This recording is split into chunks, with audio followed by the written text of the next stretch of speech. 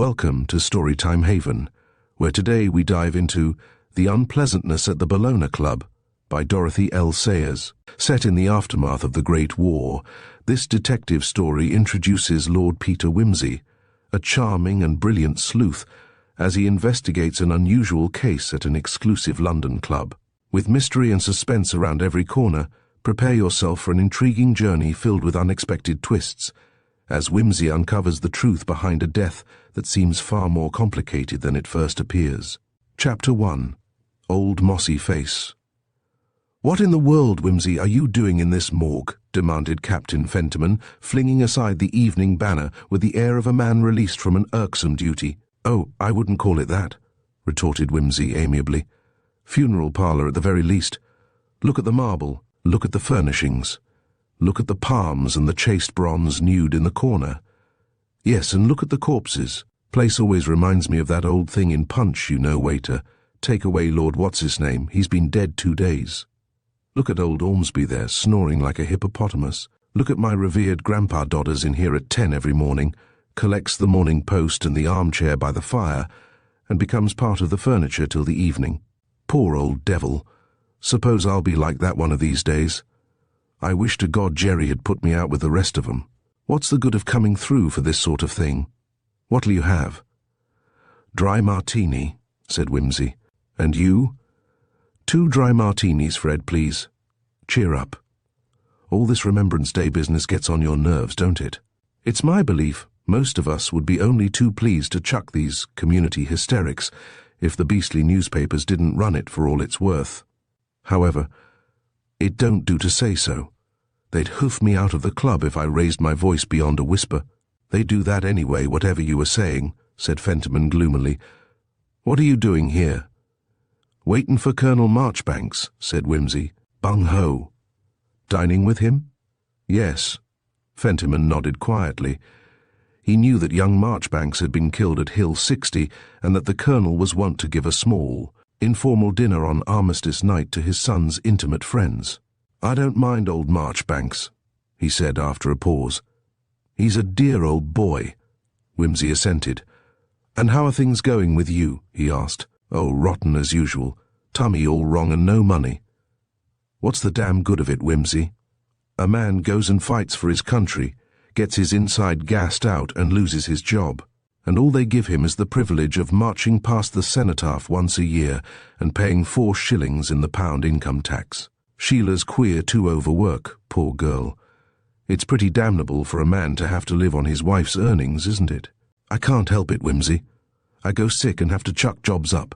Money, I never thought of money before the war, but I swear nowadays I'd commit any damned crime to get hold of a decent income." Fentiman's voice had risen in nervous excitement.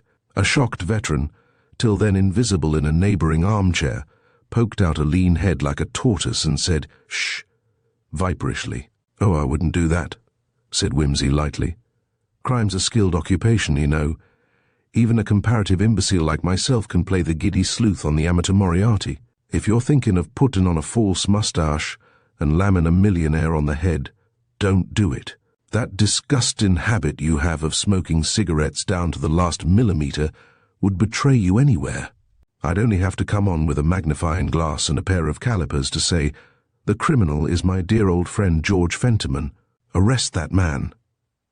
You might not think it, but I am ready to sacrifice my nearest and dearest in order to curry favour with the police and get a par. In the papers." Fentiman laughed and ground out the offending cigarette stub on the nearest ashtray. "I wonder anybody cares to know you," he said. The strain and bitterness had left his voice and he sounded merely amused. "They wouldn't," said Wimsey. "Only they think I'm too well off to have any brains. It's like hearing that the Earl of Somewhere is taking a leading part in a play. Everybody takes it for granted he must act rottenly. I'll tell you my secret. All my criminological investigations are done for me by a ghost at £3 a week, while I get the headlines and frivol with well-known journalists at the Savoy." "I find you refreshing, Wimsey," said Fentiman languidly. "You're not in the least witty, but you have a kind of obvious facetiousness which reminds me of the less exacting class of music hall. It's the self-defence of the first-class mind against the superior person," said Wimsey. "But look here, I'm sorry to hear about Sheila. I don't want to be offensive, old man, but why don't you let me—" "Damned good of you," said Fentiman, "but I don't care to. There's honestly not the faintest chance I could ever pay you, and I haven't quite got to the point yet." "Here's Colonel Marchbanks," broke in Whimsy. "We'll talk about it another time. Good evening, Colonel." "Evening, Peter." "Evening, Fentiman. Beautiful day it's been. No cocktails, thanks. I'll stick to whiskey. So sorry to keep you waiting like this, but I was having a yarn with poor old Granger upstairs. He's in a baddish way, I'm afraid. Between you and me, Penberthy doesn't think he'll last out the winter. Very sound man, Penberthy, wonderful, really, that he's kept the old man going so long with his lungs in that frail state. Ah, well, it's what we must all come to. Dear me, there's your grandfather, Fentiman. He's another of Penberthy's miracles. He must be 90 if he's a day. Will you excuse me for a moment? I must just go and speak to him." Whimsy's eyes followed the alert, elderly figure as it crossed the spacious smoking room, pausing now and again to exchange greetings with a fellow member of the Bellona Club. Drawn close to the huge fireplace stood a great chair with ears after the Victorian pattern. A pair of spindle shanks with neatly buttoned shoes propped on a footstool were all that was visible of General Fentiman. "Queer, isn't it?" muttered his grandson. "To think that for old mossy face there, the Crimea is still the war, and the Boer business found him too old to go out. He was given his commission at 17, was wounded at Majuba." He broke off. Whimsy was not paying attention. He was still watching Colonel Marchbanks. The colonel came back to them, walking very quietly and precisely. Whimsy rose and went to meet him. "I say, Peter," said the colonel, his kind face gravely troubled, "just come over here a moment. I'm afraid something rather unpleasant has happened." Fentiman looked round, and something in their manner made him get up and follow them over to the fire. Whimsy bent down over General Fentiman and drew the Morning Post gently away from the gnarled old hands, which lay clasped over the thin chest. He touched the shoulder, put his hand under the white head huddled against the side of the chair. The colonel watched him anxiously. Then, with a quick jerk, Whimsy lifted the quiet figure. It came up all of a piece, stiff as a wooden doll. Fentiman laughed. Peal after hysterical peal shook his throat. All round the room, scandalized Bellonians creaked to their gouty feet, shocked by the unmannerly noise. "Take him away," said Fentiman. "Take him away. He's been dead 2 days. So are you, so am I. We're all dead and we never noticed it." Chapter 2. The Queen is out. It is doubtful which occurrence was more disagreeable to the senior members of the Bellona Club, the grotesque death of General Fentiman in their midst, or the indecent neurasthenia of his grandson. Only the younger men felt no sense of outrage. They knew too much. Dick Challoner, known to his intimates as Tin Tummy Challoner, owing to the fact that he had been fitted with a spare part after the Second Battle of the Somme, took the gasping Fentiman away into the deserted library for a stiffener. The club secretary hurried in his dress shirt and trousers, the half-dried lather still clinging to his jaws. After one glance, he sent an agitated waiter to see if Dr. Penberthy was still in the club. Colonel Marchbanks laid a large silk handkerchief reverently over the rigid face in the armchair, and remained quietly standing. A little circle formed about the edge of the hearthrug, not quite certain what to do. From time to time it was swelled by fresh arrivals, whom the news had greeted in the hall as they wandered in. A little group appeared from the bar. "What, old Fentiman?" they said. "Good God, you don't say so. Poor old blighter. Heart gone at last, I suppose." And they extinguished cigars and cigarettes, and stood by, not liking to go away again. Dr. Penberthy was just changing for dinner. He came down hurriedly, caught just as he was going out to an armistice dinner, his silk hat tilted to the back of his head, his coat and muffler pushed loosely open. He was a thin, dark man with the abrupt manner which distinguishes the army surgeon from the West End practitioner. The group by the fire made way for him, except Whimsy, who hung rather foolishly upon the big elbow chair, gazing in a helpless way at the body. Penberthy ran practised hands quickly over neck, wrists and knee joints. "Dead several hours," he pronounced sharply, rigour well established beginning to pass off. He moved the dead man's left leg in illustration. It swung loose at the knee. "I've been expecting this. Heart very weak. Might happen any moment. Anyone spoken to him today?" He glanced around interrogatively. "I saw him here after lunch," volunteered somebody. "I didn't speak." "I thought he was asleep," said another. Nobody remembered speaking to him. They were so used to old General Fentiman slumbering by the fire. "Ah, well," said the doctor. "What's the time? 7?" He seemed to make a rapid calculation. "Say 5 hours for rigor to set in. Must have taken place very rapidly. He probably came in at his usual time, sat down, and died straight away. He always walked from Dover Street," put in an elderly man. "I told him it was too great an exertion at his age. You've heard me say so, Ormsby." "Yes, yes, quite," said the purple-faced Ormsby. "Dear me, just so. Well, there's nothing to be done," said the doctor. "Died in his sleep. Is there an empty bedroom we can take him to, Culier?" "Yes, certainly," said the secretary. "James, fetch the key of number 16 from my office, and tell them to put the bed in order. I suppose, doctor? When the rigor passes off we shall be able to—" "Oh yes, you'll be able to do everything that's required. I'll send the proper people in to lay him out for you." "Somebody had better let his people know, only they'd better not show up till we can get him more presentable." "Captain Fentiman knows already," said Colonel Marchbanks. "And Major Fentiman is staying in the club. He'll probably be in before long. Then there's a sister, I think." "Yes, old Lady Dormer," said Penberthy. "She lives round in Portman Square. They haven't been on speaking terms for years. Still, she'll have to know." "I'll ring them up," said the colonel. "We can't leave it to Captain Fentiman. He's in no fit state to be worried, poor fellow. You'll have to have a look at him, doctor, when you've finished here. An attack of the old trouble nerves, you know." "All right. Ah, is the room ready, Culier? Then we'll move him. Will somebody take his shoulders?" "No, not you, Culier." For the secretary had only one sound arm. Lord Peter, "Yes, thank you, lift carefully." Wimsey put his long, strong hands under the stiff arms. The doctor gathered up the legs. They moved away. They looked like a dreadful little Guy Fawkes procession, with that humped and unreverend mannequin bobbing and swaying between them. The door closed after them, and attention seemed removed. The circle broke up into groups. Somebody lit a cigarette. The planet's tyrant, Dotard Death, had held his grey mirror before them for a moment and shown them the image of things to come, but now it was taken away again. The unpleasantness had passed. Fortunate, indeed, that Penberthy was the old man's own doctor. He knew all about it. He could give a certificate. No inquest. Nothing undesirable. The members of the Bologna Club could go to dinner. Colonel Marchbanks turned to go through the far door towards the library. In a narrow anteroom between the two rooms there was a convenient telephone cabinet for the use of those members who did not wish to emerge into the semi-publicity of the entrance hall. "Hi, Colonel. Not that one." "That instrument's out of order," said a man called Wetheridge, who saw him go. "Disgraceful, I call it. I wanted to use the phone this morning, and oh, hullo, the notice has gone. I suppose it's all right again. They ought to let one know."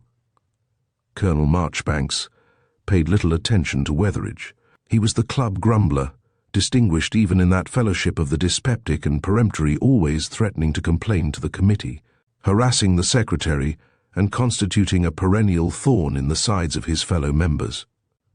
He retired, murmuring, to his chair and the evening paper, and the colonel stepped into the telephone cabinet to call up Lady Dormer's house in Portman Square. Presently he came out through the library into the entrance hall, and met Penberthy and Wimsey just descending the staircase. "Have you broken the news to Lady Dormer?" asked Wimsey. "Lady Dormer is dead," said the colonel. "Her maid tells me she passed quietly away at 10:30 this morning." Chapter 3. Hearts Count More Than Diamonds. About 10 days after that notable Armistice Day, Lord Peter Wimsey was sitting in his library, reading a rare 14th-century manuscript of Justinian. It gave him particular pleasure, being embellished with a large number of drawings in sepia, extremely delicate in workmanship, and not always equally so in subject. Beside him, on a convenient table, stood a long-necked decanter of priceless old port. From time to time, he stimulated his interest with a few sips, pursing his lips thoughtfully, and slowly savouring the balmy aftertaste. A ring at the front door of the flat caused him to exclaim, "Oh, hell," and cock an attentive ear for the intruder's voice.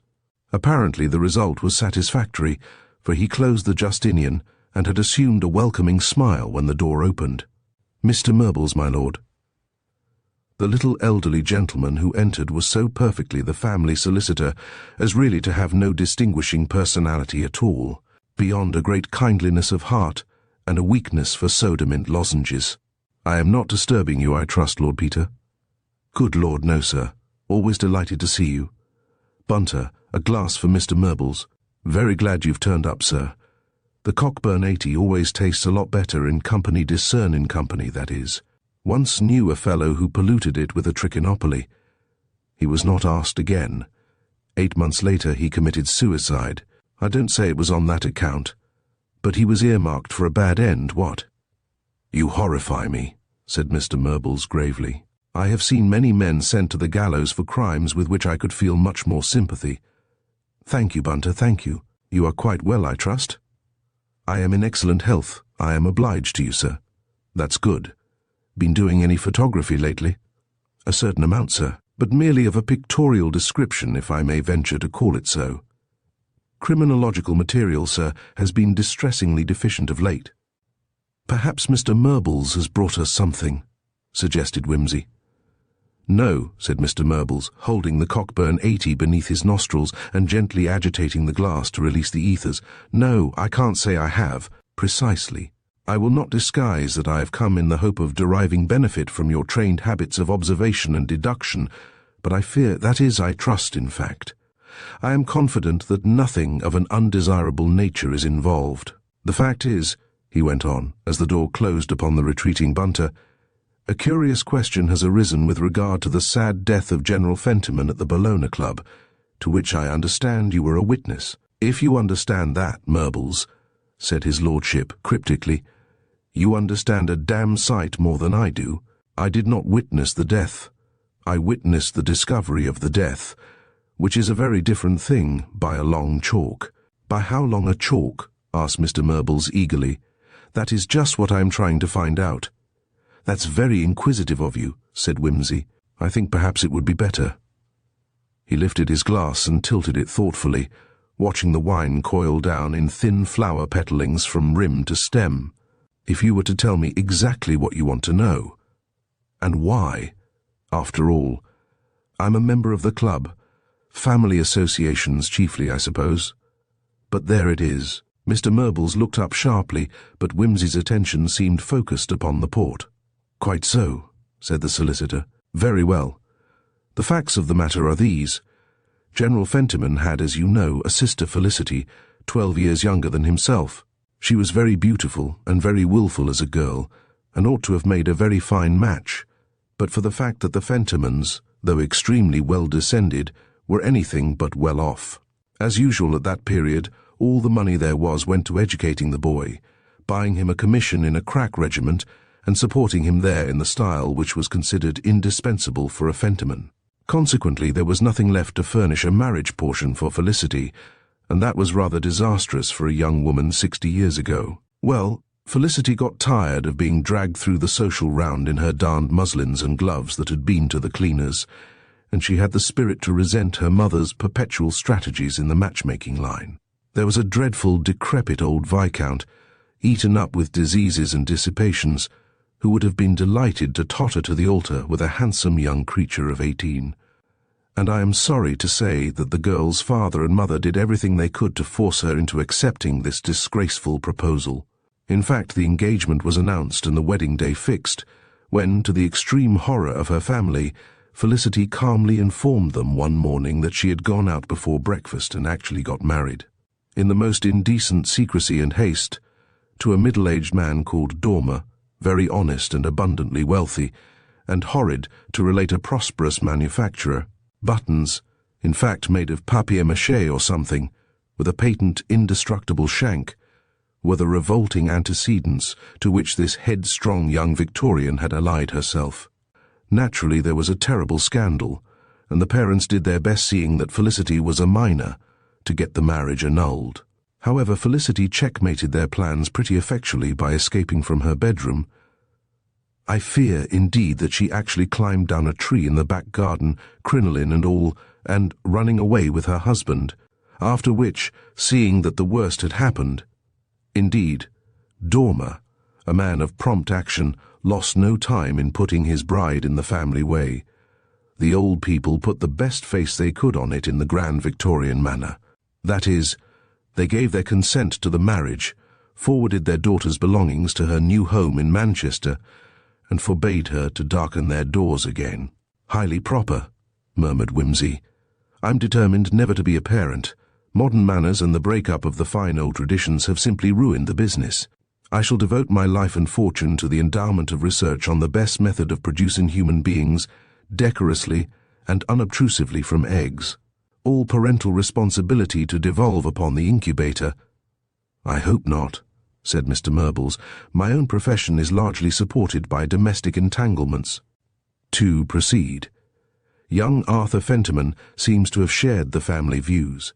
He was disgusted at having a brother-in-law in buttons, and the jests of his messmates did nothing to sweeten his feelings toward his sister. He became impenetrably military and professional, crusted over before his time, and refused to acknowledge the existence of anybody called Dormer.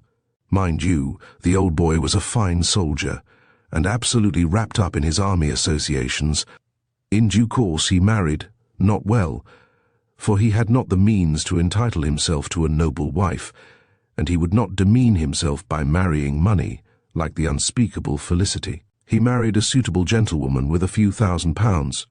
She died largely, I believe, owing to the military regularity with which her husband ordained that she should perform her maternal functions, leaving a numerous but feeble family of children. Of these, the only one to attain maturity was the father of the two Fentimans, you know Major Robert, and Captain George Fentiman. "I don't know Robert very well," interjected Whimsy. "I've met him. Frightfully hearty and all that regular army type. Yes, he's of the old Fentiman stock. Poor George inherited a weakly strain from his grandmother, I'm afraid." "Well, nervous anyhow," said Whimsy, who knew better than the old solicitor the kind of mental and physical strain George Fentiman had undergone. The war pressed hardly upon imaginative men in responsible positions. "And then he was gassed and all that, you know," he added apologetically. "Just so," said Mr. Murbles. "Robert, you know, is unmarried and still in the army. He's not particularly well off, naturally, for none of the Fentimans ever had a bean, as I believe one says nowadays, but he does very well. George. Poor old George. All right, sir, you needn't tell me about him. Usual story.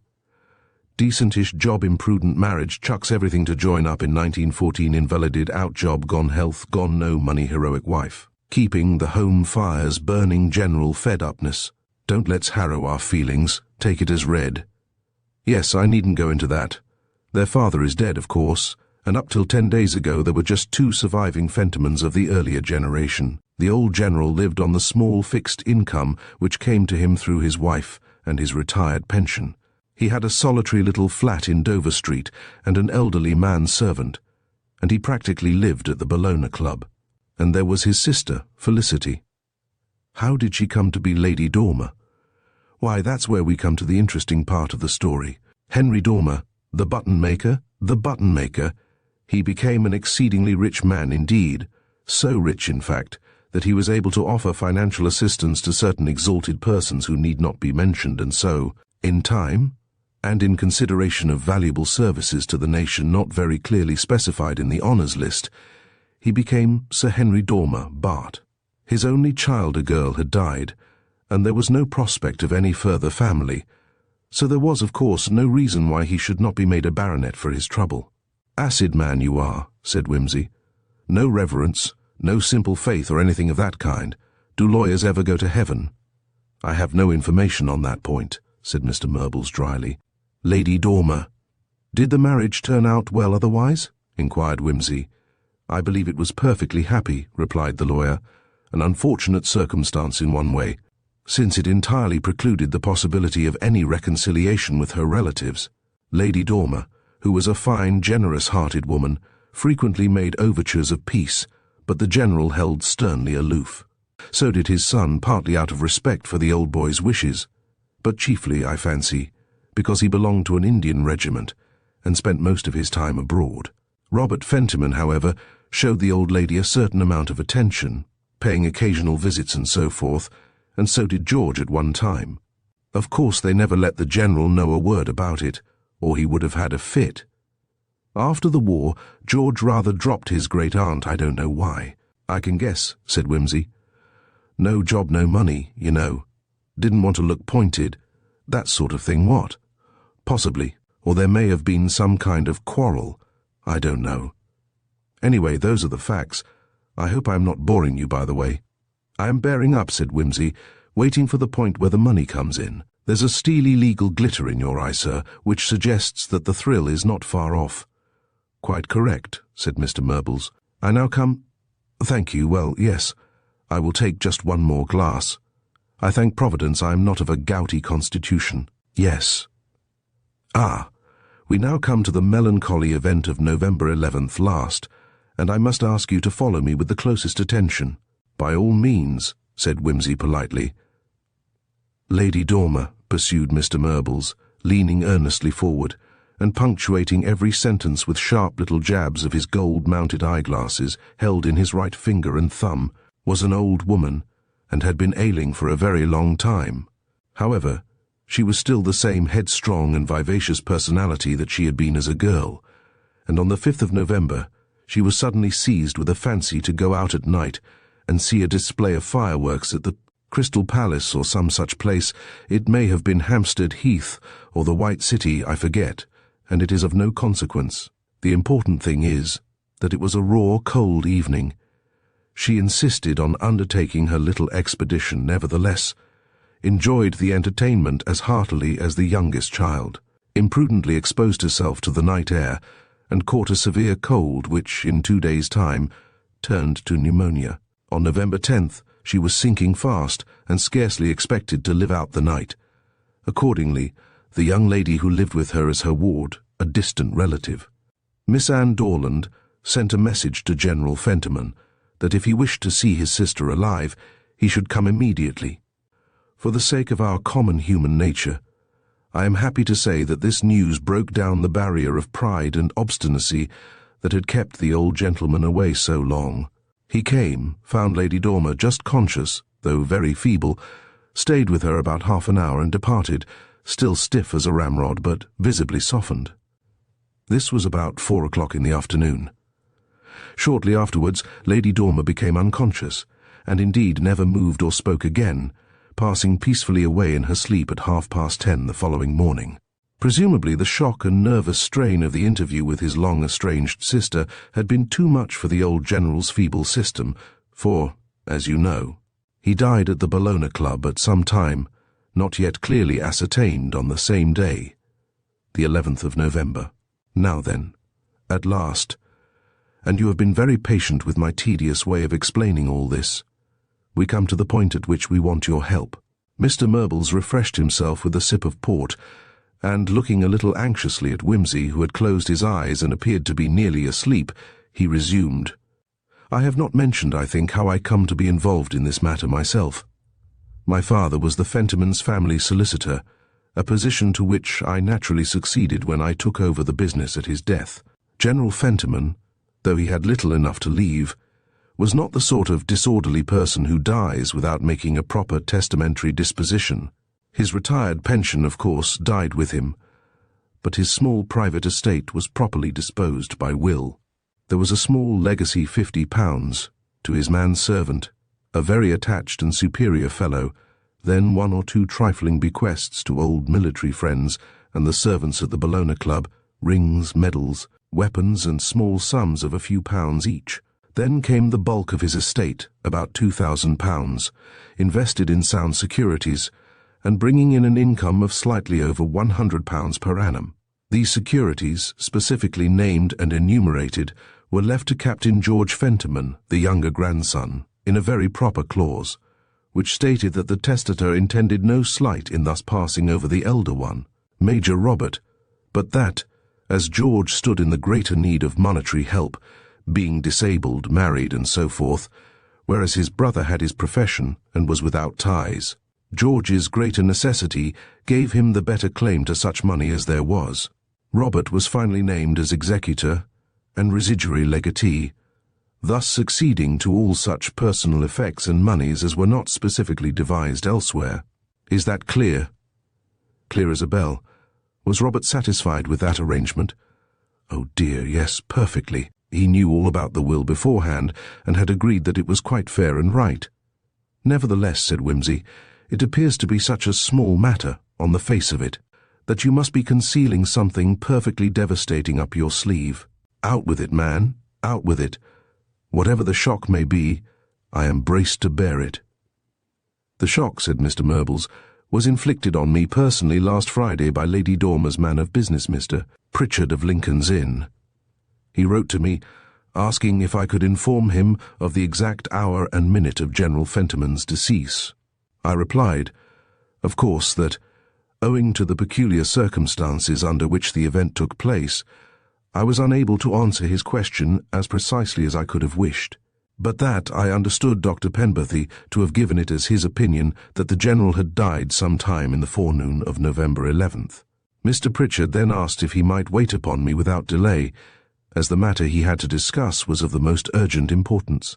Accordingly, I appointed a time for the interview on Monday afternoon, and when Mr. Pritchard arrived, he informed me of the following particulars. A good many years before her death, Lady Dormer, who, as I said before, was an eminently generous-minded woman, made a will. Her husband and her daughter were then dead. Henry Dormer had few relations, and all of them were fairly wealthy people.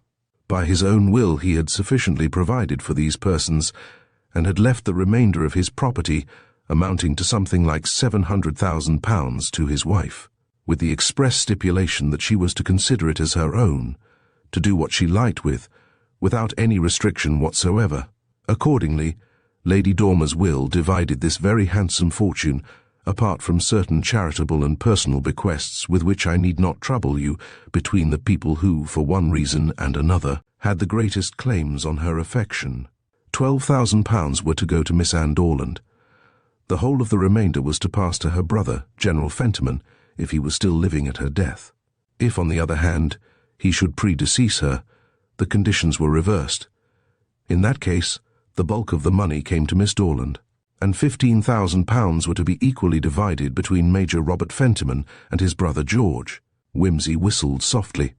I quite agree with you, said Mr. Murbles.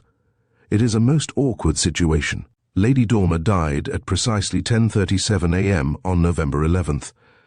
General Fentiman died that same morning at some time, presumably after 10 o'clock, which was his usual hour for arriving at the club, and certainly before 7 p.m. when his death was discovered.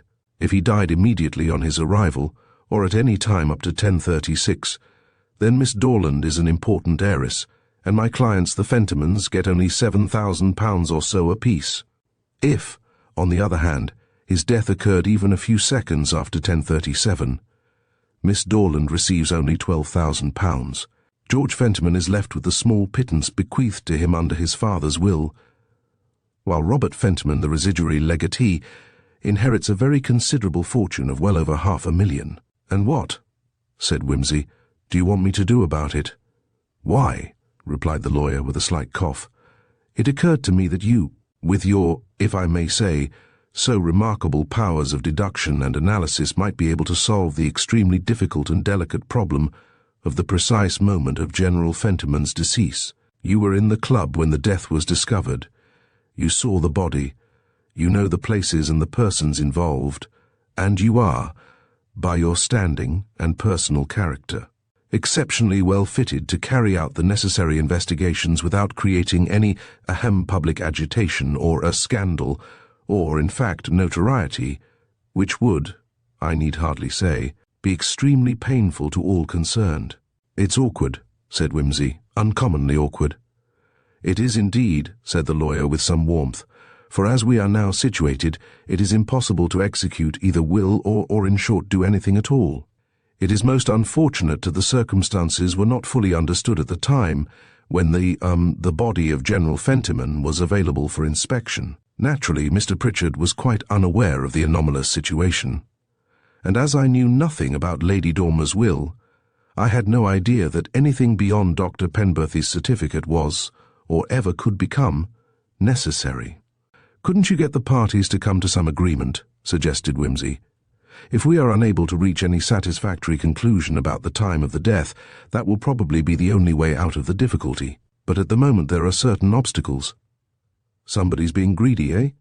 You'd rather not say more definitely, I suppose?" "No. Well, from a purely detached point of view, it's a very pleasant and pretty little problem, you know. You will undertake to solve it for us then, Lord Peter?" Wimsey's fingers tapped out an intricate fugal passage on the arm of his chair. "If I were you, Murbles, I'd try again to get a settlement."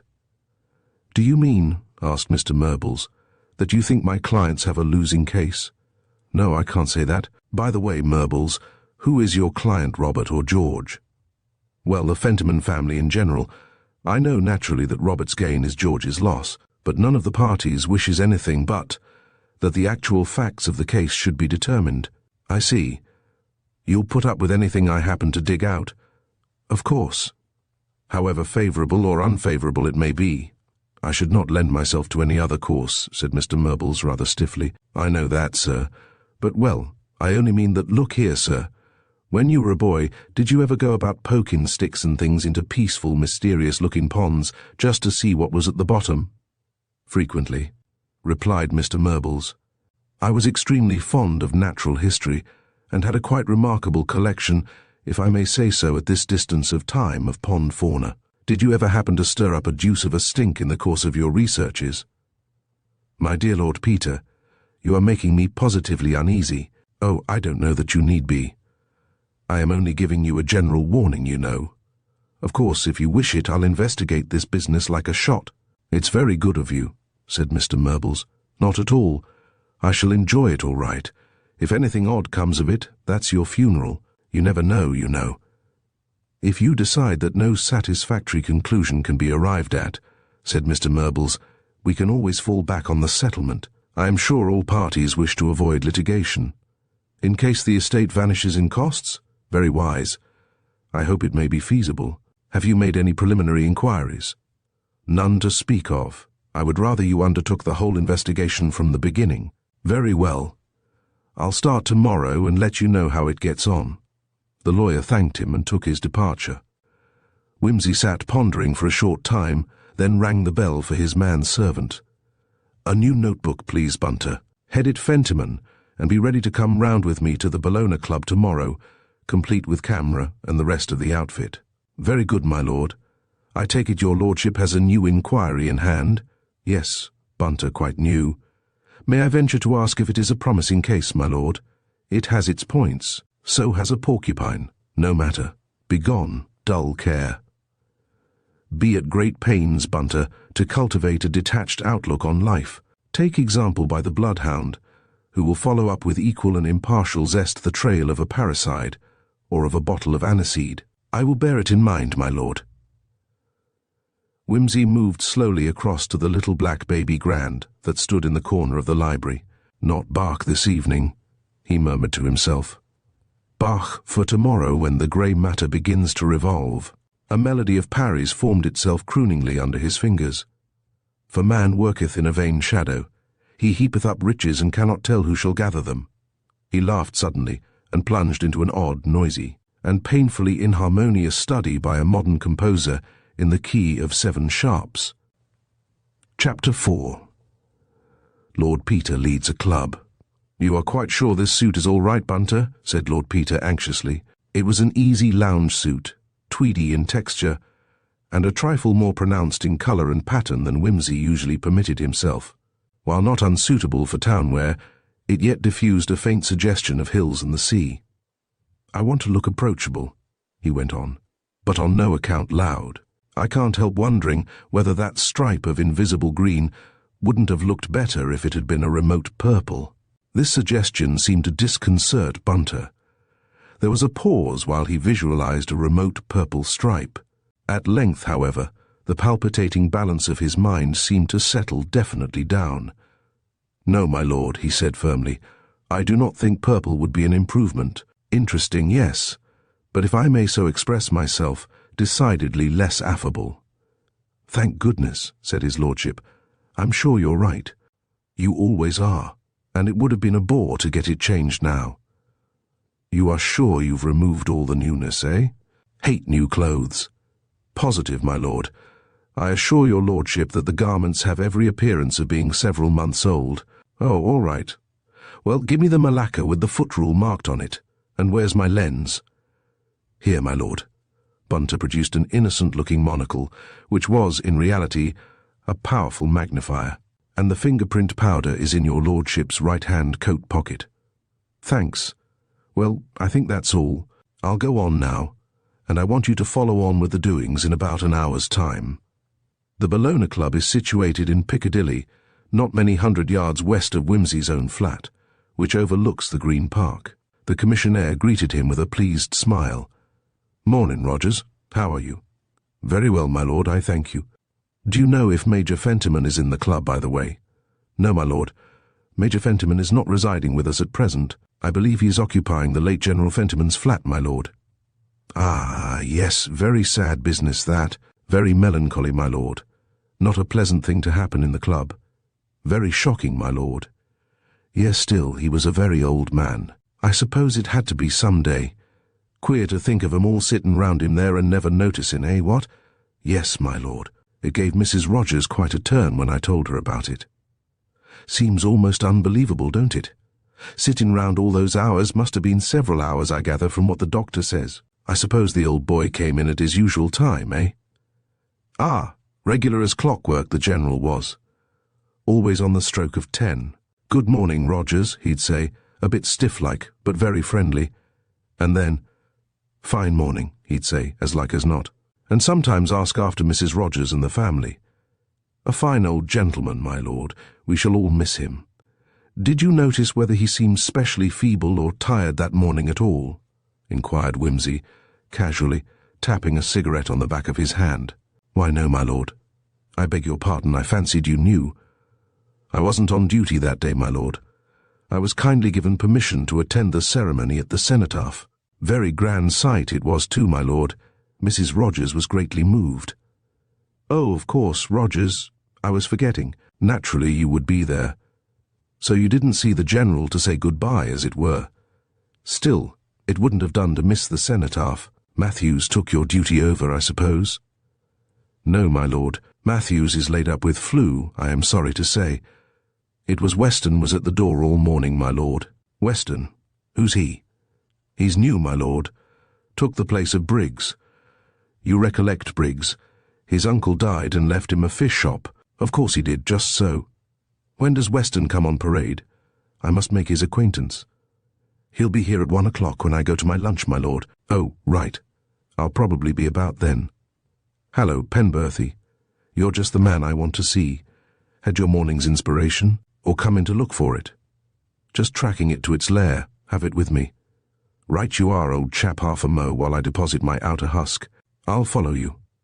He glanced irresolutely at the hall porter's desk, but seeing the man already engaged with 2 or 3 inquiries, plunged abruptly into the cloakroom, where the attendant, a bright cockney with a Sam Weller face and an artificial leg, was ready enough to talk about General Fentiman.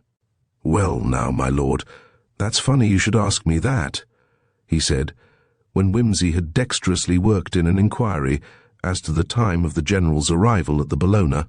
Dr. Penberthy was asking the same question. It's a fair puzzle, that is. I could count on the fingers of one, and the mornings I've missed seeing the general come in. Wonderful regular, the general was, and him being such a very old gentleman, I'd make a point of being Andy to help him off with his overcoat and such. But there, he must have come in a bit late that morning, for I never see him, and I thought at lunchtime, the general must be ill, I thinks, and I goes round, and there I see his coat, and it hung up on his usual peg, so I must have missed him. There was a lot of gentlemen in and out that morning, my lord, being Armistice Day. A number of members come up from the country, and wanting their hats and boots attended to, my lord, so that's how I come not to notice, I suppose. Possibly. Well, he was in before lunch, at any rate. Oh, yes, my lord. 12:30 I goes off, and his hat and coat were on the peg then, because I see 'em.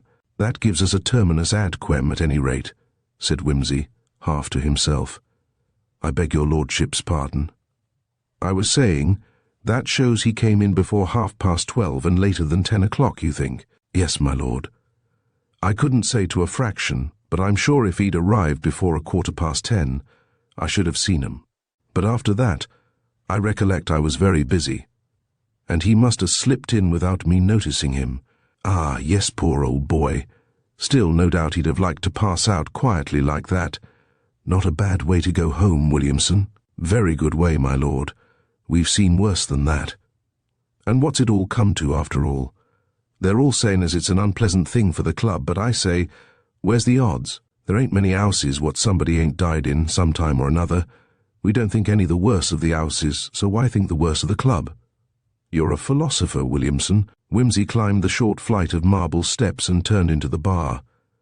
It's narrowing down, he muttered to himself. Between 10:15 and 12:30. Looks as if it was going to be a close run for the Dormer Stakes. But dash it all, let's hear what Penberthy has to say. The doctor was already standing at the bar with a whisky and soda before him. Wimsey demanded a Worthington and dived into his subject without more ado. Look here, he said. I just wanted a word with you about old Fentiman. Frightfully confidential and all that. But it seems the exact time of the poor old blighter's departure has become an important item. Question of succession. Get me? They don't want a row made.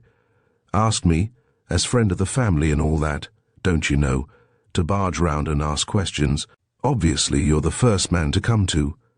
What's your opinion? Medical opinion, apart from anything else? Penberthy raised his eyebrows. Oh, there's a question, is there? Thought there might be. That lawyer fellow, what's his name, was here the other day, trying to pin me down. Seemed to think one can say to a minute, when a man died by looking at his back teeth. I told him it wasn't possible. Once give these birds an opinion, and the next thing is, you find yourself in a witness box swearing to it. I know, but one gets a general idea. Oh, yes. Only you have to check up your ideas by other things, facts, and so on. You can't just theorize. Very dangerous things, theories. For instance, take this case.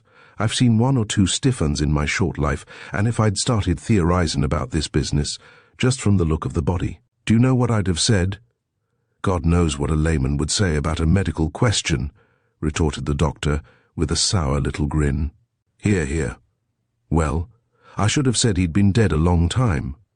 That's pretty vague. You said yourself that rigour was well advanced. Give it, say, 6 hours to set in. And when did it pass off? It was passing off then. I remarked upon it at the time. So you did. I thought rigour usually lasted 24 hours or so. It does sometimes. Sometimes it goes off quickly. Quick come, quick go, as a rule. Still, I agree with you that in the absence of other evidence, I should have put the death rather earlier than 10 o'clock. You admit that? I do. But we know he came in not earlier than 10:15. You've seen Williamson, then? Oh, yes. I thought it better to check up on the thing as far as possible. So I can only suppose that, what with the death being sudden, and what with the warmth of the room, he was very close to the fire. You know, the whole thing came on and worked itself off very quickly. Of course, you knew the old boy's constitution very well. Oh, rather. He was very frail. Heart gets a bit worn out when you're over the 80, you know. I should never have been surprised at his dropping down anywhere. And then he'd had a bit of a shock, you see. What was that? Seeing his sister the afternoon before. They told you about that, I imagine, since you seem to know all about the business. He came along to Harley Street afterwards and saw me. I told him to go to bed and keep quiet. Arteries very strained and pulse erratic. He was excited, naturally. He ought to have taken a complete rest. As I see it, he must have insisted on getting up, in spite of feeling groggy, walked here, he would do it, and collapsed straight away. That's all right, Penberthy, but just when did it happen? Lord knows I don't. Have another? No, thanks, not for the moment. I suppose you are perfectly satisfied about it all. Satisfied? The doctor stared at him. Yes, of course. If you mean satisfied as to what he died, of course I'm satisfied. I shouldn't have given a certificate if I hadn't been satisfied. Nothing about the body struck you as queer. What sort of thing? You know what I mean as well as I do, said Whimsy, suddenly turning and looking the other straight in the face. The change in him was almost startling. It was as if a steel blade had whipped suddenly out of its velvet scabbard. Penberthy met his eye and nodded slowly. Yes, I do know what you mean. But not here. We'd better go up to the library. There won't be anybody there. Chapter 5. And finds the club suit blocked. There never was anybody in the library at the Bologna. It was a large, quiet, pleasant room, with the bookshelves arranged in bays, each of which contained a writing table and 3 or 4 chairs. Occasionally someone would wander in to consult the Times Atlas, or work on strategy and tactics, or to hunt up an ancient army list, but for the most part it was deserted. Sitting in the farthest bay, immured by books and silence, confidential conversation could be carried on with all the privacy of the confessional. "Well now," said Whimsy, "what about it?" "About," prompted the doctor with professional caution, "about that leg." "I wonder if anybody else noticed that," said Penberthy. "I doubt it. I did, of course. But then I make that kind of thing my hobby. Not a popular one, perhaps an ill-favoured thing, but mine own. In fact, I've got rather a turn for corpses."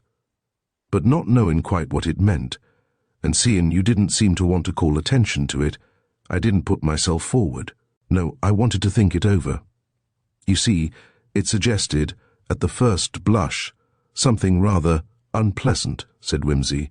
If you knew how often I'd heard that word in the last 2 days, well, let's face it. Let's admit, straight away, that once rigor sets in, it stays in till it starts to pass off, and that, when it does start to go, it usually begins with the face and jaw, and not suddenly in one knee joint. Now Fentiman's jaw and neck were as rigid as wood. I felt 'em. But the left leg swung loose from the knee. Now how do you explain that? It is extremely puzzling. As no doubt you are aware, the obvious explanation would be that the joint had been forcibly loosened by somebody or something after rigor had set in. In that case, of course, it wouldn't stiffen up again. It would remain loose until the whole body relaxed. But how it happened, that's just it. Dead people don't go about jamming their legs into things and forcing their own joints. And surely, if anybody had found the body like that, he would have mentioned it. I mean, can you imagine one of the waiter Johnnies, for instance, finding an old gentleman stiff as a poker in the best armchair and then just giving him a dose of knee jerks and leaving him there? The only thing I could think of, said Penberthy, was that a waiter or somebody had found him and tried to move him and then got frightened and barged off without saying anything. It sounds absurd, but people do odd things, especially if they're scared. But what was there to be scared of? It might seem alarming to a man in a very nervous state. We have 1 or 2 shell shock cases here that I wouldn't answer for in an emergency. It would be worth considering, perhaps, if anyone had shown special signs of agitation or shock that day. That's an idea, said Whimsy slowly. Suppose, for instance, there was somebody connected in some way with the general who was in an unnerved state of mind, and suppose he came suddenly on this stiff corpse. You think he might possibly lose his head? It's certainly possible. I can imagine that he might behave hysterically or even violently, and force the knee joint back with some unbalanced idea of straightening the body out and making it look more seemly. And then, you know, he might just run away from the thing and pretend it hadn't happened. Mind you, I'm not saying it was so, but I can easily see it happening, and that being so, I thought it better to say nothing about it. It would be a very distressing thing to bring to people's notice, and it might do untold harm to the nervous case to question him about it. I'd rather let sleeping dogs lie. There was nothing wrong about the death, that's definite. As for the rest, our duty is to the living. We can't help the dead. Quite. Tell you what, though, I'll have a shot at finding out whether, we may as well say what we mean, whether George Fentiman was alone in the smoking room at any time during the day. One of the servants may have noticed. It seems the only possible explanation. Well, thanks very much for your help. Oh, by the way, you said at the time that the rigor was passing off when we found the body. Was that just camouflage, or does it still hold good? It was just beginning to pass off in the face and jaw, as a matter of fact. It had passed away completely by midnight. Thanks. That's another fact, then. I like facts, and there are annoyingly few of them in this case. Won't you have another whiskey? No, thanks. Due at my surgery. See you another time. Cheerio. Wimsey remained for a few moments after he had gone, smoking meditatively. Then he turned his chair to the table, took a sheet of paper from the rack, and began to jot down a few notes of the case with his fountain pen. He had not got far, however, before one of the club servants entered, peering into all the bays in turn, looking for somebody. Want me, Fred? Your lordship's man is here, my lord, and says you may wish to be advised of his arrival. Quite right. I'm just coming. Wimsey took up the blotting pad to blot his notes. Then his face changed. The corner of a sheet of paper protruded slightly. On the principle that nothing is too small to be looked at, Wimsey poked an inquisitive finger between the leaves and extracted the paper. It bore a few scrawls relating to sums of money, very carelessly and shakily written. Wimsey looked at it attentively for a moment or two, and shook the blotter to see if it held anything further. Then he folded the sheet, handling it with extreme care by the corners, put it in an envelope, and filed it away in his note-case. Coming out of the library, he found Bunter waiting in the hall, camera and tripod in hand. Ah, here you are, Bunter. Just a minute, while I see the secretary. He looked in at the office, and found Coulier immersed in some accounts. Oh, I say, Coulier mornin' and all that. Yes, disgustingly healthy, thanks, always am. I say, you recollect old Fentiman popping off in that inconsiderate way a little time ago? I'm not likely to forget it, said Coulier, with a wry face. I've had 3 notes of complaint from Wetheridge. 1, because the servants didn't notice the matter earlier, set of inattentive rascals and all that. 2, because the undertaker's men had to take the coffin past his door and disturbed him. 3, because somebody's lawyer came along and asked him questions together with distant allusions to the telephones being out of order, and a shortage of soap in the bathroom. Who'd be a secretary? Awfully sorry for you, said Wimsey with a grin. I'm not here to make trouble. Au contraire, as the man said in the Bay of Biscay when they asked if he'd dined. Fact is, there's a bit of a muddle about the exact minute when the old boy passed out, mind you. This is in strict confidence, and I'm having a look into it. Don't want a fuss made, but I'd like a few photographs of the place, just to look at in absence and keep the lie of the land under my hawk like optic. What? I've got my man here with a camera. Do you mind pretending he's the bloke from the Twaddler or the Picture News or something, and giving him your official blessing while he totters round with the doings? Mysterious idiot, of course, if you like. Though how photographs of the place today are going to give you a line on the time of a death which happened 10 days ago, I don't pretend to understand. But I say it's all fair and above board. We don't want any— Of course not. That's the idea. Strictest confidence, any sum up to, on your note of hand alone, delivered in plain vans, no reference needed. Trust little Peter. Oh, right-ho. What do you want done? I don't want to go round with Bunter. Give the show away. May he be called in here? Certainly. A servant was sent to fetch Bunter, who came in looking imperturbably prim and point device. Wimsey looked him over and shook his head. I'm sorry, Bunter, but you don't look in the least like the professional photographer from the Twaddler.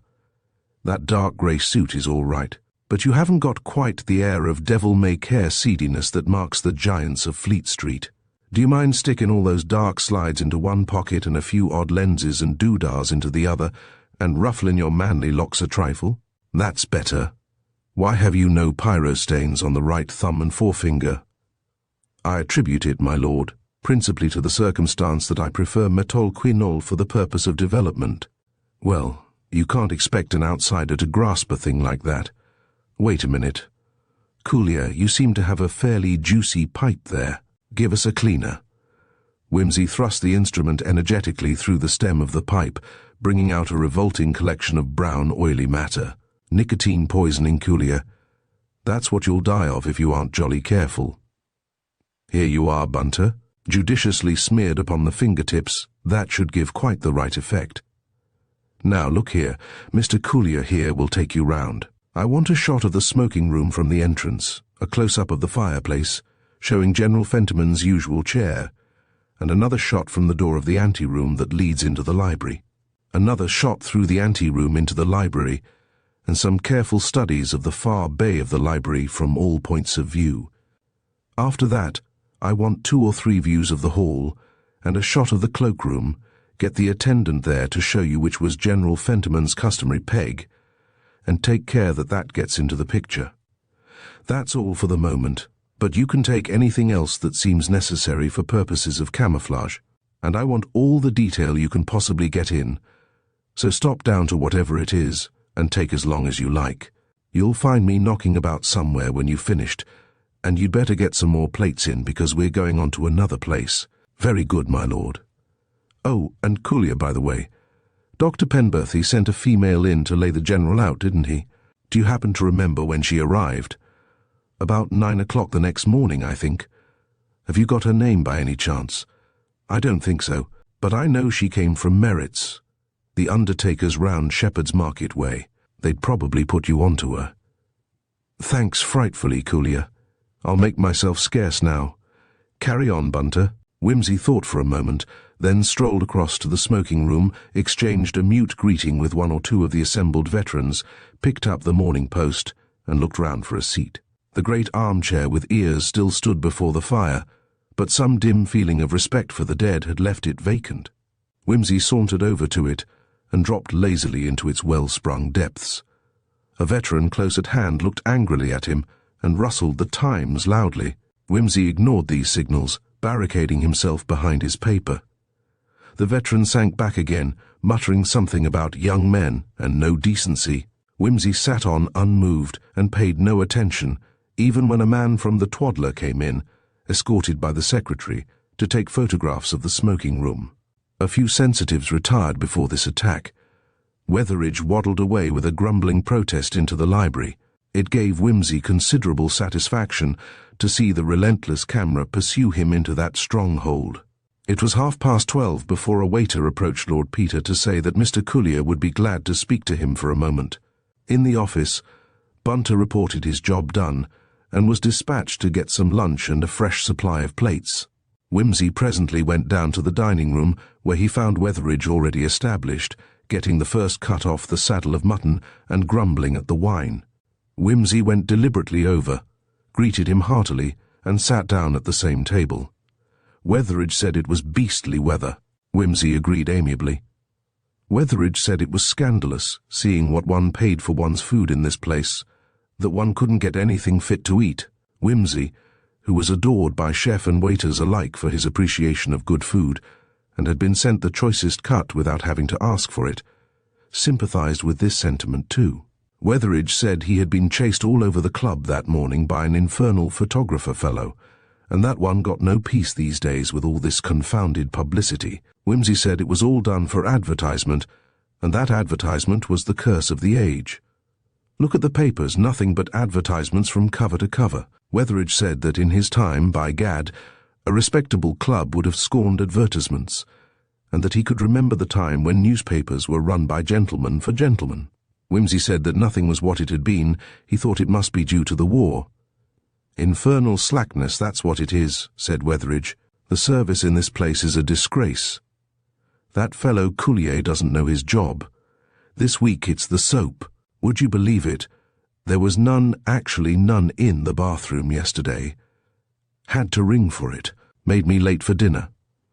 Last week it was the telephone. Wanted to get through to a man down in Norfolk.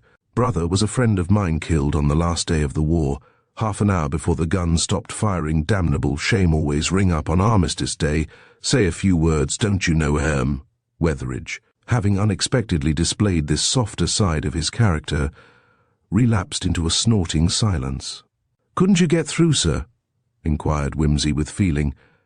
Anything that had happened at the Bologna Club on Armistice Day was of interest to him. "I got through all right," said Wetheridge morosely. "But confound it all, I had to go down to the cloakroom to get a call from one of the boxes there. Didn't want to hang about the entrance.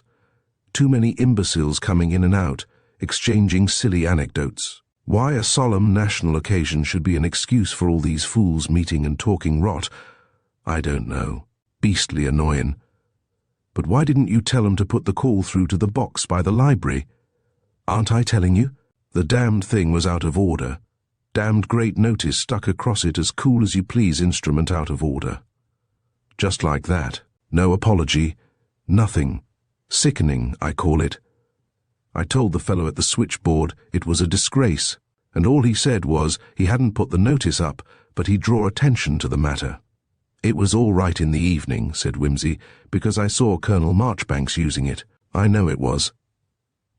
And then, dashed if we didn't get the fool thing ringing. Ringing at intervals all the next morning. Infuriating noise. When I told Fred to stop it, he just said it was the telephone company testing the line. They've no business to make a row like that. Why can't they test it quietly? That's what I want to know. Wimsey said telephones were an invention of the devil. Wetheridge grumbled his way through to the end of lunch, and departed. Wimsey returned to the entrance hall, where he found the Assistant Commissionaire on duty, and introduced himself. Weston, however, was of no assistance. He had not noticed General Fentiman's arrival on the 11th. He was not acquainted with many of the members, having only just taken over his new duties. He thought it odd that he should not have noticed so very venerable a gentleman, but the fact remained that he had not. He regretted it extremely. Wimsey gathered that Weston was annoyed at having lost a chance of reflected celebrity. He had missed his scoop, as the reporters say. Nor was the hall porter any more helpful. The morning of November 11th had been a busy one. He had been in and out of his little glass pigeonhole continually, shepherding guests into various rooms to find the members they wanted, distributing letters and chatting to country members who visited the Bellona seldom and liked to have a chat with Piper when they did. He could not recollect seeing the General. Wimsey began to feel that there must have been a conspiracy to overlook the old gentleman on the last morning of his life. "You don't think he never was here at all, do you, Bunter?" he suggested. "Walking about invisible and trying hard to communicate, like the unfortunate ghost in that story of Somebody or Others?" Bunter was inclined to reject the psychic view of the case. "The General must have been here in the body, my lord, because there was the body." "That's true," said Wimsey. "I'm afraid we can't explain away the body. Suppose that means I'll have to question every member of this beastly club separately. But just at the moment I think we'd better go round to the General's flat and hunt up Robert Fentiman. Weston, get me a taxi, please." Chapter 6. A Card of Re-Entry. The door of the little flat in Dover Street was opened by an elderly manservant, whose anxious face bore signs of his grief at his master's death. He informed them that Major Fentiman was at home, and would be happy to receive Lord Peter Wimsey. As he spoke, a tall, soldierly man of about 45 came out from one of the rooms and hailed his visitor cheerily. "That you, Wimsey? Murbles told me to expect you. Come in. Haven't seen you for a long time. Hear you're turning into a regular Sherlock. Smart bit of work that was you put in over your brother's little trouble. What's all this? Camera. Bless me, you're going to do our little job in the professional manner, eh? Woodward, see that Lord Peter's man has everything he wants. Have you had lunch? Well, you'll have a spot of something, I take it, before you start measuring up the footprints. Come along. We're a bit at 6s and 7s here, but you won't mind." He led the way into the small, austerely furnished sitting room. "Thought I might as well camp here for a bit, while I get the old man's belongings settled up. It's going to be a deuce of a job, though, with all this fuss about the will. However, I'm his executor, so all this part of it falls to me in any case. It's very decent of you to lend us a hand. Queer old girl, Great-Aunt Dormer. Meant well, you know, but made it damned awkward for everybody. How are you getting along?" Wimsey explained the failure of his researches at the Bellona. "Thought I'd better get a line on it at this end," he added. "If we know exactly what time he left here in the morning, we ought to be able to get an idea of the time he got to the club." Fentiman screwed his mouth into a whistle. "But my dear old egg, didn't Murbles tell you the snag?" "He told me nothing. Left me to get on with it." "What is the snag?" "Why, don't you see, the old boy never came home that night." "Never came home? Where was he then?" "Dunno. That's the puzzle. All we know is—" "Wait a minute, this is Woodward's story. He'd better tell you himself." "Woodward?" "Yes, sir." Tell Lord Peter Wimsey the story you told me about that telephone call, you know. Yes, sir. About 9 o'clock. Just a moment, said Wimsey. I do like a story to begin at the beginning. Let's start with the morning of November 10th. Was the General all right that morning? Usual health and spirits and all that? Entirely so, my lord. General Fentiman was accustomed to rise early, my lord, being a light sleeper, as was natural at his great age. He had his breakfast in bed at 7:45 tea and buttered toast, with an egg lightly boiled, as he did every day in the year. Then he got up, and I helped him to dress. That would be about 8:30 to 9, my lord. Then he took a little rest after the exertion of dressing, and at 9:45 I fetched his hat, overcoat, muffler and stick, and saw him start off to walk to the club. That was his daily routine. He seemed in very good spirits and in his usual health. Of course, his heart was always frail, my lord, but he seemed no different from ordinary. I see. And in the ordinary way he'd just sit at the club all day and come home when, exactly? I was accustomed to have his evening meal ready for him at 7:30 precisely, my lord. Did he always turn up to time? Invariably so, my lord. Everything as regular as on parade. That was the General's way. About 3 o'clock in the afternoon, there was a ring on the telephone. We had the telephone put in, my lord, on account of the General's heart, so that we could always call up a medical man in case of emergency. Very right, too, put in Robert Fentiman. Yes, sir. General Fentiman was good enough to say, sir, he did not wish me to have the heavy responsibility of looking after him alone in case of illness. He was a very kind, thoughtful gentleman. The man's voice faltered. Just so, said Wimsey. I'm sure you must be very sorry to lose him, Woodward. Still, one couldn't expect otherwise, you know. I'm sure you looked after him splendidly. What was it happened about 3 o'clock? Why, my lord, they rang up from Lady Dormer's to say as how her ladyship was very ill, and would General Fentiman please come at once if he wanted to see her alive. So I went down to the club myself. I didn't like to telephone, you see, because General Fentiman was a little hard of hearing, though he had his faculties wonderful well for a gentleman of his age, and he never liked the telephone. Besides, I was afraid of the shock it might be to him, seeing his heart was so weak, which, of course, at his age you couldn't hardly expect otherwise. So that was why I went myself. That was very considerate of you. Thank you, my lord. Well, I see General Fentiman, and I give him the message careful-like and breaking it gently, as you might say. I could see he was took aback a bit, but he just sits thinking for a few minutes, and then he says, Very well, Woodward, I will go. It is certainly my duty to go. So I wraps him up careful and gets him a taxi, and he says, You needn't come with me, Woodward. I don't quite know how long I shall stay there. They will see that I get home quite safely. So I told the man where to take him and came back to the flat. And that, my lord, was the last time I see him. Wimsey made a sympathetic clucking sound. Yes, my lord, when General Fentiman didn't return at his usual time, I thought he was maybe staying to dine at Lady Dormer's, and took no notice of it. However, at 8:30, I began to be afraid of the night air for him.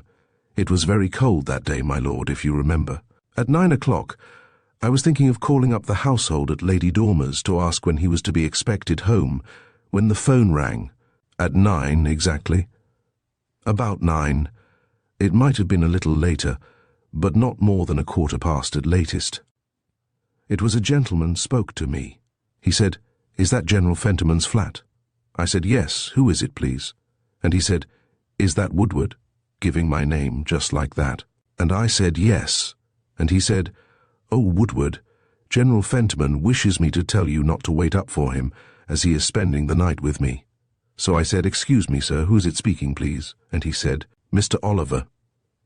So I asked him to repeat the name, not having heard it before, and he said, Oliver, it came over very plain. Mr. Oliver, he said, I'm an old friend of General Fentiman's, and he is staying tonight with me, as we have some business to talk over. So I said, Does the General require anything, sir? Thinking, you know, my lord, as he might wish to have his sleeping suit and his toothbrush or something of that. But the gentleman said no, he had got everything necessary, and I was not to trouble myself. Well, of course, my lord, as I explained to Major Fentiman, I didn't like to take upon myself to ask questions, Being only in service, my lord, it might seem taking a liberty. But I was very much afraid of the excitement and staying up late being too much for the General, so I went so far as to say I hoped General Fentiman was in good health and not tiring of himself. And Mr. Oliver laughed and said he would take very good care of him and send him to bed straight away. And I was just about to make so bold as to ask him where he lived when he rang off. And that was all I knew till I heard next day of the General being dead, my lord. There now, said Robert Fentiman. What do you think of that? Odd, said Wimsey, and most unfortunate as it turns out. Did the General often stay out at night, Woodward? Never, my lord. I don't recollect such a thing happening once in 5 or 6 years. In the old days, perhaps, he'd visit friends occasionally, but not of late. And you'd never heard of this, Mr. Oliver? No, my lord. His voice wasn't familiar. I couldn't say but what I might have heard it before, my lord, but I find it very difficult to recognize voices on the telephone. But I thought at the time it might be one of the gentlemen from the club. Do you know anything about the man, Fentiman? Oh, yes, I've met him. At least I suppose it's the same man. But I know nothing about him. I fancy I ran across him once in some frightful crush or other, a public dinner or something of that kind, and he said he knew my grandfather. And I've seen him lunching at Gatti's and that sort of thing. But I haven't the remotest idea where he lives or what he does. Army man? No, something in the engineering line, I fancy. What's he like? Oh, tall, thin, grey hair and spectacles, about 65 to look at. He may be older, must be, if he's an old friend of grandfather's. I gathered he was retired from whatever it is he did, and lived in some suburb, but I'm hanged if I can remember which. Not very helpful, said Wimsey. Do you know, occasionally I think there's quite a lot to be said for women. What's that got to do with it? Well, I mean, all this easy, uninquisitive way men have of making casual acquaintances is very fine and admirable and all that, but look how inconvenient it is. Here you are. You admit you've met this bloke 2 or 3 times, and all you know about him is that he is tall and thin and retired into some unspecified suburb. A woman, with the same opportunities, would have found out his address and occupation, whether he was married, how many children he had, with their names and what they did for a living, what his favourite author was, what food he liked best, the name of his tailor, dentist and bootmaker, when he knew your grandfather, and what he thought of him screeds of useful stuff. So she would, said Fentiman with a grin. That's why I've never married. I quite agree, said Wimsey, but the fact remains that as a source of information, you're simply a washout. Do, for goodness sake, pull yourself together and try to remember something a bit more definite about the fellow. It may mean $500,000 to you to know what time Grandpa set off in the morning from Tooting Bec or Finchley, or wherever it was. If it was a distant suburb, it would account for his arriving rather late at the club, which is rather in your favour, by the way. I suppose it is. I'll do my best to remember, but I'm not sure that I ever knew. It's awkward, said Wimsey. No doubt the police could find the man for us, but it's not a police case. And I don't suppose you particularly want to advertise. Well, it may come to that, but naturally, we're not keen on publicity if we can avoid it. If only I could remember exactly what work he said he'd been connected with. Yes, or the public dinner, or whatever it was where you first met him. One might get hold of a list of the guests. My dear Wimsey, that was 2 or 3 years ago. Or maybe they know the blighter at Gatti's. That's an idea. I've met him there several times.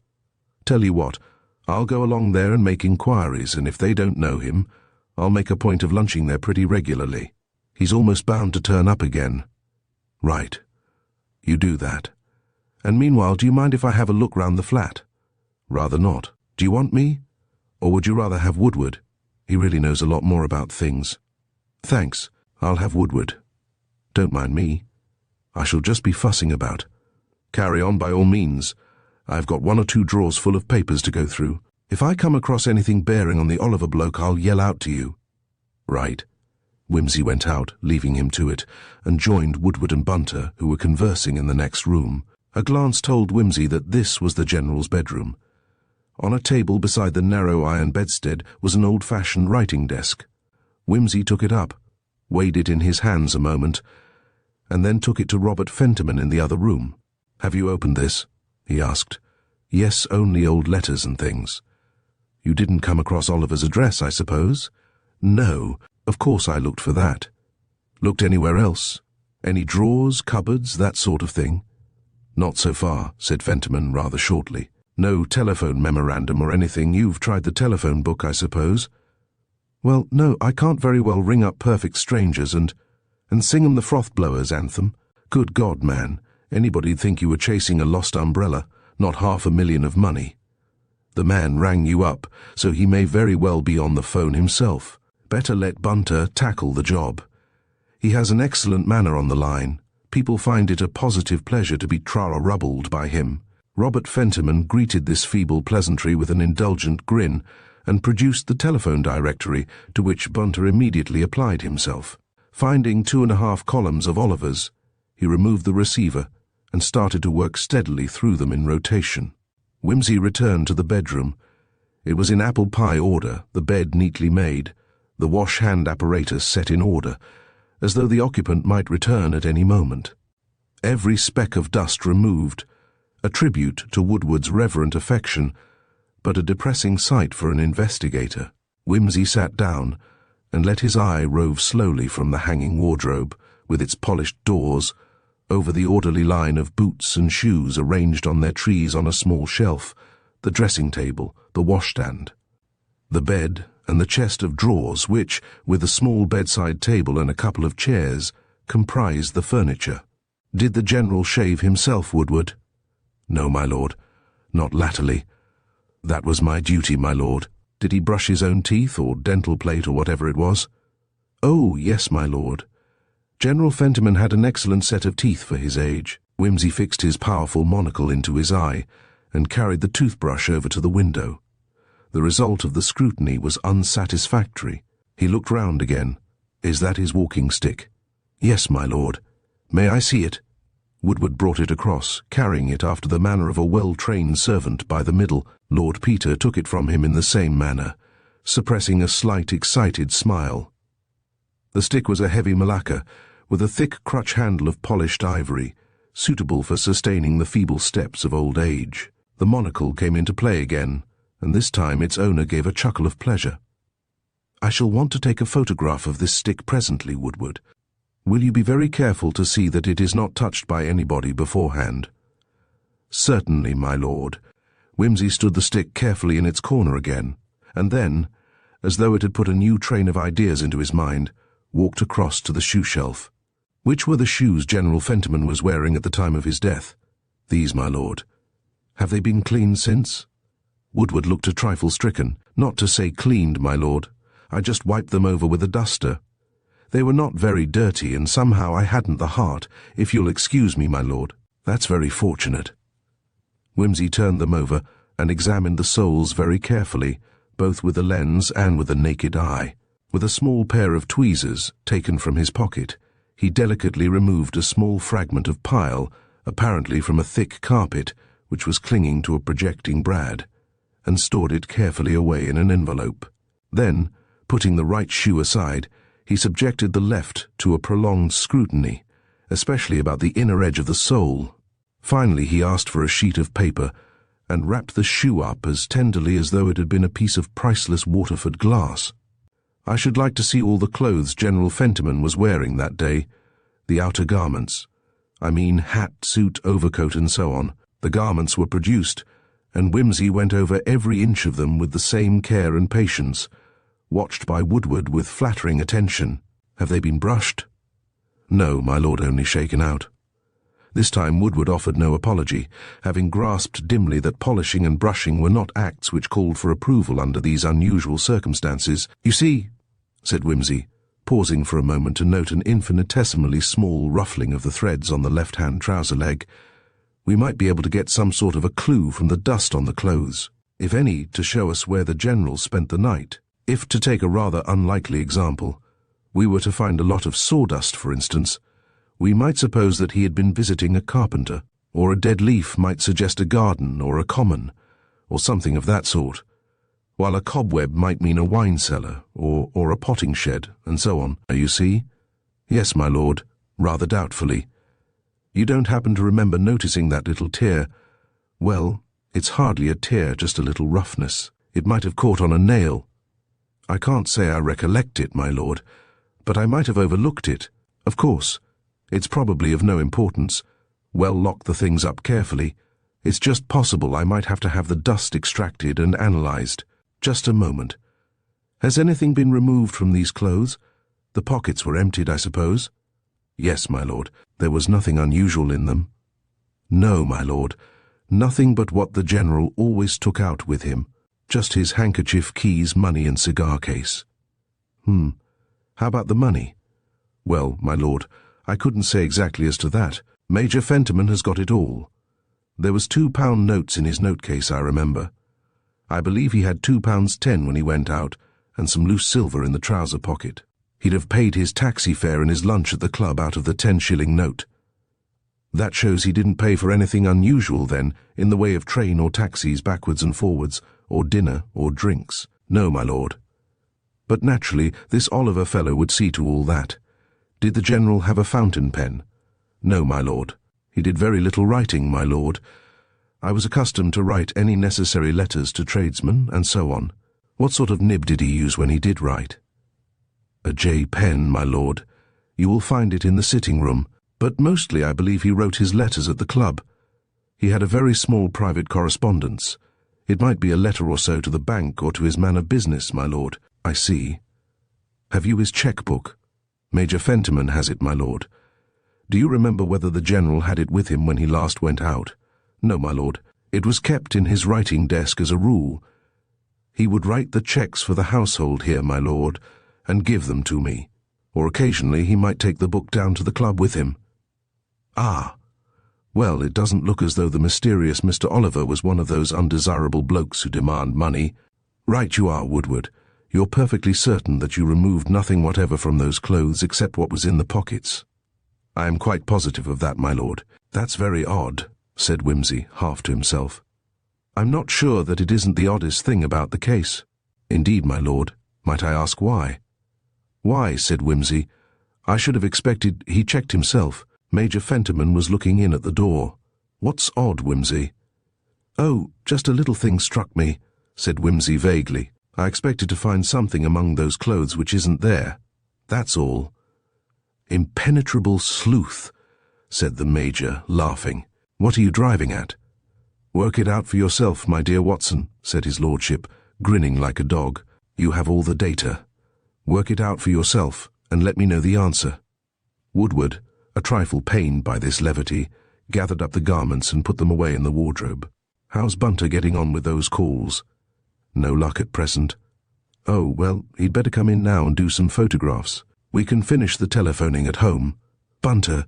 Oh, and I say, Woodward, do you mind if we take your fingerprints?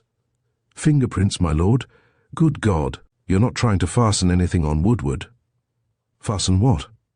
Well, I mean, I thought it was only burglars and people who had fingerprints taken. Not exactly. No, I want the general's fingerprints, really, to compare them with some others I got at the club. There's a very fine set on that walking stick of his, and I want Woodward's, just to make sure I'm not getting the two sets mixed up. I'd better take yours too. It's just possible you might have handled the stick without noticing. Oh, I get you, Steve. I don't think I've touched the thing, but it's as well to make sure, as you say. Funny sort of business, what? Quite the Scotland Yard touch. How'd you do it? Bunter will show you. Bunter immediately produced a small inking pad and roller, and a number of sheets of smooth white paper. The fingers of the two candidates were carefully wiped with a clean cloth, and pressed first on the pad, and then on the paper. The impressions thus obtained were labelled and put away in envelopes, after which the handle of the walking stick was lightly dusted with grey powder, bringing to light an excellent set of prints of a right-hand set of fingers, superimposed here and there but quite identifiable. Fentiman and Woodward gazed fascinated at this entertaining miracle. Are they all right? Perfectly so, sir. They're quite unlike either of the other two specimens. Then presumably they're the general's. Hurry up and get a negative. Bunter set up the camera and focused it. Unless, observed Major Fentiman, they are Mr. Oliver's. That would be a good joke, wouldn't it? It would indeed, said Wimsey, a little taken aback. A very good joke on somebody. and for the moment, Fentiman, I'm not sure which of us would do the laughing. Chapter 7. The Curse of Scotland. What with telephone calls and the development of photographs, it appeared obvious that Bunter was booked for a busy afternoon. His master, therefore, considerately left him in possession of the flat in Piccadilly, and walked abroad to divert himself in his own peculiar way. His first visit was to one of those offices which undertake to distribute advertisements to the press. Here he drew up an advertisement addressed to taxi drivers and arranged for it to appear, at the earliest possible date, in all the papers which men of that profession might be expected to read. 3 drivers were requested to communicate with Mr. J. Murbles, solicitor of Staple Inn, who would recompense them amply for their time and trouble. First, any driver who remembered taking up an aged gentleman from Lady Dormer's house in Portman Square or the near vicinity on the afternoon of November 10th. Secondly, any driver who recollected taking up an aged gentleman at or near Dr. Penberthy's house in Harley Street at some time in the afternoon or evening of November 10th. And thirdly, any driver who had deposited a similarly aged gentleman at the door of the Bellona Club between 10 and 12.30 in the morning of November 11th. Though probably, thought Whimsy, as he footed the bill for the insertions, to run for 3 days unless cancelled. Oliver had a car and ran the old boy up himself. Still, it's just worth trying. He had a parcel under his arm, and his next proceeding was to hail a cab and drive to the residence of Sir James Lubbock, the well-known analyst. Sir James was fortunately at home, and delighted to see Lord Peter. He was a square-built man, with a reddish face and strongly curling grey hair, and received his visitor in his laboratory, where he was occupied in superintending a Marsh's test for arsenic. Do you mind just taking a pew for a moment while I finish this off? Whimsy took the pew and watched, interested, the flame from the Bunsen burner playing steadily upon the glass tube, the dark brown deposit slowly forming and deepening at the narrow end. From time to time, the analyst poured down the thistle funnel a small quantity of a highly disagreeable-looking liquid from a stoppered phial. Once his assistant came forward to add a few more drops of what Whimsy knew must be hydrochloric acid. Presently, the disagreeable liquid having all been transferred to the flask, and the deposit having deepened almost to black at its densest part, the tube was detached and taken away, and the burner extinguished, and Sir James Lubbock, after writing and signing a brief note, turned round and greeted Whimsy cordially. "Sure I am not interrupting you, Lubbock?" "Not a scrap. We've just finished. That was the last mirror. We shall be ready in good time for our appearance in court. Not that there's much doubt about it. Enough of the stuff to kill an elephant. Considering the obliging care we take in criminal prosecutions to inform the public at large that 2 or 3 grains of arsenic will successfully account for an unpopular individual, however tough. It's surprising how wasteful people are with their drugs. You can't teach 'em. An office boy who was as incompetent as the average murderer would be sacked with a kick in the bottom. Well now, and what's your little trouble?" "A small matter," said Whimsy, unrolling his parcel and producing General Fentiman's left boot. "It's cheek to come to you about it, but I want very much to know what this is, and as it's strictly a private matter, I took the liberty of barging round to you in a friendly way, just along the inside of the sole there, on the edge." "Blood?" suggested the analyst, grinning. "Well, no, sorry to disappoint you. More like paint, I fancy." Sir James looked closely at the deposit with a powerful lens. "Yes, some sort of brown varnish. Might be off a floor or a piece of furniture. Do you want an analysis? If it's not too much trouble." "Not at all. I think we'll get Saunders to do it. He has made rather a specialty of this kind of thing. Saunders, would you scrape this off carefully and see what it is? Get a slide of it, and make an analysis of the rest if you can. How soon is it wanted?" "Well, I'd like it as soon as possible. I don't mean within the next 5 minutes. Well, stay and have a spot of tea with us, and I dare say we can get something ready for you by then. It doesn't look anything out of the way. Knowing your tastes, I'm still surprised it isn't blood. Have you no blood in prospect?" "Not that I know of. I'll stay to tea with pleasure, if you're certain I'm not being a bore." "Never that. Besides, while you're here, you might give me your opinion on those old medical books of mine. I don't suppose they're particularly valuable, but they're quaint. Come along." Whimsy passed a couple of hours agreeably with Lady Lubbock and Crumpets, and a dozen or so antiquated anatomical treatises. Presently, Saunders returned with his report. The deposit was nothing more nor less than an ordinary brown paint and varnish of a kind well known to joiners and furniture makers. It was a modern preparation, with nothing unusual about it. One might find it anywhere. It was not a floor varnish one would expect to meet it on a door or partition or something of that sort. The chemical formula followed. "Not very helpful, I'm afraid," said Sir James. "You never know your luck," replied Whimsy. "Would you be good enough to label the slide and sign your name to it and to the analysis, and keep them both by you for reference in case they're wanted?" "Sure thing. How do you want 'em labelled?"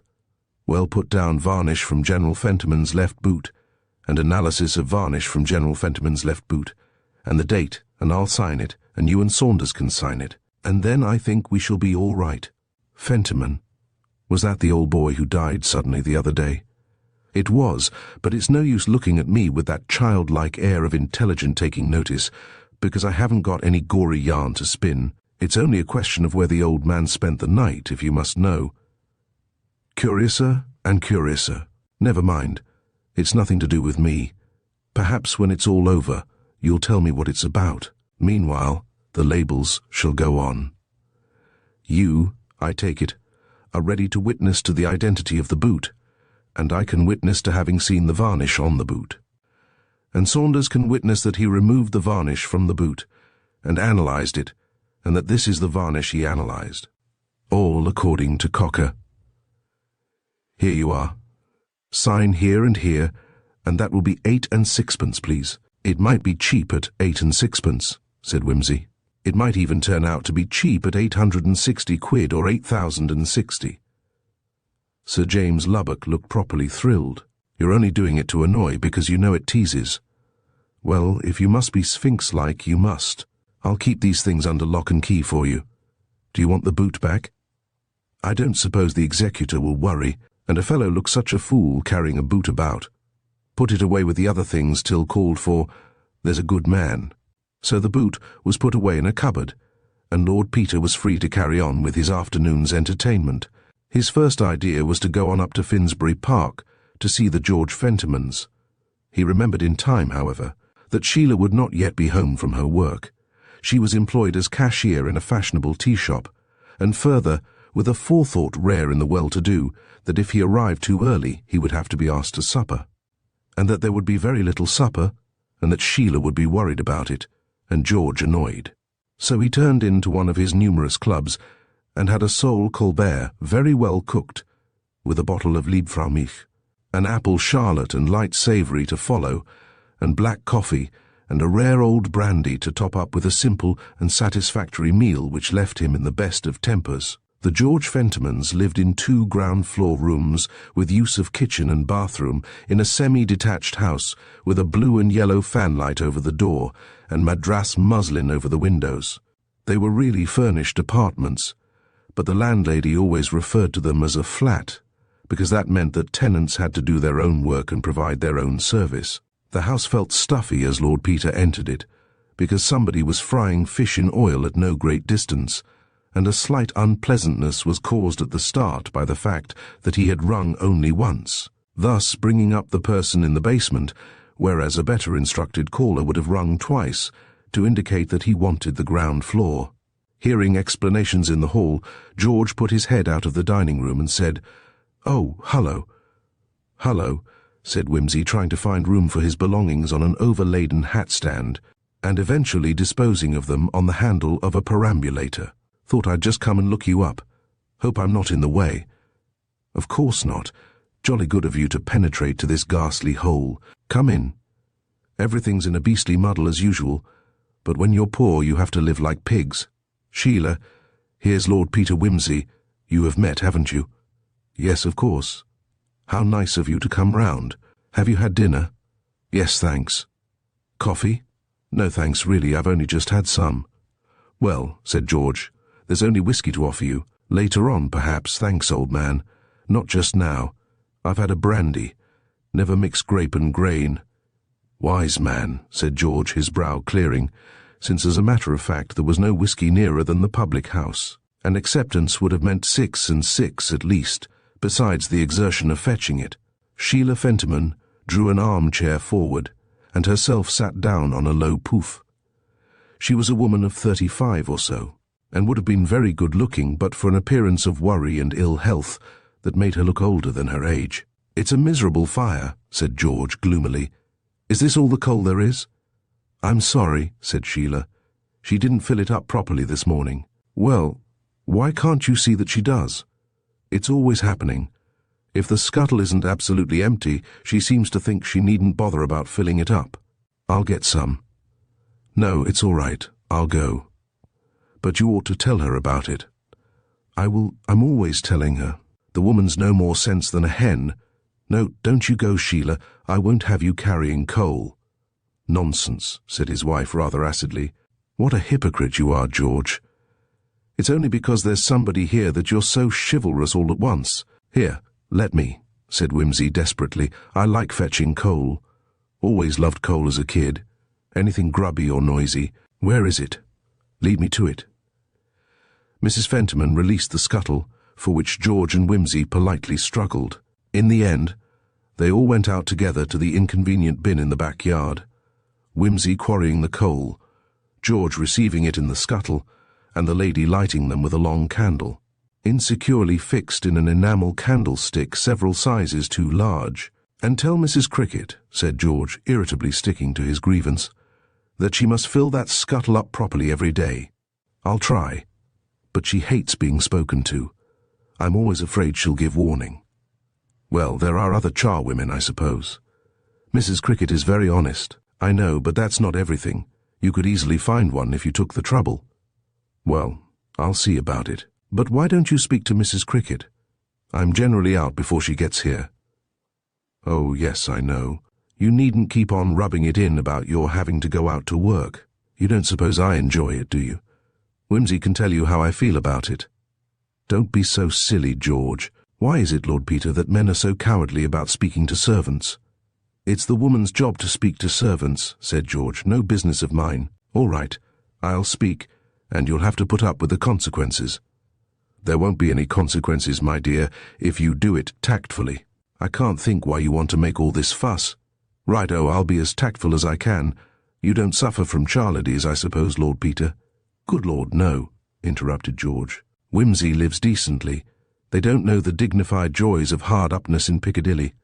"I'm rather lucky," said Whimsy, with that apologetic air which seems forced on anybody accused of too much wealth. "I have an extraordinarily faithful and intelligent man, who looks after me like a mother." "Dare say he knows when he's well off," said George disagreeably. "I dunno. I believe Bunter would stick to me whatever happened. He was my NCO during part of the war, and we went through some roughish bits together, and after the whole thing was over I hunted him up and took him on. He was in service before that, of course, but his former master was killed and the family broken up, so he was quite pleased to come along. I don't know what I should do without Bunter now." "Is that the man who takes the photographs for you when you are on a crime hunt?" suggested Sheila, hurriedly seizing on this, as she hoped, non-irritant topic. "Yes, he's a great hand with a camera. Only drawback is that he's occasionally immured in the dark room and I'm left to forage for myself. I've got a telephone extension through to him." "Bunter?" "Yes, my lord." "Where are my dress studs?" "In the middle section of the third small right-hand drawer of the dressing cabinet, my lord." "What, my lord? Where have I put my cigarette case?" "I fancy I observed it last on the piano, my lord." "Bunter?" "Yes, my lord. I've got into a muddle with my white tie." "Indeed, my lord? Well, can't you do anything about it?" "Excuse me, my lord. I'm engaged in the development of a plate." "To hell with the plate." "Very good, my lord." "Bunter, stop. Don't be precipitate. Finish the plate and then come and tie my tie." "Certainly, my lord." "And then I have to sit about miserably till the infernal plate is fixed, or whatever it is. Perfect slave in my own house, that's what I am." Sheila laughed. "You look a very happy and well-treated slave. Are you investigating anything just now?" "Yes. In fact, there you are again, Bunter has retired into photographic life for the evening. I haven't a roof to cover me. I've been wandering round like the what-do-you-call-it bird, which has no feet. I'm sorry you were driven to such desperation as to seek asylum in our poverty-stricken hovel, said George, with a sour laugh. Whimsy began to wish he had not come. Mrs. Fentiman looked vexed. You needn't answer that, she said, with an effort to be light. There is no answer. I'll send it to Aunt Judith of Rosie's Weekly Bits, said Whimsy, and makes a remark to which there is no answer. What is B to do? Sorry, said George. My conversation doesn't seem to be up to standard. I'm forgetting all my civilized habits. You'd better go on and pay no attention to me. What's the mystery on hand now? Asked Sheila, taking her husband at his word. Well, actually, it's about this funny business of the old General's will, said Whimsy.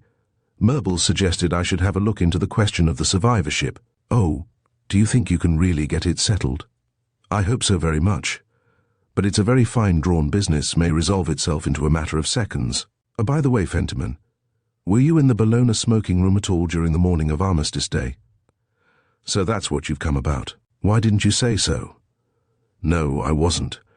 And what's more, I don't know anything at all about it. And why that infuriating old hag of a Dormer woman couldn't make a decent, sensible will while she was about it, I don't know. Where was the sense of leaving all those wads of money to the old man, when she knew perfectly well he was liable to peg out at any moment? And then, if he did die, handing the whole lot over to the Dorland girl, who hasn't an atom of claim on it?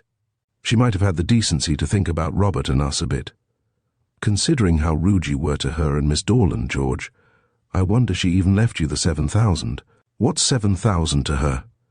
Like a £5 note to any ordinary person. An insult, I call it. I dare say I was rude to her, but I jolly well wasn't going to have her think I was sucking up to her for her money. How inconsistent you are, George. If you didn't want the money, why grumble about not getting it? You're always putting me in the wrong. You know I don't mean that. I didn't want the money, but the Dorland girl was always hinting that I did, and I ticked her off. I didn't know anything about the confounded legacy, and I didn't want to. All I mean is that if she did want to leave anything to Robert and me, she might have made it more than a rotten 7,000 apiece. Well, don't grumble at it. It would be uncommonly handy at the moment. I know, isn't that exactly what I'm saying? And now the old fool makes such a silly will that I don't know whether I'm to get it or not. I can't even lay hands on the old governor's 2,000. I've got to sit here and twiddle my thumbs while Whimsy goes round with a tape measure and a tame photographer to see whether I'm entitled to my own grandfather's money. I know it's frightfully trying, darling, but I expect it'll all come right soon. It wouldn't matter if it weren't for Dougal McStuart. Who's Dougal McStuart? Inquired Whimsy, suddenly alert. One of our old Scottish families by the name. I fancy I've heard of him. Isn't he an obliging, helpful kind of chap with a wealthy friend in the city? Frightfully obliging, said Sheila grimly. He simply forces his acquaintances on one. Shut up, Sheila, interrupted her husband rudely. Lord Peter doesn't want to know all the sordid details of our private affairs. Knowing Dougal, said Whimsy, I dare say I could give a guess at them. Some time ago you had a kind offer of assistance from our friend McStuart. You accepted it to the mild tune of, what was it? 500, said Sheila. 500. Which turned out to be 350 in cash, and the rest represented by a little honorarium to his friend in the city who advanced the money in so trustful a manner without security. When was that? 3 years ago, when I started that tea shop in Kensington. Ah, yes. And when you couldn't quite manage that 60% per month or whatever it was, owing to trade depression, the friend in the city was obliging enough to add the interest to the principal, at great inconvenience to himself and so forth. The McStuart way is familiar to me. What's the Demd total now, Fentiman? Just out of curiosity. 1,500 by the 30th, growled George. If you must know, I warned George, began Sheila unwisely. Oh, you always know what's best. Anyhow, it was your tea business. I told you there was no money in it, but women always think they can run things on their own nowadays. I know, George. But it was McStuart's interest that swallowed up the profits. You know I wanted you to borrow the money from Lady Dormer. Well, I wasn't going to, and that's flat. I told you so at the time. Well, but look here, said Whimsy. You're perfectly all right about McStewart's 1,500 anyway, whichever way the thing goes. If General Fentiman died before his sister, you get 7,000. If he died after her, you're certain of his 2,000 by the will. Besides, your brother will no doubt make a reasonable arrangement about sharing the money he gets as residuary legatee. Why worry? Why? Because here's this infernal legal rigmarole tying the thing up and hanging it out till God knows when, and I can't touch anything. I know, said Whimsy patiently, but all you've got to do is to go to Murbles and get him to advance you the money on your expectations. You can't get away with less than 2,000, whatever happens, so he'll be perfectly ready to do it. In fact, he's more or less bound to settle your just debts for you if he's asked. That's just what I've been telling you, George, said Mrs. Fentiman eagerly. Of course, you would be always telling me things. You never make mistakes, do you?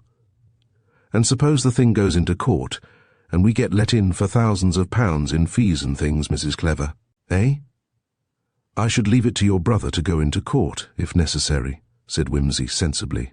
If he wins, he'll have plenty of cash for fees, and if he loses, you'll still have your 7,000.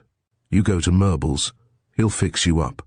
Or, tell you what, I'll get hold of friend McStewart and see if I can't arrange to get the debt transferred to me. He won't consent, of course, if he knows it's me, but I can probably do it through Murbles. Then we'll threaten to fight him on the ground of extortionate interest and so on. We'll have some fun with it. Dash good of you, but I'd rather not, thanks. Just as you like.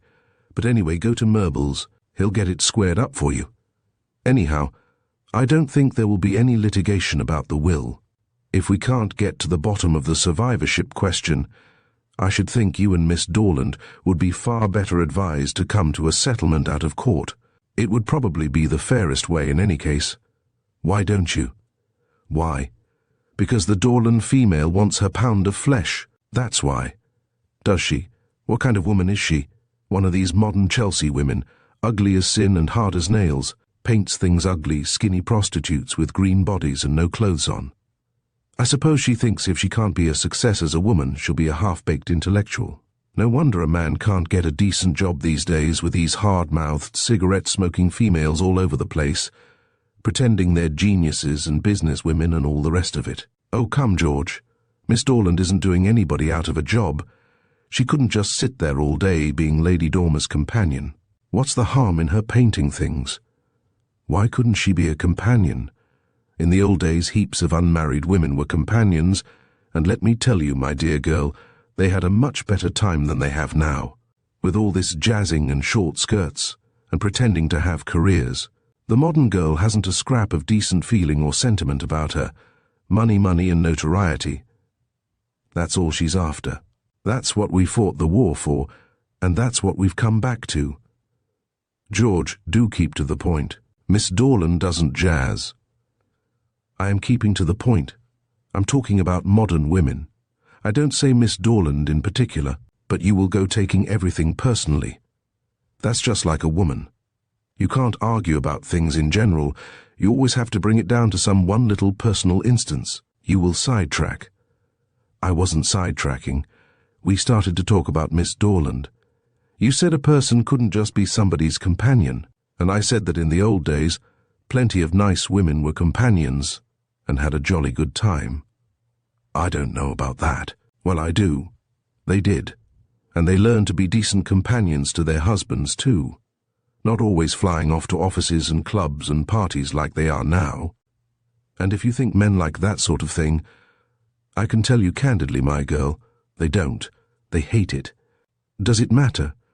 I mean, one doesn't have to bother so much about husband hunting today. Oh, no. Husbands don't matter at all, I suppose, to you advanced women. Any man will do, as long as he's got money.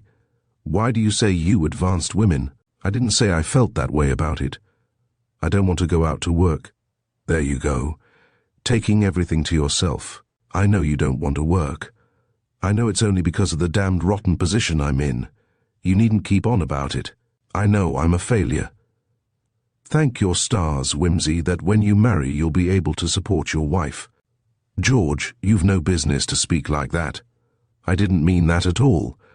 You said... I know what I said, but you took it all the wrong way. You always do. It's no good arguing with a woman. No, that's enough. For God's sake, don't start all over again. I want a drink. Whimsy, you'll have a drink. Sheila, tell that girl of Mrs. Munns's to go round for half a bottle of Johnny Walker. Couldn't you get it yourself, dear? Mrs. Munns doesn't like us sending her girl. She was frightfully disagreeable last time. How can I go? I've taken my boots off. You do make such a fuss about nothing. What does it matter if old Mother Munns does kick up a shindy? She can't eat you. No, put in Whimsy, but think of the corrupting influence of the jug and bottle department on Mrs. Munns's girl. I approve of Mrs. Munns. She has a motherly heart. I myself will be the St. George to rescue Mrs. Munns's girl from the Blue Dragon. Nothing shall stop me. No, don't bother to show me the way. I have a peculiar instinct about pubs. I can find one blindfold in a pea souper with both hands tied behind me.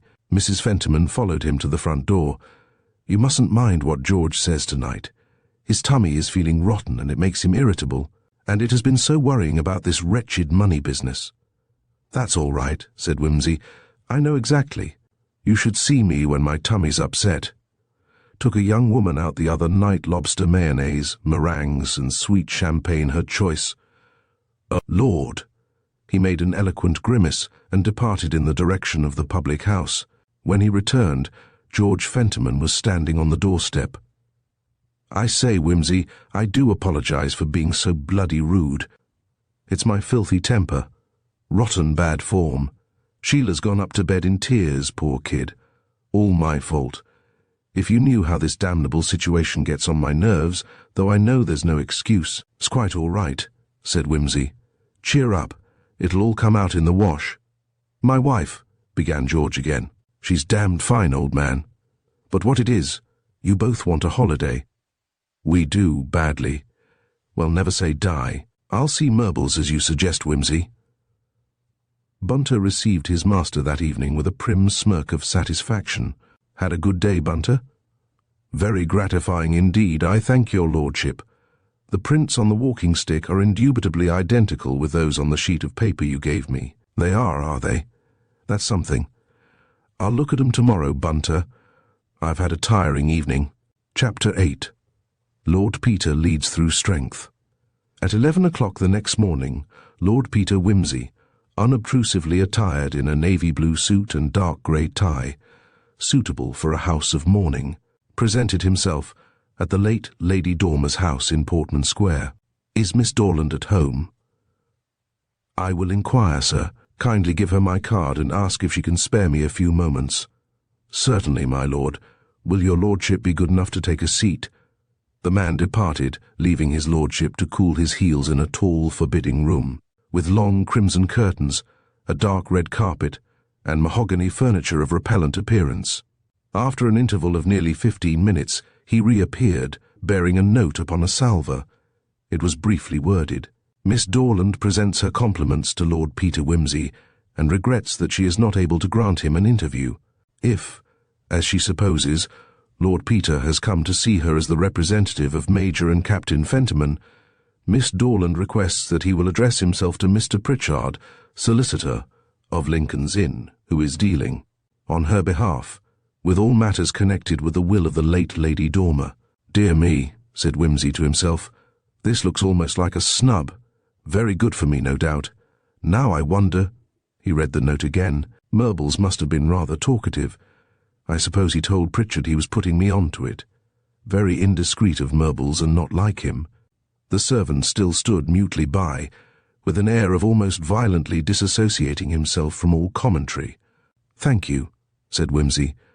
Would you be good enough to say to Miss Dorland that I am greatly obliged to her for this information? Very good, my lord. And perhaps you would kindly call me a taxi. Certainly, my lord. Whimsy entered the taxi with all the dignity he could summon and was taken to Lincoln's Inn. Mr. Pritchard was nearly as remote and snubbing in his manner as Miss Dorland. He kept Lord Peter waiting for 20 minutes and received him glacially, in the presence of a beady-eyed clerk. "Oh, good morning," said Whimsy affably. "Excuse my calling on you like this. More regular to do it through Merbles, I suppose. Nice old boy, Merbles, isn't he? But I always believe in going as direct to the point as may be. Saves time, what?" Mr. Pritchard bowed his head and asked how he might have the pleasure of serving his lordship. "Well, it's about this Fentiman business.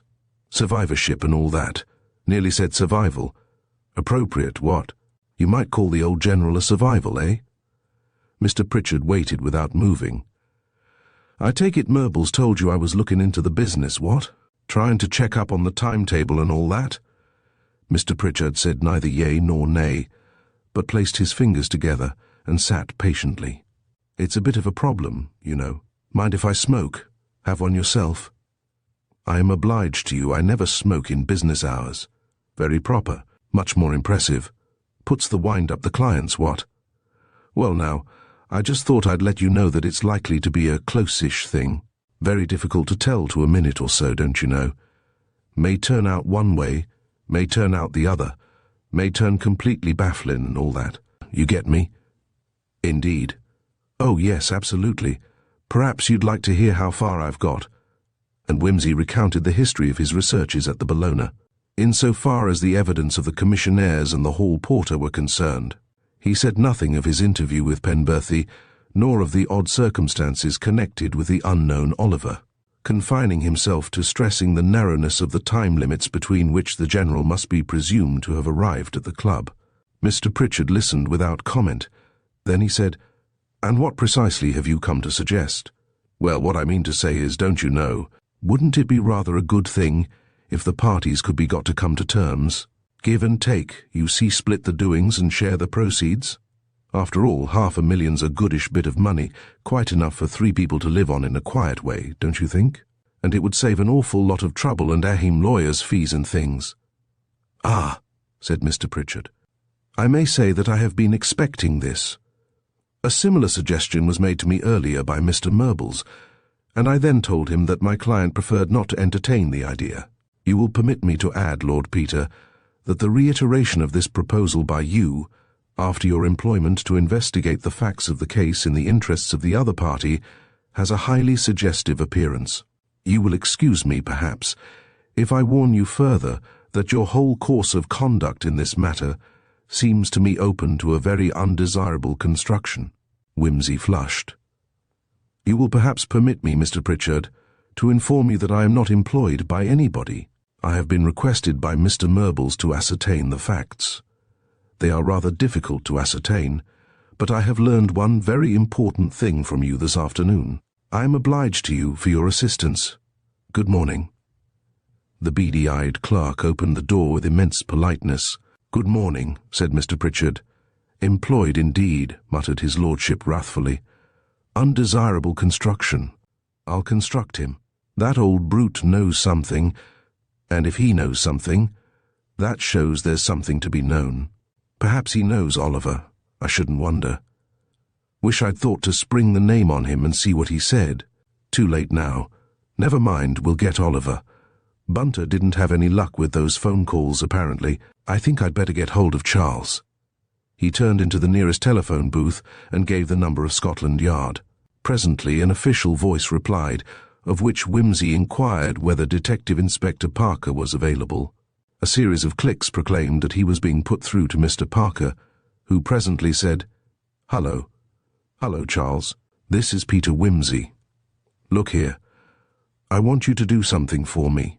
It isn't a criminal job, but it's important. A man calling himself Oliver rang up a number in Mayfair at a little after 9 on the night of November 10th. Do you think you could get that call traced for me?" "Probably. What was the number?" Whimsy gave it. "Right you are, old chap. I'll have it looked up and let you know.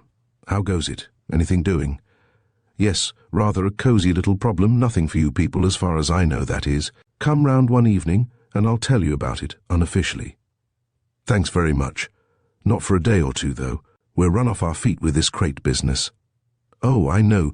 The gentleman who was sent from Sheffield to Euston in a crate, disguised as York hams. Splendid. Work hard and you will be happy." "No thanks, my child. I don't want another Tuppernorth. I'm spending the money on sweets. Cheerio, Charles. The rest of the day Whimsy was obliged to pass in idleness, so far as the Bologna Club affair was concerned. On the following morning, he was rung up by Parker. "I say, that phone call you asked me to trace, yes?" It was put through at 9:13 p.m. from a public call box at Charing Cross Underground Station. Oh, hell. The operator didn't happen to notice the bloke, I suppose. There isn't an operator. It's one of those automatic boxes. Oh, may the fellow who invented them fry in oil. Thanks frightfully all the same. It gives us a line on the direction anyhow. Sorry I couldn't do better for you. Cheerio. Oh, cheer damnably ho, retorted Whimsy, crossly, slamming the receiver down. What is it, Bunter? A district messenger with a note, my lord. Ah, from Mr. Murbles. Good. This may be something. Yes. Tell the boy to wait. There's an answer. He scribbled quickly. Mr. Murbles has got an answer to that cabin advertisement, Bunter. There are 2 men turning up at 6 o'clock, and I'm arranging to go down and interview them. Very good, my lord. Let's hope that means we get a move on. Get me my hat and coat. I'm running round to Dover Street for a moment. Robert Fentiman was there when Whimsy called, and welcomed him heartily. Any progress? Possibly a little this evening. I've got a line on those cabmen. I just came round to ask if you could let me have a specimen of old Fentiman's fist. Certainly. Pick what you like. He hasn't left much about. Not exactly the pen of a ready writer. There are a few interesting notes of his early campaigns, but they're rather antiques by this time. I'd rather have something quite recent. There's a bundle of cancelled cheques here, if that would do. It would do particularly well. I want something with figures in it, if possible. Many thanks. I'll take these. How on earth is his handwriting going to tell you when he pegged out? That's my secret. Dash it all. Have you been down to Gatti's? Yes. They seem to know Oliver fairly well by sight, but that's all. He lunched there fairly often, say once a week or so, but they don't remember seeing him since the 11th. Perhaps he's keeping under cover. However, I'll haunt the place a bit and see if he turns up. I wish you would. His call came from a public box, so that line of inquiry peters out. Oh, bad luck. You found no mention of him in any of the General's papers? Not a thing. And I've gone through every bit and scrap of writing in the place. By the way, have you seen George lately? Night before last. Why? He seems to me to be in rather a queer state. I went around last night and he complained of being spied on or something. Spied on? Followed about. Watched. Like the blighters in the tech stories. Afraid all this business is getting on his nerves. I hope he doesn't go off his rocker or anything. It's bad enough for Sheila as it is. Decent little woman. Thoroughly decent, agreed Whimsy. And very fond of him. Yes. Works like Billy O to keep the home together and all that. Tell you the truth, I don't know how she puts up with George. Of course, married couples are always sparring and so on, but he ought to behave before other people. Dashed bad form, being rude to your wife in public. I'd like to give him a piece of my mind. He's in a beastly galling position, said Whimsy. She's his wife and she's got to keep him, and I know he feels it very much. Do you think so? Seems to me he takes it rather as a matter of course, and whenever the poor little woman reminds him of it, he thinks she's rubbing it in. Naturally, he hates being reminded of it, and I've heard Mrs. Fentiman say 1 or 2 sharp things to him. I dare say. Trouble with George is he can't control himself. He never could. A fellow ought to pull himself together and show a bit of gratitude. He seems to think that because Sheila has to work like a man, she doesn't want the courtesy and, tenderness and so on, that a woman ought to get. It always gives me the pip, said Whimsy, to see how rude people are when they're married. I suppose it's inevitable. Women are funny. They don't seem to care half so much about a man's being honest and faithful, and I'm sure your brother's all that, as for their opening doors and saying thank you. I've noticed it lots of times. A man ought to be just as courteous after marriage as he was before, declared Robert Fentiman virtuously. So he ought, but he never is. Possibly there's some reason we don't know about, said Whimsy. I've asked people, my usual inquisitiveness, and they generally just grunt and say that their wives are sensible and take their affection for granted.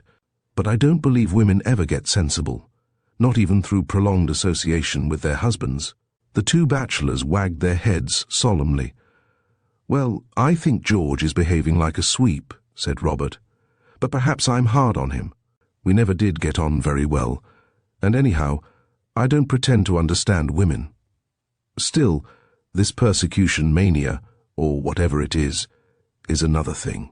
He ought to see a doctor." "He certainly ought. We must keep an eye on him. If I see him at the Bellona, I'll have a talk to him and try and get out of him what it's all about." "You won't find him at the Bellona. He's avoided it since all this unpleasantness started. I think he's out hunting for jobs. He said something about one of those motor people in Great Portland Street wanting a salesman. He can handle a car pretty well, you know. I hope he gets it. Even if it doesn't pay very well, it would do him a world of good to have something to do with himself. Well, I'd better be ambling off. Many thanks, and let me know if you get hold of Oliver." "Oh, rather." Wimsey considered a few moments on the doorstep and then drove straight down to New Scotland Yard, where he was soon ushered in to Detective Inspector Parker's office. Parker, a square-built man in the late 30s, with the nondescript features which lend themselves so excellently to detective purposes, was possibly Lord Peter's most intimate, in some ways his only intimate friend. The two men had worked out many cases together, and each respected the other's qualities, though no two characters could have been more widely different.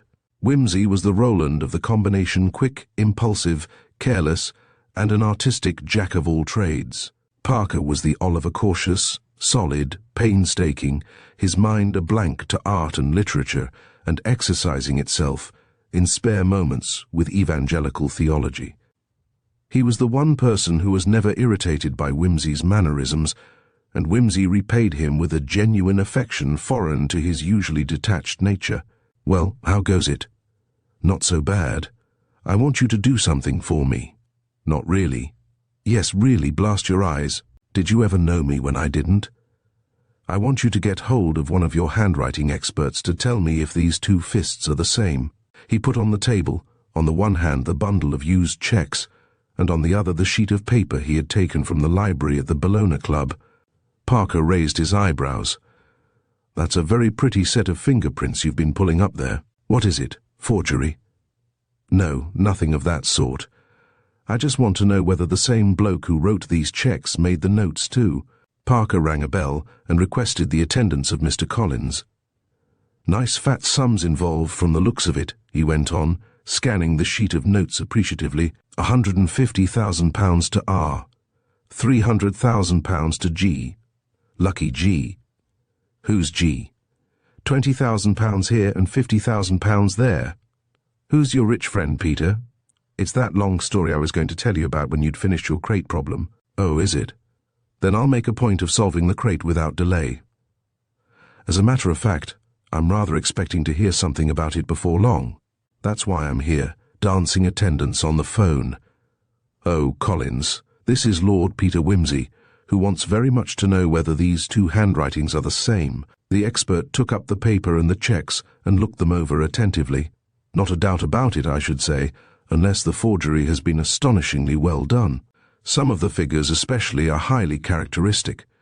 The 5s, for instance, and the 3s, and the 4s, made all of a piece with the two little loops. It's a very old-fashioned handwriting, and made by a very old man, in not too good health, especially this sheet of notes. Is that the old Fentman who died the other day?" "Well, it is, but you needn't shout about it. It's just a private matter." "Just so." "Well, I should say you need have no doubt about the authenticity of that bit of paper, if that's what you are thinking of." "Thanks. That's precisely what I do want to know. I don't think there's the slightest question of forgery or anything. In fact, it was just whether we could look on these rough notes as a guide to his wishes." "Nothing more?" "Oh, yes. If you rule out forgery, I'd answer for it any day that the same person wrote all these checks and the notes."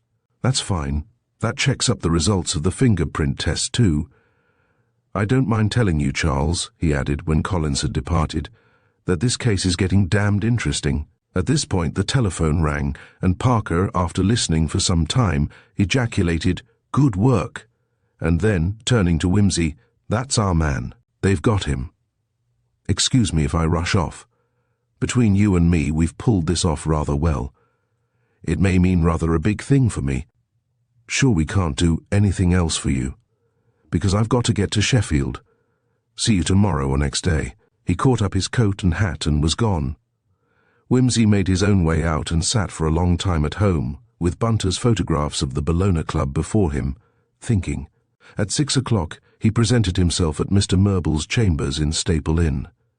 The two taxi drivers had already arrived and were seated, well on the edges of their chairs, politely taking old sherry with the solicitor. "Ah," said Mr. Merbles, "this is a gentleman who is interested in the inquiry we are making. Perhaps you would have the goodness to repeat to him what you have already told me. I have ascertained enough," he added, turning to Whimsy, "to feel sure that these are the right drivers, but I should like you to put any questions you wish yourself. This gentleman's name is Swain, and his story should come first, I think."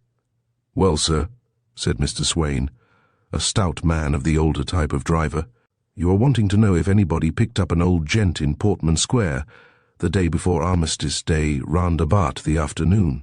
Well, sir, I was going slow through the square at 4:30, or it might be 4:45 on that 'ere day, when a footman comes out of a 'ouse. I couldn't say the number for certain, but it was on the east side of the square, as might be about the middle, and he makes a sign for me to stop. So I draws up, and presently a very old gent comes out. Very thin, he was, and muffled up, but I see his legs, and they was very thin, and he looked about 100 and 2 by his face, and walked with a stick. He was upright for such a very old gent, but he moved slow and rather feeble. An old Mellingtree gent, I thought. He might be that way of speaking, if you understand me, sir. So the footman tells me to drive him to a number in Harley Street. Do you remember it? Swain mentioned a number which Whimsy recognized as Penberthy's, so I drives him there. And he asks me to ring the bell for him, and when the young man comes to the door to ask if the doctor could please see General Fenton, or Fenimore, or some such name, sir. Was it Fentiman, do you think? Well, yes, it might have been Fentiman. I think it was. So the young man comes back and says, yes, certainly, so I helps the old gent out. Very faint. He seemed, and a very bad colour, sir. Breath in heavy and blue like about the lips. Poor old B. I thinks, begging your pardon, sir, he won't be ere long, I thinks. So he helps him up the steps into the house, and he gives me my fare and a shilling for myself, and that's the last I see of him, sir. That fits in all right with what Penberthy said, agreed Whimsy. The General felt the strain of his interview with his sister and went straight round to see him. Right. Now how about this other part of the business? Well, said Mr. Merbles, I think this gentleman, whose name is, let me see, Hinkins, yes, I think Mr. Hinkins picked up the General when he left Harley Street. Yes, sir, agreed the other driver, a smartish-looking man with a keen profile and a sharp eye. A very old gentleman, like what we've heard described, took my taxi at this same number in Harley Street at 5:30. I remember the day very well, sir. November 10th it was, and I remember it because after I done taking him where I'm telling you, my magneto started to give trouble, and I didn't have the use of the bus on Armistice Day, which was a great loss to me, because that's a good day as a rule. Well, this old military gentleman gets in, with his stick and all, just as Swain says, only I didn't notice him looking particular ill, though I see he was pretty old. Maybe the doctor would have given him something to make him better. Very likely, said Mr. Merbles. Yes, sir. Well, he gets in, and he says, take me to Dover Street, he says. But if you was to ask me the number, sir, I'm afraid I don't rightly remember, because, you see, we never went there after all. Never went there, cried Whimsy. No, sir. Just as we was coming out into Cavendish Square, the old gentleman puts his head out and says, stop. So I stops, and I see him waving his hand to a gentleman on the pavement. So this other one comes up, and they has a few words together, and then the old... One moment. What was this other man like? Dark and thin, sir, and looked about 40. He had on a grey suit and overcoat and a soft hat with a dark handkerchief round his throat. Oh, yes, and he had a small black moustache. So the old gentleman says, cabman, he says, just like that, cabman, go back up to Regent's Park and drive round till I tell you to stop. So the other gentleman gets in with him, and I goes back and drives round the park, quiet-like, because I guessed they wanted to have a bit of a talk. So I goes twice round, and as we was going round the third time, the younger gentleman sticks his head out and says, "Put me down at Gloucester Gate." So I puts him down there, and the old gentleman says, "Goodbye, George. Bear in mind what I have said." So the gentleman says, "I will, sir," and I see him cross the road, like as if he might be going up Park Street. Mr. Murbles and Whimsy exchanged glances. "And then where did you go?"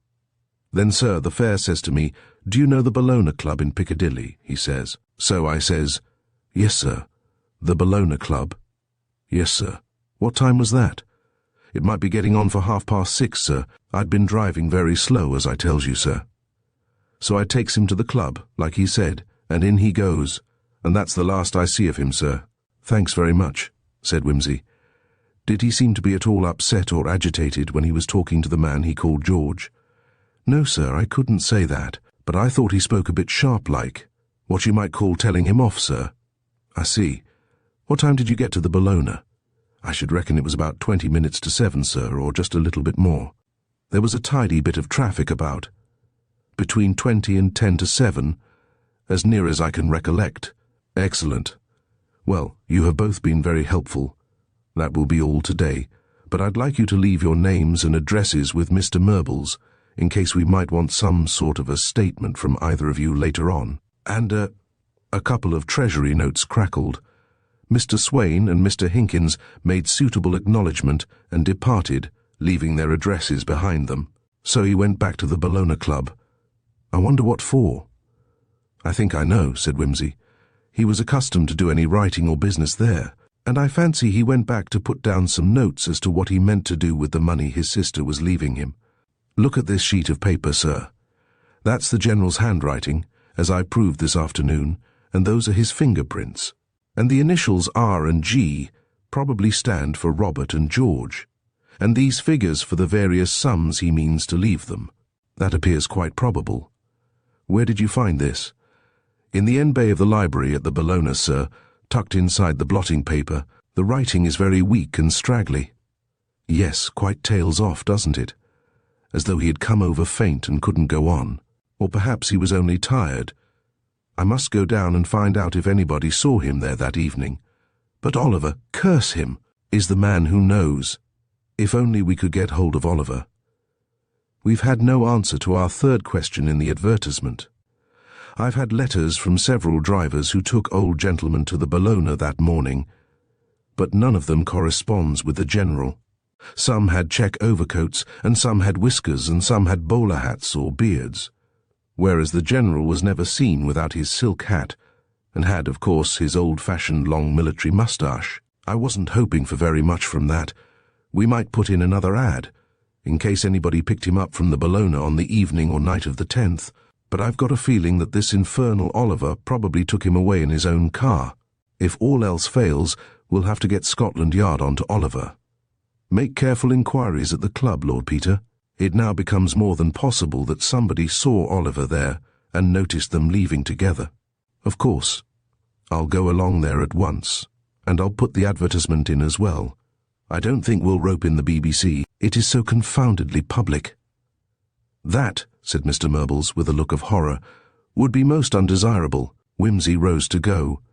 The solicitor caught him at the door. "Another thing we ought really to know," he said, "is what General Fentiman was saying to Captain George." "I've not forgotten that," said Whimsy a little uneasily. "We shall have— oh yes, certainly, of course, we shall have to know that." Chapter 9. Knave High. "Look here, Whimsy," said Captain Collier of the Bellona Club. "Aren't you ever going to get finished with this investigation or whatever it is? The members are complaining.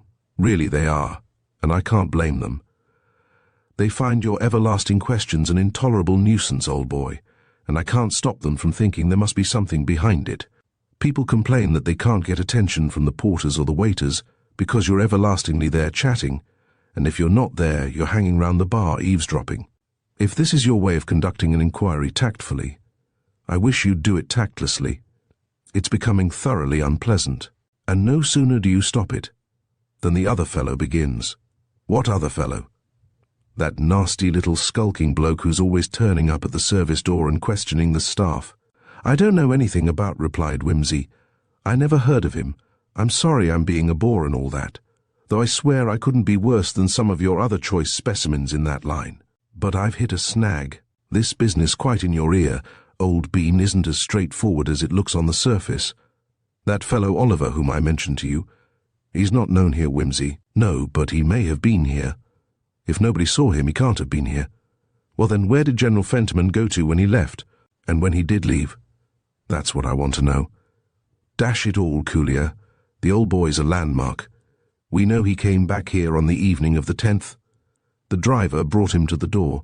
Rogers saw him come in, and 2 members noticed him in the smoking room just before 7. I have a certain amount of evidence that he went into the library, and he can't have stayed long, because he had his outdoor things with him. Somebody must have seen him leave. It's ridiculous. The servants aren't all blind. I don't like to say it, Coulier, but I can't help thinking that somebody has been bribed to hold his tongue. Of course, I knew that would annoy you, but how can you account for it? Who's this fella you say has been hanging round the kitchen?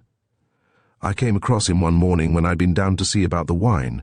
By the way, there's a case of Margot come in which I'd like your opinion on some day.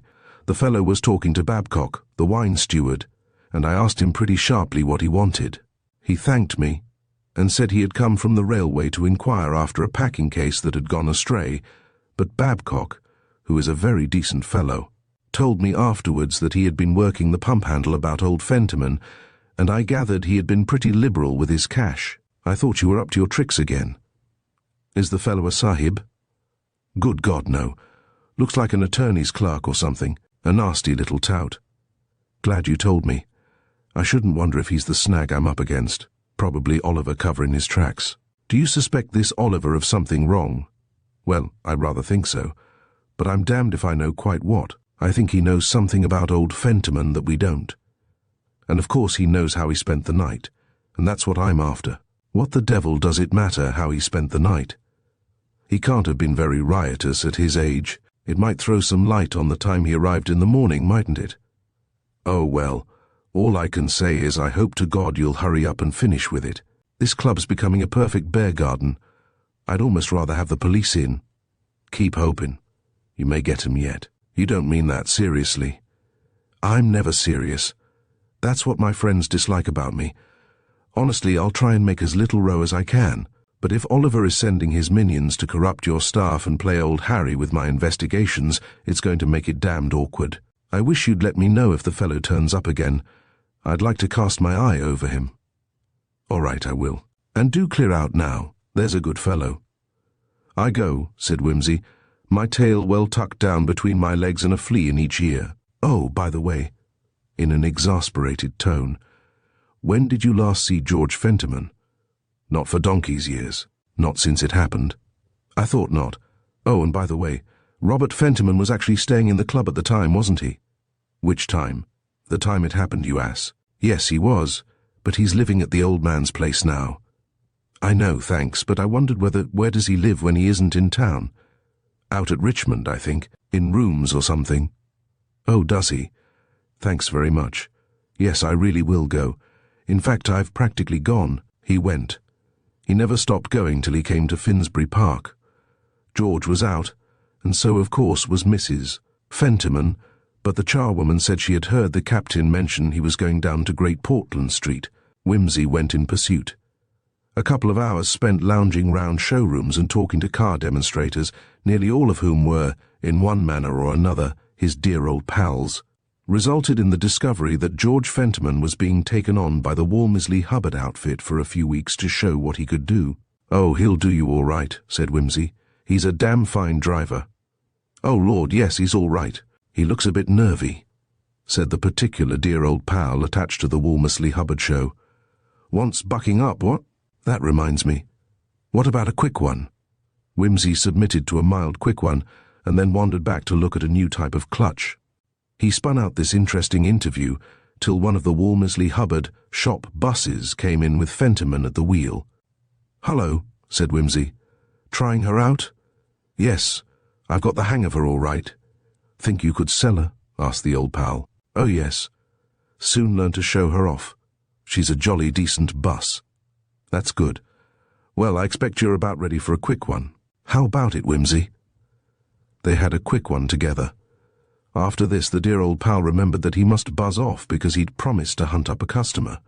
You'll turn up tomorrow, then, he said to George. There's an old bird down at Malden wants to have a trial trip. I can't go so you can have a shot at him, all right? Perfectly. Righty-ho. I'll have the bus ready for you at 11.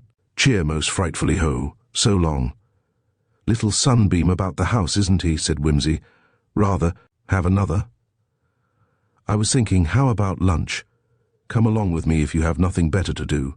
George accepted and put forward the names of 1 or 2 restaurants. No, said Whimsy. I've got a fancy to go to Gatti's today, if you don't mind. Not at all. That will do splendidly. I've seen Merbles, by the by, and he's prepared to deal with the McStewart man. He thinks he can hold him off till it's all settled up, if it ever is settled. That's good, said Whimsy rather absently. And I'm damned glad about this chance of a job, went on George. If it turns out any good, it'll make things a lot easier in more than one way. Whimsy said heartily that he was sure it would, and then relapsed into a silence unusual with him, which lasted all the way to the Strand. At Gatti's, he left George in a corner while he went to have a chat with the head waiter, emerging from the interview with a puzzled expression which aroused even George's curiosity, full as he was of his own concerns. What's up? Isn't there anything you can bear to eat? It's all right. I was just wondering whether to have moules marinières or not. Good idea. Whimsy's face cleared, and for some time they absorbed mussels from the shell with speechless, though not altogether silent, satisfaction. By the way, said Whimsy suddenly, you never told me that you had seen your grandfather the afternoon before he died. George flushed. He was struggling with a particularly elastic mussel, firmly rooted to the shell, and could not answer for a moment. How on earth? Confound it all, Whimsy. Are you behind this infernal watch that's being kept on me? Watch? Yes, I said watch. I call it a damn rotten thing to do. I never thought for a moment you had anything to do with it. I haven't. Who's keeping a watch on you? There's a fellow following me about, a spy. I'm always seeing him. I don't know whether he's a detective or what. He looks like a criminal. He came down in the bus with me from Finsbury Park this morning. He was after me all day yesterday. He's probably about now. I won't have it. If I catch sight of him again, I shall knock his dirty little head off. Why should I be followed and spied on? I haven't done anything, and now you begin. I swear I've nothing to do with anybody following you about. Honestly, I haven't. I wouldn't employ a man anyway, who'd let a bloke see that he was being followed. No. When I start hunting you, I shall be as silent and stealthy as a gas leak. What's this incompetent bloodhound like to look at? Looks like a tout, small, thin, with his hat pulled down over his eyes, and an old raincoat with the collar turned up, and a very blue chin. Sounds like a stage detective. He's a silly ass anyway. He gets on my nerves. Oh, all right. Next time you see him, punch his head. But what does he want? How should I know? What have you been doing? Nothing, of course. I tell you, Whimsy, I believe there's some sort of conspiracy going on to get me into trouble or do away with me or something. I can't stand it. It's simply damnable. Suppose this fellow starts hanging round the Walmesley Hubbard place. Look nice, won't it? For their salesman to have a tech on his heels all the time. Just as I hoped things were coming right. Bosh, said Whimsy. Don't let yourself get rattled. It's probably all imagination, or just a coincidence. It isn't. I wouldn't mind betting he's outside in the street now. Well then, we'll settle his hash when we get outside. Give him in charge for annoying you. Look here, forget him for a bit. Tell me about the old general. How did he seem that last time you saw him? Oh, he seemed fit enough. Crusty, as usual. Crusty, was he? What about? Private matters, said George sullenly. Whimsy cursed himself for having started his questions tactlessly. The only thing now was to retrieve the situation as far as possible. I'm not at all sure, he said, that relations shouldn't all be painlessly put away after 70, or at any rate segregated, or have their tongues sterilized, so that they can't be poisonously interfering. I wish they were, growled George. The old man, damn it all, I know he was in the Crimea, but he's no idea what a real war's like. He thinks things can go on just as they did half a century ago. I dare say he never did behave as I do. Anyway, I know he never had to go to his wife for his pocket money, let alone having the inside gassed out of him. Coming preaching to me, and I couldn't say anything, because he was so confoundedly old, you know. Very trying, murmured Whimsy sympathetically. It's all so damned unfair, said George. Do you know, he burst out, the sense of grievance suddenly overpowering his wounded vanity. The old devil actually threatened to cut me out of the miserable little bit of money he had to leave me if I didn't reform my domestic behavior. That's the way he talked, just as if I was carrying on with another woman or something. I know I did have an awful row with Sheila one day, but of course I didn't mean half I said. She knows that, but the old man took it all seriously. Half a moment, broke in Whimsy. Did he say all this to you in the taxi that day? Yes, he did. A long lecture, all about the purity and courage of a good woman, driving round and round Regent's Park. I had to promise to turn over a new leaf and all that. Like being back at one's prep. School. But didn't he mention anything about the money Lady Dormer was leaving to him? Not a word. I don't suppose he knew about it. I think he did. He'd just come from seeing her, you know, and I've a very good idea she explained matters to him then. Did she? Well, that rather explains it. I thought he was being very pompous and stiff about it. He said what a responsibility money was, you know, and how he would like to feel that anything he left to me was being properly used and all that. And he rubbed it in about my not having been able to make good for myself. That was what got my goat. And about Sheila. Said I ought to appreciate a good woman's love more, my boy, and cherish her and so on, as if I needed him to tell me that. But of course, if he knew he was in the running for this $500,000, it makes rather a difference. By Jove, yes. I expect he would feel a bit anxious at the idea of leaving it all to a fellow he looked on as a waster. I wonder he didn't mention it. You didn't know, grandfather. I bet he was thinking over in his mind whether it wouldn't be better to give my share to Sheila, and he was sounding me to see what sort of disposition I'd got. The old fox. Well, I did my best to put myself in a good light, of course, because just at the moment I didn't want to lose my chance of his 2,000. But I don't think he found me satisfactory. I say, went on George, with rather a sheepish laugh, perhaps it's just as well he popped off when he did. He might have cut me off with a shilling, eh? Your brother would have seen you through in any case. I suppose he would. Robert's quite a decent sort, really, though he does get on one's nerves so. Does he? He's so thick-skinned, a regular unimaginative Briton. I believe Robert would cheerfully go through another 5 years of war and think it all a very good rag. Robert was proverbial, you know, for never turning a hair. I remember Robert at that ghastly hole at Carency, where the whole ground was rotten with corpses. Ugh, potting those swollen great rats for a penny a time, and laughing at them. Rats, alive and putrid with what they'd been feeding on. Oh, yes. Robert was thought a damn good soldier. Very fortunate for him, said Whimsy. Yes, he's the same sort as grandfather. They liked each other. Still, grandfather was very decent about me. A beast, as the schoolboy said, but a just beast. And Sheila was a great favourite of his. Nobody could help liking her, said Whimsy politely. Lunch ended on a more cheerful note than it had begun. As they came out into the street, however, George Fentiman glanced round uneasily. A small man in a buttoned-up overcoat and with a soft hat pulled down over his eyes was gazing into the window of a shop near at hand. George strode up to him. "Look here, you," he said. "What the devil do you mean by following me about? You clear off, do you hear?" "I think you are mistaken, sir," said the man quietly enough. "I have never seen you before." "Haven't you, by Jove? Well, I've seen you hanging about, and if you do it any more, I'll give you something to remember me by. Do you hear?" "Hullo," said Whimsy, who had stopped to speak to the commissionaire. "What's up here, you? Wait a moment." But at sight of Whimsy, the man had slipped like an eel among the roaring Strand traffic, and was lost to view. George Fentiman turned to his companion triumphantly. "Did you see that? That lousy little beggar made off like a shot when I threatened him. That's the fellow who's been dogging me about for 3 days." "I'm sorry," said Wimsey, "but it was not your prowess, Fentiman. It was my awful aspect that drove him away. What is it about me? Have I a front like Jove to threaten and command, or am I wearing a repulsive tie? He's gone anyway. I wish I'd had a better squint at him, because I've got a sort of idea that I've seen those lovely features before, and not so long ago either. Was this the face that launched 1,000 ships? No, I don't think it was that.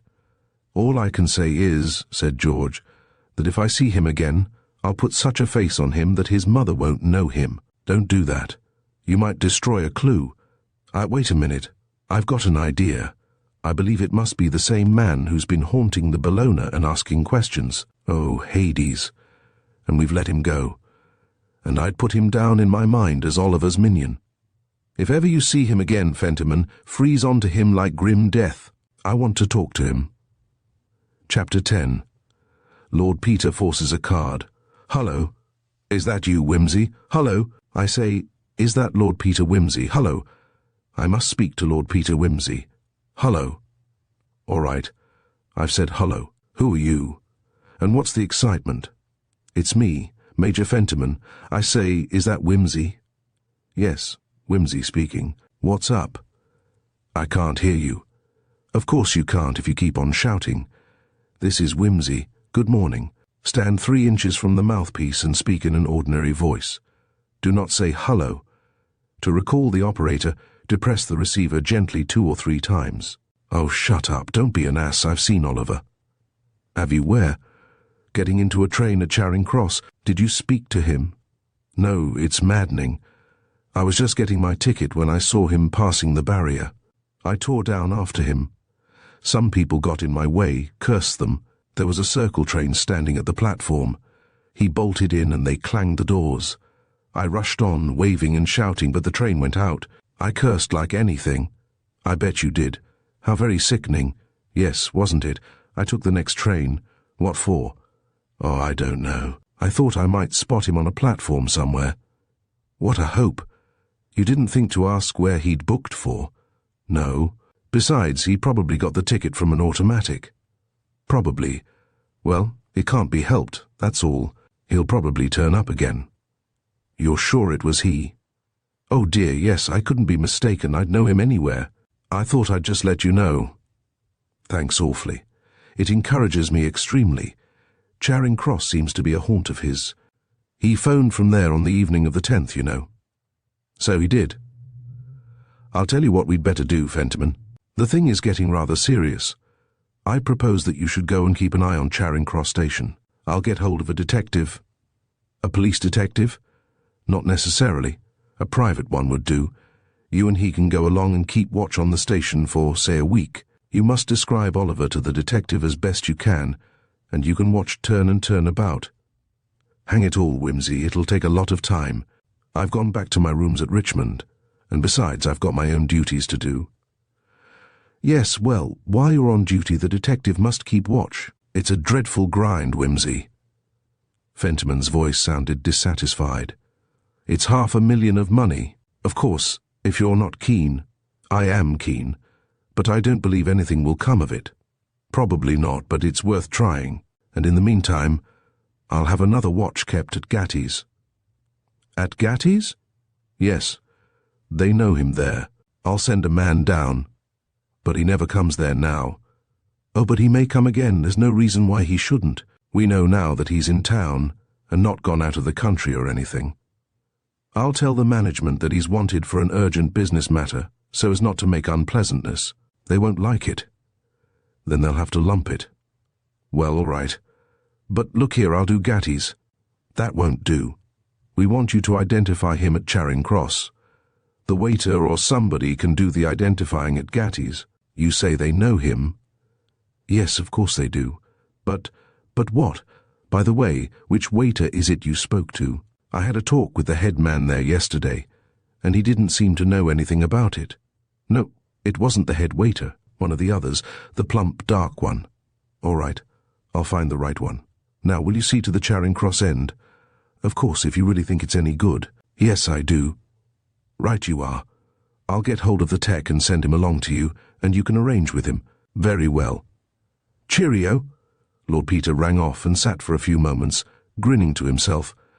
Then he turned to Bunter. I don't often prophesy, Bunter, but I'm going to do it now. Your fortune told by hand or cards. Beware of the dark stranger, that sort of thing. Indeed, my lord. Cross the gypsy's palm with silver. I see Mr. Oliver. I see him taking a journey in which he will cross water. I see trouble. I see the ace of spades upside down, Bunter. And what then, my lord? Nothing. I look into the future and I see a blank. The gypsy has spoken. I will bear it in mind, my lord. Do. If my prediction is not fulfilled, I will give you a new camera. And now I'm going round to see that fellow who calls himself Sleuths Incorporated and get him to put a good man on to keep watch at Charing Cross. And after that, I'm going down to Chelsea, and I don't quite know when I shall be back. You'd better take the afternoon off.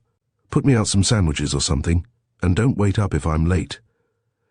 Wimsey disposed quickly of his business with Sleuths Incorporated, and then made his way to a pleasant little studio overlooking the river at Chelsea. The door, which bore a neat label, Miss Marjorie Phelps, was opened by a pleasant-looking young woman with curly hair and a blue overall heavily smudged with clay. Lord Peter, how nice of you. Do come in. Shan't I be in the way? Not a scrap. You don't mind if I go on working? Rather not. You could put the kettle on and find some food if you like to be really helpful. I just want to finish up this figure. That's fine. I took the liberty of bringing a pot of Hybla honey with me. What sweet ideas you have. I really think you are one of the nicest people I know. You don't talk rubbish about art, and you don't want your hand held, and your mind always turns on eating and drinking. Don't speak too soon. I don't want my hand held, but I did come here with an object. Very sensible of you. Most people come without any. And stay interminably. They do. Miss Phelps cocked her head on one side and looked critically at the little dancing lady she was modelling. She had made a line of her own in pottery figurines, which sold well and were worth the money. That's rather attractive, said Wimsey. Rather pretty. But it's a special order, and one can't afford to be particular.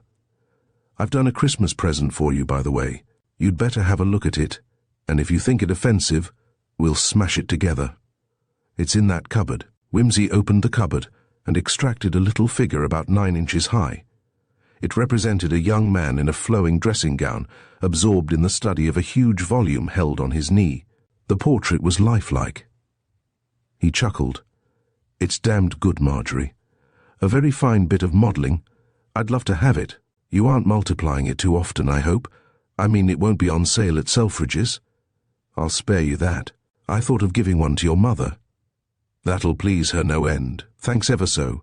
I shall look forward to Christmas for once. Shall I make some toast? Rather. Wimsey squatted happily down before the gas fire, while the modeller went on with her work. Tea and figurine were ready almost at the same moment, and Miss Phelps, flinging off her overall, threw herself luxuriously into a battered armchair by the hearth. And what can I do for you? You can tell me all you know about Miss Anne Dorland. Anne Dorland? Great heavens, you haven't fallen for Anne Dorland, have you? I've heard she's coming into a lot of money. You have a perfectly disgusting mind, Miss Phelps. Have some more toast. Excuse me licking my fingers. I have not fallen for the lady. If I had, I'd manage my affairs without assistance. I haven't even seen her. What's she like? To look at, among other things. Well, she's rather plain. She has dark, straight hair, cut in a bang across the forehead and bobbed like a Flemish page. Her forehead is broad, and she has a square sort of face and a straight nose quite good. Also, her eyes are good grey, with nice heavy eyebrows, not fashionable a bit, but she has a bad skin and rather sticky-out teeth. And she's dumpy. She's a painter, isn't she? Well, she paints. I see. A well-off amateur with a studio. Yes. I will say that old Lady Dormer was very decent to her.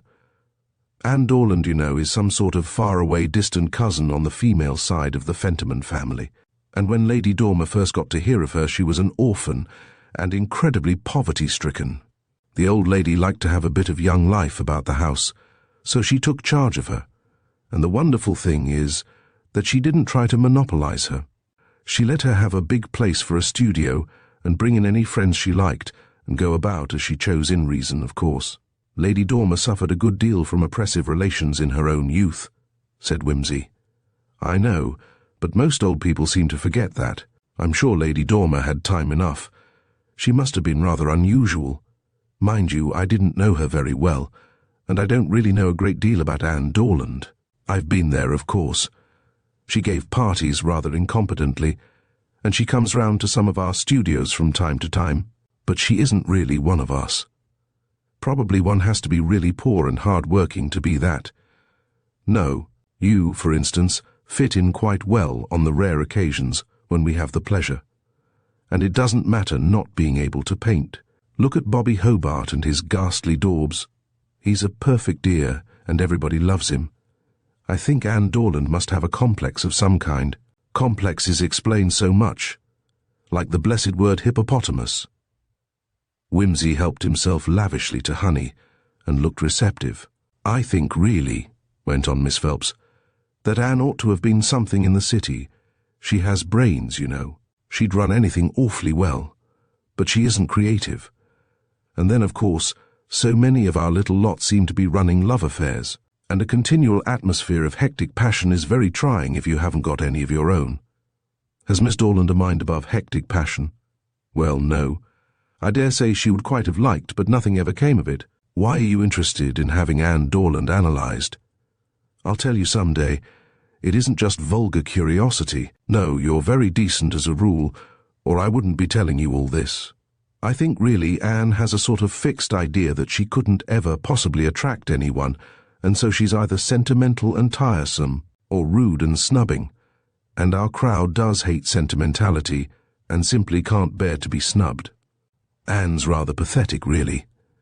As a matter of fact, I think she's gone off art a bit. Last time I heard about her, she had been telling someone she was going in for social service, or sick nursing, or something of that kind. I think it's very sensible. She'd probably get along much better with the people who do that sort of thing. They're so much more solid and polite. I see. Look here, suppose I ever wanted to run across Miss Dorland accidentally on purpose. Where should I be likely to find her? You do seem thrilled about her. I think I should try the Rushworths. They go in rather for science and improving the submerged tenth and things like that. Of course, I suppose Anne's in mourning now, but I don't think that would necessarily keep her away from the Rushworths. Their gatherings aren't precisely frivolous. Thanks very much. You're a mine of valuable information, and for a woman, you don't ask many questions. Thank you for those few kind words, Lord Peter. I am now free to devote my invaluable attention to your concerns. What is the news? And who is in love with whom? Oh, life is a perfect desert. Nobody is in love with me, and the Schlitzers have had a worse row than usual and separated. No. Yes. Only, owing to financial considerations, they've got to go on sharing the same studio. You know, that big room over the Mews. It must be very awkward, having to eat and sleep, and work in the same room with somebody you're being separated from. They don't even speak, and it's very awkward when you call on one of them, and the other has to pretend not to be able to see or hear you. I shouldn't think one could keep it up under those circumstances. It's difficult. I'd have had Olga here, only she is so dreadfully bad-tempered. Besides, neither of them will give up the studio to the other. I see, but isn't there any third party in the case? Yes, Ulrich Fiennes, the sculptor, you know, but he can't have her at his place because his wife's there, and he's really dependent on his wife, because his sculping doesn't pay. And besides, he's at work on that colossal group for the exhibition and he can't move it. It weighs about 20 tons, and if he went off and took Olga away, his wife would lock him out of the place. It's very inconvenient being a sculptor. It's like playing the double bass, one so handicapped by one's baggage. True, whereas when you run away with me, we'll be able to put all the pottery shepherds and shepherdesses in a handbag. Of course. What fun it will be. Where shall we run to? How about starting tonight and getting as far as Odanino's and going on to a show if you're not doing anything?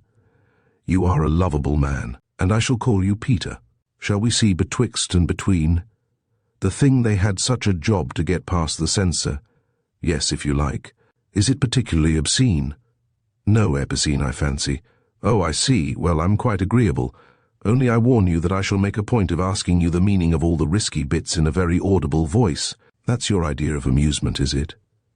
Yes, it does make them so wild. People say hush and giggle, and if I'm lucky I end up with a gorgeous row in the bar. Then I won't risk it. No. I'll tell you what I'd really love. We'll go and see George Barnwell at the Elephant, and have a fish and chip supper afterwards. This was agreed upon, and was voted in retrospect a most profitable evening. It finished up with grilled kippers at a friend's studio in the early hours. Lord Peter returned home to find a note upon the hall table. My lord, the person from Sleuths Incorporated rang up today that he was inclined to acquiesce in your lordship's opinion, but that he was keeping his eye upon the party and would report further tomorrow. The sandwiches are on the dining-room table, if your lordship should require refreshment. Yours obediently, M. Bunter. Cross the gypsy's palm with silver, said his lordship happily, and rolled into bed. Chapter 11. Lord Peter clears trumps. Sleuths Incorporated's report, when it came, might be summed up as nothing doing, and Major Fentiman convinced that there never will be anything doing.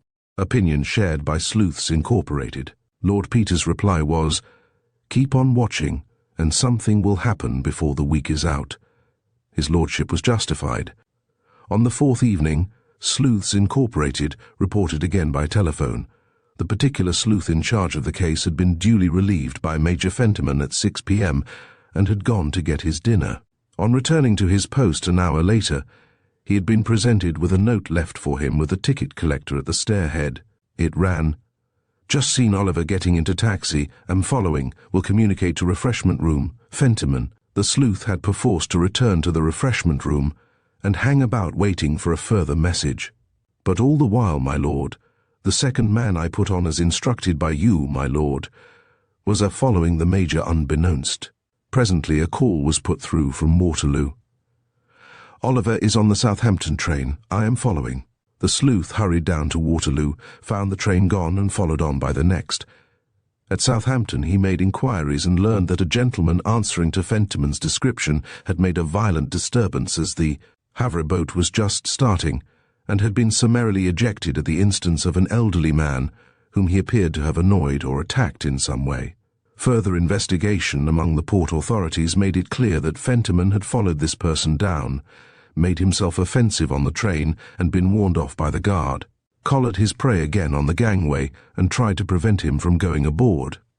The gentleman had produced his passport and pieces d'identité, showing him to be a retired manufacturer of the name of Postlethwaite, living at Kew.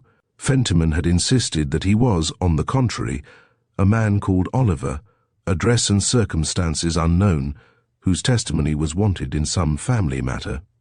As Fentiman was unprovided with a passport and appeared to have no official authority for stopping and questioning travellers, and as his story seemed vague and his manner agitated, the local police had decided to detain Fentiman. Postlethwaite was allowed to proceed on his way, after leaving his address in England and his destination, which, as he contended, and as he produced papers and correspondence to prove, was Venice. The sleuth went round to the police station, where he found Fentiman, apoplectic with fury, threatening proceedings for false imprisonment. He was able to get him released, however, on bearing witness to Fentiman's identity and good faith, and after persuading him to give a promise to keep the peace. He had then reminded Fentiman that private persons were not entitled to assault or arrest peaceable people against whom no charge could be made, pointing out to him that his proper course, when Oliver denied being Oliver, would have been to follow on quietly and keep a watch on him, while communicating with Whimsy or Mr. Murbles or Sleuths Incorporated. He added that he was himself now waiting at Southampton for further instructions from Lord Peter. Should he follow to Venice or send his subordinate, or should he return to London? In view of the frank behaviour of Mr. Postlethwaite, it seemed probable that a genuine mistake had been made as to identity, but Fentiman insisted that he was not mistaken. Lord Peter, holding the trunk line, considered for a moment. Then he laughed. "Where is Major Fentiman?" he asked. "Returning to town, my lord. I have represented to him that I have now all the necessary information to go upon, and that his presence in Venice would only hamper my movements. Now that he had made himself known to the party, quite so. Well, I think you might as well send your man on to Venice, just in case it's a true bill. And listen. He gave some further instructions, ending with, "And ask Major Fentiman to come and see me as soon as he arrives." "Certainly, my lord." "What price the gypsy's warning now?" said Lord Peter, as he communicated this piece of intelligence to Bunter. Major Fentiman came round to the flat that afternoon, in a whirl of apology and indignation. "I'm sorry, old man. It was damned stupid of me." But I lost my temper. To hear that fellow calmly denying that he had ever seen me or poor old grandfather, and coming out with his bits of evidence so pat, put my bristles up. Of course, I see now that I made a mistake. I quite realized that I ought to have followed him up quietly, but how was I to know that he wouldn't answer to his name? "But you ought to have guessed when he didn't, that either you had made a mistake or that he had some very good motive for trying to get away," said Wimsey. "I wasn't accusing him of anything." "Of course not, but he seems to have thought you were." "But why? I mean, when I first spoke to him, I just said, 'Mr. Oliver, I think,' and he said, 'You are mistaken,' and I said, 'Surely not. My name's Fentiman.' And you knew my grandfather, old General Fentiman." And he said he hadn't the pleasure. So I explained that we wanted to know where the old boy had spent the night before he died, and he looked at me as if I was a lunatic. That annoyed me, and I said I knew he was Oliver, and then he complained to the guard. And when I saw him just trying to hop off like that, without giving us any help, and when I thought about that $500,000, it made me so mad, I just collared him. "Oh, no, you don't," I said. "And that was how the fun began, don't you see?" "I see perfectly," said Wimsey. "But don't you see that if he really is Oliver, and has gone off in that elaborate manner, with false passports and everything, he must have something important to conceal?" Fentiman's jaw dropped. You don't mean there's anything funny about the death?" "Oh, surely not." "There must be something funny about Oliver anyway, mustn't there? On your own showing?" "Well, if you look at it that way, I suppose there must. I tell you what, he's probably got into some bother or other and is clearing out. Debt or a woman or something. Of course that must be it. And I was beastly inconvenient popping up like that. So he pushed me off. I see it all now. Well, in that case, we'd better let him rip. We can't get him back, and I dare say he won't be able to tell us anything after all." "That's possible, of course. But when you bear in mind that he seems to have disappeared from Gatti's, where you used to see him, almost immediately after the General's death, doesn't it look rather as though he was afraid of being connected up with that particular incident?" Fentiman wriggled uncomfortably. "Oh, but hang it all! What could he have to do with the old man's death?" "I don't know, but I think we might try to find out." "How?" "Well, we might apply for an exhumation order." "Dig him up!" cried Fentiman, scandalized. "Yes, there was no post-mortem, you know." "No, but Penberthy knew all about it and gave the certificate." "Yes, but at that time there was no reason to suppose that anything was wrong. And there isn't now. There are a number of peculiar circumstances, to say the least. There's only Oliver, and I may have been mistaken about him, but I thought you were so sure." "So I was. But this is preposterous, Wimsey. Besides, think what a scandal it would make." "Why should it? You are the executor. You can make a private application, and the whole thing can be done quite privately." "Yes, but surely the Home Office would never consent on such flimsy grounds." "I'll see that they do. They'll know I wouldn't be keen on anything flimsy. Little bits of fluff were never in my line." "Oh, do be serious. What reason can we give?" "Quite apart from Oliver, we can give a very good one. We can say that we want to examine the contents of the viscera to see how soon the General died after taking his last meal. That might be of great assistance in solving the question of the survivorship.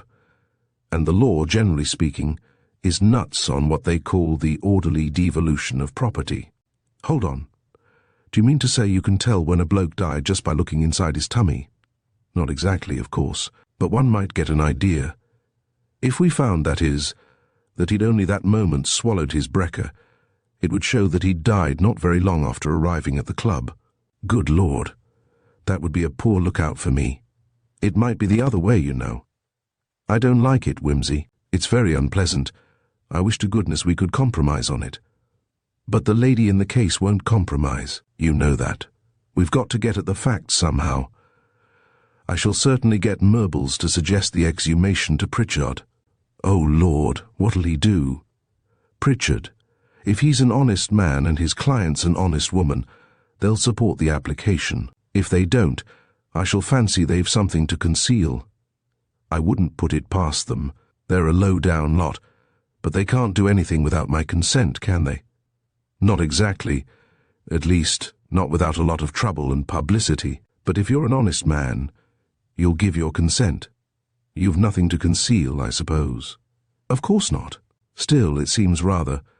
They suspect us already of some kind of dirty work, persisted Whimsy. That brute Pritchard as good as told me so. I'm expecting every day to hear that he has suggested exhumation off his own bat. I'd rather we got in first with it. If that's the case, I suppose we must do it. But I can't believe it'll do a bit of good, and it's sure to get round and make an upheaval. Isn't there some other way you're so darned clever? Look here, Fentiman, do you want to get at the facts, or are you out to collar the cash by hook or by crook? You may as well tell me frankly which it is. Of course I want to get at the facts. Very well, I've told you the next step to take. Damn it all, said Fentiman discontentedly. I suppose it'll have to be done then, but I don't know whom to apply to or how to do it. Sit down then, and I'll dictate the letter for you. From this there was no escape, and Robert Fentiman did as he was told, grumbling. There's George. I ought to consult him. It doesn't concern George, except indirectly. That's right. Now write to Murbles, telling him what you're doing and instructing him to let the other party know. Oughtn't we to consult about the whole thing with Murbles first? I've already consulted Murbles and he agrees it's the thing to do. These fellows would agree to anything that means fees and trouble. Just so. Still, solicitors are necessary evils. Is that finished? Yes. Give the letters to me, I'll see they're posted. Now you needn't worry any more about it. Murbles and I will see to it all, and the Detective Waller is looking after Oliver all right, so you can run away and play. I'm sure you're going to say how good it is of me to take all this trouble. Delighted, I'm sure. It's of no consequence, a pleasure, in fact. Have a drink. The disconcerted Major refused the drink rather shortly and prepared to depart. You mustn't think I'm not grateful, Whimsy, and all that, but it is rather unseemly. With all your experience, said Whimsy, you oughtn't to be so sensitive about corpses. We've seen many things much unseemlier than a nice, quiet little resurrection in a respectable cemetery. Oh, I don't care twopence about the corpse, retorted the Major, but the thing doesn't look well, that's all. Think of the money, grinned Whimsy, shutting the door of the flat upon him. He returned to the library, balancing the two letters in his hand. There's many a man now walking the streets of London, said he, through not clearing trumps. Take these letters to the post bunter, and Mr. Parker will be dining here with me this evening. We will have a Perdrix au choux and a savoury to follow, and you can bring up 2 bottles of the Chambertin. Very good, my lord. Whimsy's next proceeding was to write a little confidential note to an official whom he knew very well at the Home Office. This done, he returned to the telephone and asked for Penberthy's number. That you, Penberthy? Whimsy speaking. Look here, old man, you know that Fentiman business? Yes, well, we're applying for an exhumation. For an exhumation. Nothing to do with your certificate. We know that's all right. It's just by way of getting a bit more information about when the beggar died. He outlined his suggestion. Think there's something in it? There might be, of course. Glad to hear you say that. I'm a layman in these matters, but it occurred to me as a good idea. Very ingenious. I always was a bright lad. You'll have to be present, of course. Am I to do the autopsy? If you like. Lubbock will do the analysis. Analysis of what? Contents of the doings. Whether he had kidneys on toast or eggs and bacon and all that. Oh, I see. I doubt if you'll get much from that after all this time. Possibly not. But Lubbock had better have a squint at it. Yes, certainly. As I gave the certificate, it's better that my findings should be checked by somebody. Exactly. I knew you'd feel that way. You quite understand about it? Perfectly. Of course, if we'd had any idea there was going to be all this uncertainty, I'd have made a post-mortem at the time. Naturally you would. Well, it can't be helped, all in the day's work. I'll let you know when it's to be.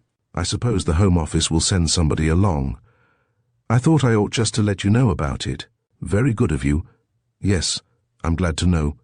Hope nothing unpleasant will come out. Thinking of your certificate? Oh, well, no, I'm not worrying much about that, though you never know, of course. I was thinking of that rigger, you know. Seen Captain Fentiman lately? Yes, I didn't mention. No, better not, unless it becomes absolutely necessary. Well, I'll hear from you later then. That's the idea. Goodbye. That day was a day of incident. About 4 o'clock a messenger arrived, panting, from Mr. Murbles. Mr. Murbles refused to have his chambers desecrated by a telephone. Mr. Murbles' compliments, and would Lord Peter be good enough to read this note and let Mr. Murbles have an immediate answer. The note ran, Dear Lord Peter, Inra Fentiman deceased. Mr. Pritchard has called. He informs me that his client is now willing to compromise on a division of the money if the court will permit. Before I consult my client, Major Fentiman, I should be greatly obliged by your opinion as to how the investigation stands at present. Yours faithfully, Jano Murbles. Lord Peter replied as follows, Dear Mr. Murbles, Fentiman deceased, too late to compromise now, unless you are willing to be party to a fraud. I warned you, you know. Robert has applied for exhumation. Can you dine with me at 8? P.W. Having sent this off, his lordship rang for Bunter. Bunter, as you know, I seldom drink champagne, but I am inclined to do so now. Bring a glass for yourself as well. The cork popped merrily, and Lord Peter rose to his feet. Bunter, said he, I give you a toast, the triumph of instinct over reason. Chapter 12. Lord Peter turns a trick. Detective Inspector Parker came to dinner, encircled in a comfortable little halo of glory. The Crate mystery had turned out well, and the Chief Commissioner had used expressions suggestive of promotion in the immediate future. Parker did justice to his meal, and, when the party had adjourned to the library, gave his attention to Lord Peter's account of the Bologna affair with the cheerful appreciation of a connoisseur sampling a vintage port. Mr. Murbles, on the other hand, grew more and more depressed as the story was unfolded. "And what do you think of it?" inquired Wimsey. Parker opened his mouth to reply, but Mr. Murbles was beforehand with him. "This Oliver appears to be a very elusive person," said he. "Isn't he?" agreed Wimsey dryly. "Almost as elusive as the famous Mrs. Harris. Would it altogether surprise you to learn that when I asked a few discreet questions at Gatti's, I discovered not only that nobody there had the slightest recollection of Oliver, but that no inquiries about him had ever been made by Major Fentiman?" "Oh dear me," said Mr. Murbles. "You forced Fentiman's hand very ingeniously by sending him down with your private sleuth to Charing Cross," remarked Parker approvingly. "Well, you see, I had a feeling that unless we did something pretty definite, Oliver would keep vanishing and reappearing like the Cheshire Cat whenever our investigations seemed to be taking an awkward turn. You are intimating, if I understand you rightly," said Mr. Murbles, "that this Oliver has no real existence." "Oliver was the carrot on the donkey's nose," said Peter, "my noble self being cast for the part of the donkey. Not caring for the role, I concocted a carrot of my own, in the person of Sleuths Incorporated. No sooner did my trusting sleuth depart to his lunch than, lo and behold, the hue and cry is off again after Oliver. Away goes friend Fentiman, and away goes sleuth number 2, who was there all the time, neatly camouflaged, to keep his eye on Fentiman. Why Fentiman should have gone to the length of assaulting a perfect stranger and accuse him of being Oliver, I don't know. I fancy his passion for thoroughness made him overreach himself a bit there." "But what exactly has Major Fentiman been doing?" asked Mr. Murbles. "This is a very painful business, Lord Peter. It distresses me beyond words. Do you suspect him of a—" "Well," said Wimsey, "I knew something odd had happened, you know, as soon as I saw the General's body, when I pulled the Morning Post away so easily from his hands. If he had really died clutching it, the rigger would have made his clutch so tight that one would have had to pry the fingers open to release it. And then that knee joint. I didn't quite follow about that. Well, you know that when a man dies, rigor begins to set in after a period of some hours, varying according to the cause of death, temperature of the room, and a lot of other conditions. It starts in the face and jaw and extends gradually over the body. Usually it lasts about 24 hours and then passes off again in the same order in which it started. But if, during the period of rigidity, you loosen one of the joints by main force, then it doesn't stiffen again but remains loose. Which is why, in a hospital, if the nurses have carelessly let a patient die and stiffen with his knees up, they call in the largest and fattest person on the staff to sit on the corpse's knees and break the joints loose again. Mr. Murbles shuddered distastefully. So that, taking the loose knee joint and the general condition of the body together, it was obvious from the start that somebody had been tampering with the general. Penberthy knew that too, of course, only, being a doctor, he wasn't going to make any indiscreet uproar if he could avoid it. It doesn't pay, you know. I suppose not. Well then, you came round to me, sir, and insisted on making the uproar. I warned you, you know, to let sleeping dogs lie. I wish you had spoken more openly. If I had, would you have cared to hush the matter up? Well, well, said Mr. Murbles, polishing his eyeglasses. Just so. The next step was to try and find out what had actually happened to the general on the night of the 10th and morning of the 11th, and the moment I got round to his flat, I was faced with two entirely contradictory pieces of evidence. First, there was the story about Oliver, which appeared more or less remarkable upon the face of it, and secondly, there was Woodward's evidence about the clothes. What about them? I asked him, you remember, whether anything at all had been removed from the clothes after he had fetched them away from the cloakroom at the Bellona, and he said, nothing. His memory as to other points seemed pretty reliable, and I felt sure that he was honest and straightforward, so I was forced to the conclusion that, wherever the general had spent the night, he had certainly never set foot in the street the next morning. Why? Asked Mr. Murbles. What did you expect to find on the clothes? My dear sir, consider what day it was, November 11th. Is it conceivable that, if the old man had been walking in the streets as a free agent on Armistice Day, he would have gone into the club without his Flanders poppy? A patriotic military old bird like that? It was really unthinkable. Then where was he, and how did he get into the club? He was there, you know. True, he was there in a state of advanced rigor. In fact, according to Penberthy's account, which, by the way, I had checked by the woman who laid out the body later, the rigor was even then beginning to pass off.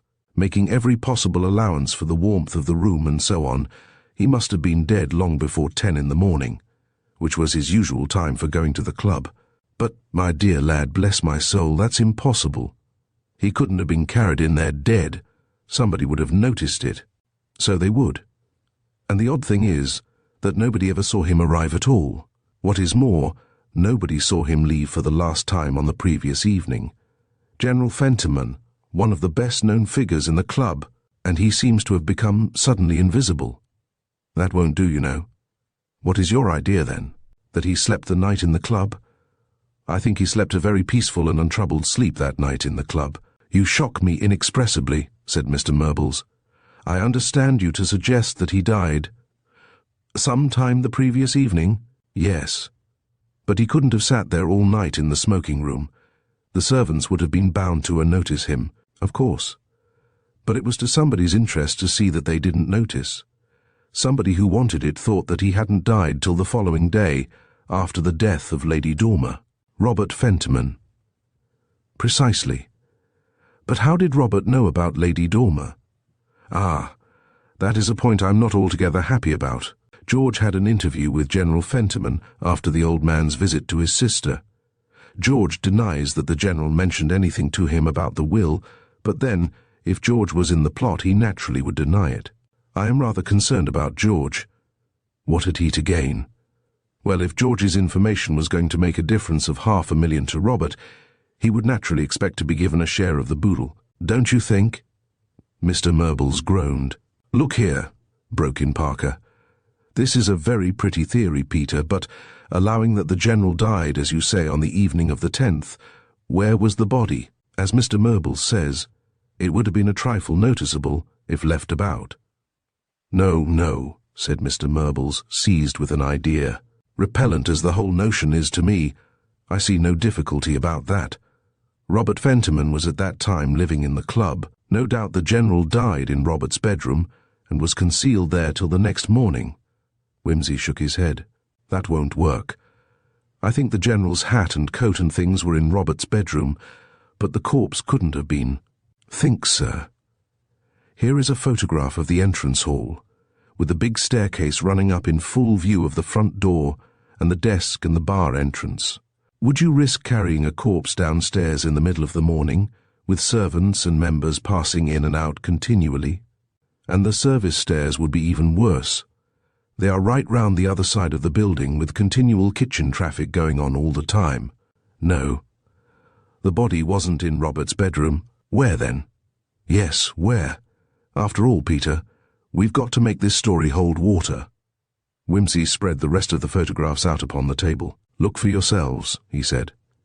Here is the end bay of the library, where the General was sitting making notes about the money he was to inherit. A very nice, retired spot, invisible from the doorway, supplied with ink, blotter, writing paper, and every modern convenience, including the works of Charles Dickens elegantly bound in Morocco. Here is a shot of the library taken from the smoking room, clean through the anteroom and down the gangway. Again, a tribute to the convenience of the Bologna Club. Observe how handily the telephone cabinet is situated, in case. The telephone cabinet, which you will remember, was so annoyingly labelled out of order when Wetheridge wanted to telephone. I can't find anybody who remembers putting up that notice, by the way. Good God, Wimsey. Impossible. Think of the risk. What risk? If anybody opened the door, there was old General Fentiman, who had gone in, not seeing the notice, and died of fury at not being able to get his call. Agitation, acting on a weak heart and all that. Not very risky, really, unless somebody was to think to inquire about the notice, and probably it wouldn't occur to anyone in the excitement of the moment. You're an ingenious beast, Wimsey. Aren't I? But we can prove it. We're going down to the Bologna Club to prove it now. 11:30, a nice quiet time. Shall I tell you what we are going to find inside that cabinet? Fingerprints, suggested Mr. Murbles eagerly. Afraid that's too much to hope for after all this time. What do you say, Charles? I say we shall find a long scratch on the paint, said Parker, where the foot of the corpse rested and stiffened in that position. Hold it in one, Charles. And that, you see, was when the leg had to be bent with violence in order to drag the corpse out. And as the body was in a sitting position, pursued Parker, we shall, of course, find a seat inside the cabinet. Yes, and with luck, we may find a projecting nail or something which caught the General's trouser leg when the body was removed, and possibly a bit of carpet. To match the fragment of thread I got off the corpse's right boot? I hope so. Bless my soul, said Mr. Murbles. Let us go at once. Really, this is most exciting. That is, I am profoundly grieved. I hope it is not as you say.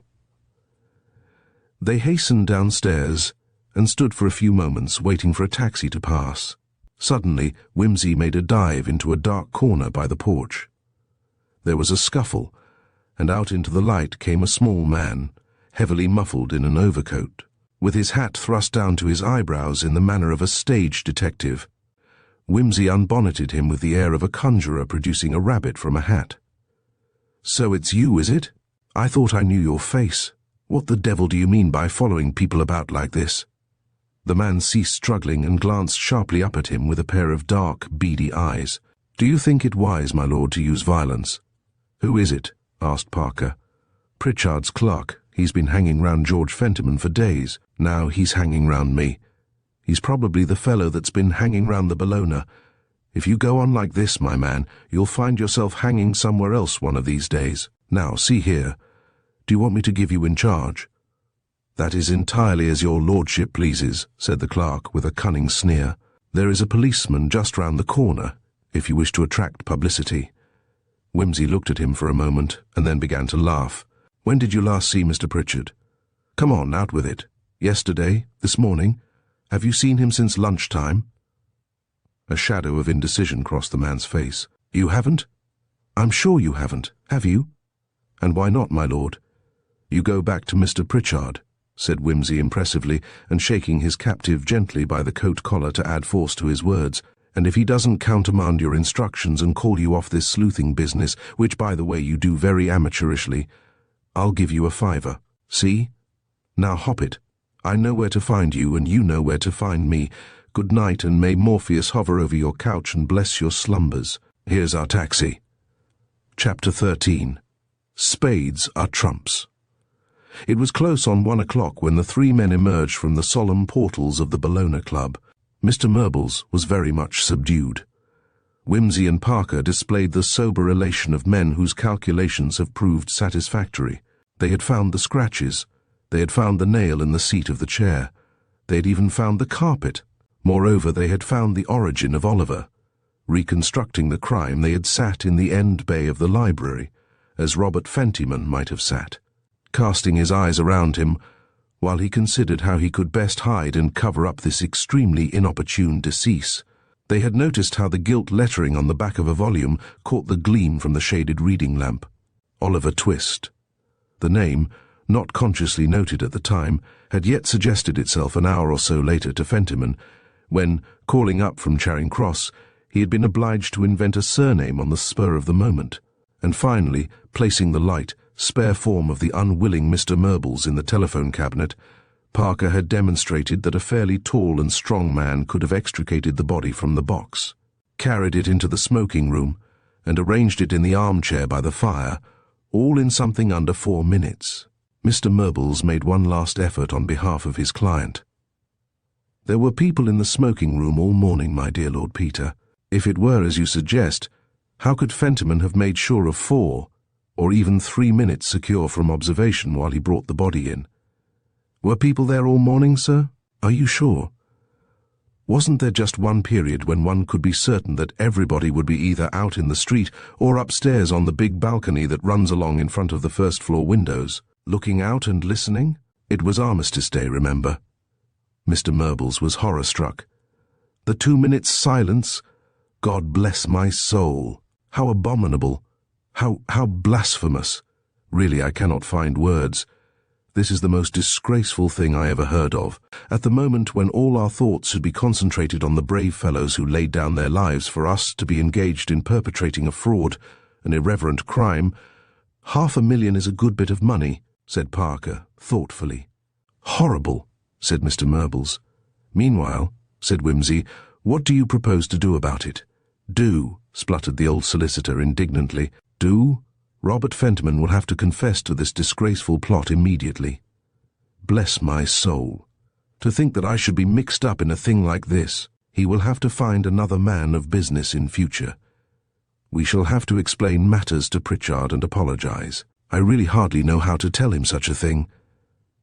"I rather gather he suspects a good deal of it already," said Parker mildly. "Else why should he have sent that clerk of his to spy on you and George Fentiman? I dare say he has been keeping tabs on Robert too." "I shouldn't wonder," said Wimsey. "He certainly treated me like a conspirator when I called on him. The only thing that puzzles me now is why he should have suddenly offered to compromise. Probably Miss Dorland lost patience, or they despaired of proving anything," said Parker. "While Robert stuck to that Oliver story, it would be very hard to prove anything." "Exactly," said Wimsey. "That is why I had to hang on so long and press Robert so hard about it.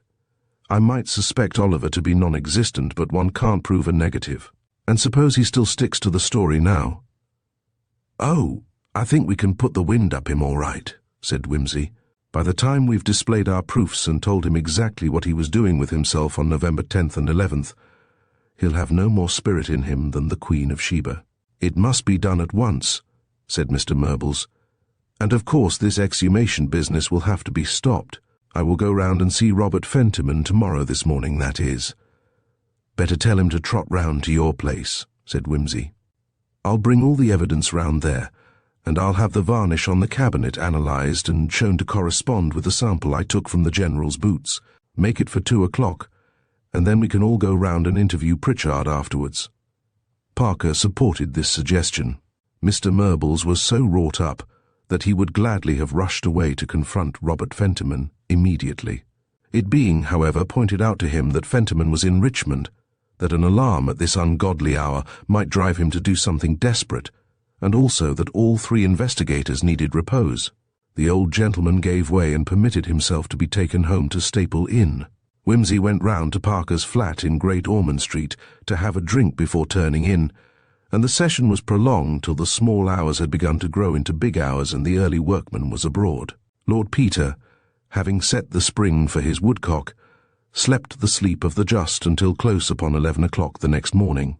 He was aroused by voices without, and presently his bedroom door was flung open to admit Mr. Murbles, of all people, in a high state of agitation, followed by Bunter protesting. "Hullo, sir," said his lordship, much amazed. "What's up?" "We have been outwitted," cried Mr. Murbles, waving his umbrella. "We have been forestalled. We should have gone to Major Fentiman last night. I wished to do so, but permitted myself to be persuaded against my better judgment. It will be a lesson to me." He sat down, panting a little. "My dear Mr. Murbles," said Wimsey pleasantly, "your method of recalling one to the dull business of the day is as delightful as it is unexpected. Anything better calculated to dispel that sluggish feeling I can scarcely imagine. But, pardon me, you are somewhat out of breath. Bunter, a whisky and soda for Mr. Murbles."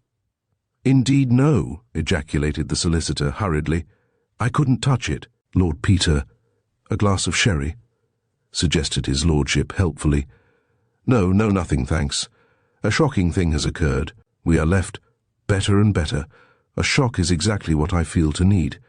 My café au lait, Bunter, and you may turn the bath on. Now, sir, out with it. I am fortified against anything." "Robert Fentiman," announced Mr. Murbles impressively, "has disappeared." He thumped his umbrella. "Good God," said Wimsey. "He has gone," repeated the solicitor. "At 10 o'clock this morning I attended in person at his rooms in Richmond Inn in order to bring him the more effectually to a sense of his situation. I rang the bell. I asked for him. The maid told me he had left the night before. I asked where he had gone. She said she did not know. He had taken a suitcase with him. I interviewed the landlady. She told me that Major Fentiman had received an urgent message during the evening and had informed her that he was called away. He had not mentioned where he was going nor how soon he would return. I left a note addressed to him and hastened back to Dover Street. The flat there was shut up and untenanted. The man Woodward was nowhere to be found. I then came immediately to you." "And I find you—" Mr. Murbles waved an expressive hand at Wimsey, who was just taking from Bunter's hands a chased silver tray containing a Queen Anne coffee pot and milk jug, a plate of buttered toast, a delicate china coffee cup, and a small pile of correspondence. "So you do," said Wimsey. "A depraved sight, I'm afraid." It looks very much as though Robert had got wind of trouble and didn't like to face the music. He sipped his café au lait delicately, his rather bird-like face cocked sideways. But why worry? He can't have got very far. He may have gone abroad. Possibly. All the better. The other party won't want to take proceedings against him over there. Too much bother, however spiteful they may feel. Hallo, here's a writing I seem to recognize. Yes, it is my sleuth from Sleuths Incorporated. Wonder what he wants. I told him to go home and send the bill in. Whew! What is it? This is the bloke who chased Fentiman to Southampton, not the one who went on to Venice after the innocent Mr. Postlethwaite, the other. He's writing from Paris. He says, "My lord, while making a few inquiries at Southampton pursuant to the investigation with which your lordship entrusted me." What marvellous English those fellows write, don't they? Nearly as good as the regular police. I came, almost accidentally, almost is good, upon the trifling clue which led me to suppose that the party whom I was instructed by your lordship to keep under observation had been less in error than we were led to suppose, and had merely been misled by a confusion of identity natural in a gentleman not scientifically instructed in the art of following up suspected persons. In short, thank God for that. In short, I believe that I have myself come upon the track of O. These fellows are amazingly cautious. He might just as well write Oliver and have done with it, and have followed the individual in question to this place. I have telegraphed to the gentleman, your friend. I presume that means Fentiman, to join me immediately with a view to identifying the party. I will, of course, duly acquaint your lordship with any further developments in the case, and believe me, and so forth. Well, I'm damned. The man must be mistaken, Lord Peter. I jolly well hope so, said Wimsey, rather red in the face. It'll be a bit galling to have Oliver turning up, just when we've proved so conclusively that he doesn't exist. Paris. I suppose he means that Fentiman spotted the right man at Waterloo and lost him on the train or in the rush for the boat, and got hold of Postlethwaite instead. Funny. Meanwhile, Fentiman's off to France. Probably taken the 10.30 boat from Folkestone. I don't know how we're to get hold of him. How very extraordinary, said Mr. Murbles. Where does that detective person write from? Just Paris, said Wimsey. Bad paper, and worse ink, and a small stain of vin ordinaire. Probably written in some little cafe yesterday afternoon. Not much hope there, but he's certain to let me know where they get to. We must send someone to Paris immediately in search of them, declared Mr. Murbles. Why? To fetch Major Fentiman back. Yes, but look here, sir. If there really is an Oliver after all, it rather upsets our calculations, doesn't it? Mr. Murbles considered this. I cannot see that it affects our conclusions as to the hour of the General's death, he said. Perhaps not, but it considerably alters our position with regard to Robert Fentiman. Yes, that is so. Though, said Mr. Murbles severely, I still consider that the story requires close investigation. Agreed. Well, look here. I'll run over to Paris myself and see what I can do. And you had better temporize with Pritchard. Tell him you think there will be no need to compromise, and that we hope soon to be in possession of the precise facts. That'll show him we don't mean to have any truck with anything fishy. I'll learn him to cast nasturtiums at me. And oh dear, there's another thing. We must try and get hold of Major Fentiman to stop this exhumation. Oh Lord, yes. That's a bit awkward. Can't you stop it by yourself? I hardly think I can.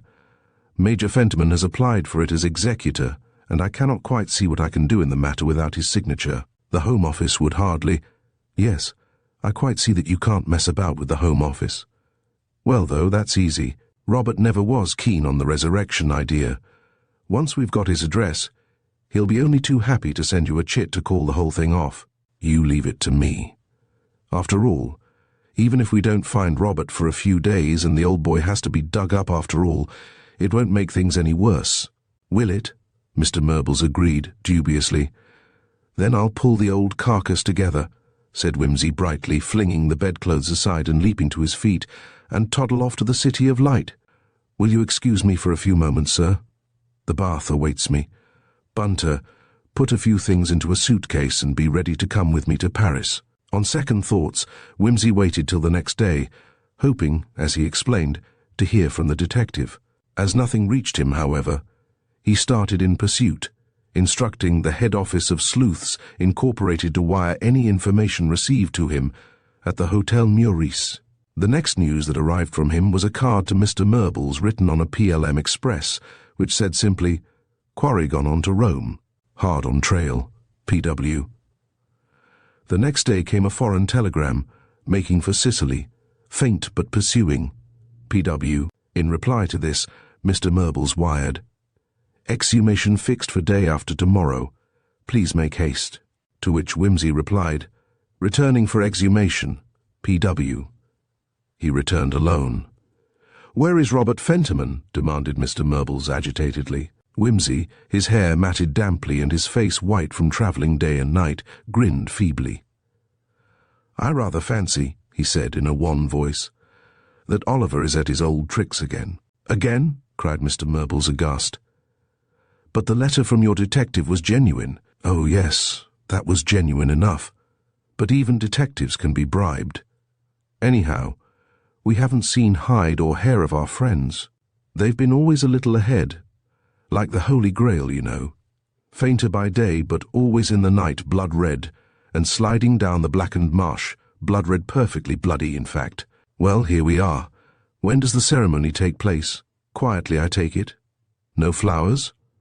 The ceremony took place, as such ceremonies do, under the discreet cover of darkness. George Fentiman, who, in Robert's absence, attended to represent the family, was nervous and depressed.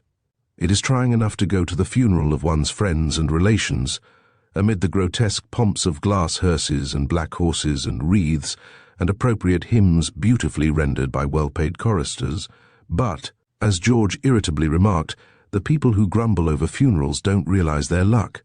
However depressing the thud of earth on the coffin lid may be, it is music compared to the rattle of gravel and thump of spades which herald a premature and unreverend resurrection, enveloped in clouds of formalin and without benefit of clergy. Dr. Penberthy also appeared abstracted and anxious to get the business over. He made the journey to the cemetery ensconced in the farthest corner of the big limousine and discussed thyroid abnormalities with Dr. Horner, Sir James Lubbock's assistant, who had come to help with the autopsy. Mr. Murbles was, naturally, steeped in gloom. Wimsey devoted himself to his accumulated correspondence, out of which one letter only had any bearing on the Fentiman case. It was from Marjorie Phelps, and ran, "If you want to meet Anne Dorland, would you care to come along to a do at the Rushworths' Wednesday week? It will be very deadly, because Naomi Rushworth's new young man is going to read a paper on ductless glands, which nobody knows anything about. However, it appears that ductless glands will be news in next to no time, ever so much more up to date than vitamins. So the Rushworths are all over glands, in the social sense, I mean. Anne D. is certain to be there, because as I told you, she is taking to this Healthy Bodies for All stunt, or whatever it is, so you'd better come. It will be company for me, and I've got to go anyway, as I'm supposed to be a friend of Naomi's. Besides, they say that if one paints or sculpts or models, one ought to know all about glands, because of the way they enlarge your jaw and alter your face, or something. Do come, because if you don't, I shall be fastened on by some deadly bore or other, and I shall have to hear all Naomi's raptures about the man, which will be too awful." Wimsey made a note to be present at this enlivening party, and looking round, saw that they were arriving at the necropolis, so vast, so glittering with crystal-globed wreaths, so towering with sky-scraping monuments, that no lesser name would serve it. At the gate, they were met by Mr. Pritchard in person, acidulated in his manner, and elaborately polite to Mr. Murbles, and by the Home Office representative, suave and bland, and disposed to see reporters lurking behind every tombstone. A third person coming up proved to be an official from the cemetery company, who took charge of the party and guided them along the neat gravelled walks to where digging operations were already in process. The coffin, being at length produced and identified by its brass plate, was then carefully borne to a small outbuilding close at hand, which appeared to be a potting shed in ordinary life, converted by a board and a couple of trestles into a temporary mortuary. Here a slight halt and confusion was caused by the doctors, demanding in aggressively cheerful and matter-of-fact tones more light and space to work in. The coffin was placed on a bench. Somebody produced a mackintosh sheet and spread it on the trestle table. Lamps were brought and suitably grouped. After which, the workmen advanced, a little reluctantly, to unscrew the coffin lid, preceded by Dr. Penberthy scattering formalin from a spray, rather like an infernal thurifer at some particularly unwholesome sacrifice. "Ah, very nice indeed," said Dr. Horner, appreciatively, as the corpse was disengaged from the coffin and transferred to the table. "Excellent. Not much difficulty over this job. That's the best of getting onto it at once. How long has he been buried, did you say? 3 or 4 weeks? He doesn't look it. Will you make the autopsy, or shall I? Just as you like." "Very well. Where did I put my bag?" "Ah, thank you, Mr. An unpleasantly occupied pause during which George Fentiman escaped, murmuring that he thought he'd have a smoke outside. "Undoubted heart trouble, of course. I don't see any unusual appearances, do you? I suppose we'd better secure the stomach as it stands. Pass me the gut, would you? Thanks. Do you mind holding while I get this ligature on? Ta. Snip, snip. The jars are just behind you. Thanks. Look out. You'll have it over. Ha, ha. That was a near thing. Reminds me of Palmer. You know, and Cook's stomach always think that a very funny story. Ha, ha. I won't take all the liver, just a sample. It's only a matter of form and sections of the rest yes better have a look at. The brain, while we are about it, I suppose. Have you got the large saw?" "How callous these medical men seem," murmured Mr. Murbles. "It's nothing to them," said Wimsey. "Horner does this kind of job several times a week." "Yes, but he need not be so noisy. Dr. Penberthy behaves with decorum." "Penberthy runs a practice," said Wimsey with a faint grin. "He has to exercise a little restraint over himself. Besides, he knew old Fentiman, and Horner didn't." At length the relevant portions of General Fentiman's anatomy having been collected into suitable jars and bottles, the body was returned to the coffin and screwed down. Penberthy came across to Wimsey and took his arm. "We ought to be able to get a pretty good idea of what you want to know," he said. "Decomposition is very little advanced, owing to an exceptionally well-made coffin. By the way," he dropped his voice, "that leg, you know, did it ever occur to you, or rather, did you ever discover any explanation of that?" "I did have an idea about it," admitted Wimsey, "but I don't yet know whether it was the right one. I shall probably know for certain in a day or two." "You think the body was interfered with?" said Penberthy, looking him steadily in the face. "Yes, and so do you," replied Wimsey, returning the gaze. "I've had my suspicions all the time, of course. I told you so, you know. I wonder whether you don't think I was wrong to give the certificate, do you?" "Not unless you suspected anything wrong with the death itself," said Wimsey. "Have you and Horner noticed anything queer?" "No, but oh well, having patients dug up always makes me worried, you know. It's easy to make a mistake, and one looks an awful fool in court." "I'd hate being made to look a fool just at present," added the doctor with a nervous laugh. "I'm thinking of, great Scott, man, how you startled me." Dr. Horner had brought a large bony hand down on his shoulder. He was a red-faced, jovial man, and he smiled as he held up his bag before them. "All packed up and ready," he announced. "Got to be getting back now, aha. Got to be getting back." "Have the witnesses signed the labels?" asked Penberthy rather shortly. Yes, quite all right. Both the solicitor Johnnies, so they can't quarrel about that in the witness box," replied Horner. "Come along, please. I've got to get off." They found George Fentiman outside, seated on a tombstone and sucking at an empty pipe. "Is it all over?" "Yes. Have they found anything?" "Haven't looked yet," broke in Horner genially. "Not at the part which interests you, that is. Leave that for my colleague Lubbock, you know. Soon give you an answer, say, in a week's time." George passed his handkerchief over his forehead, which was beaded with little drops of sweat. "I don't like it," he said. "But I suppose it had to be done. What was that? I thought I'd swear I saw something moving over there."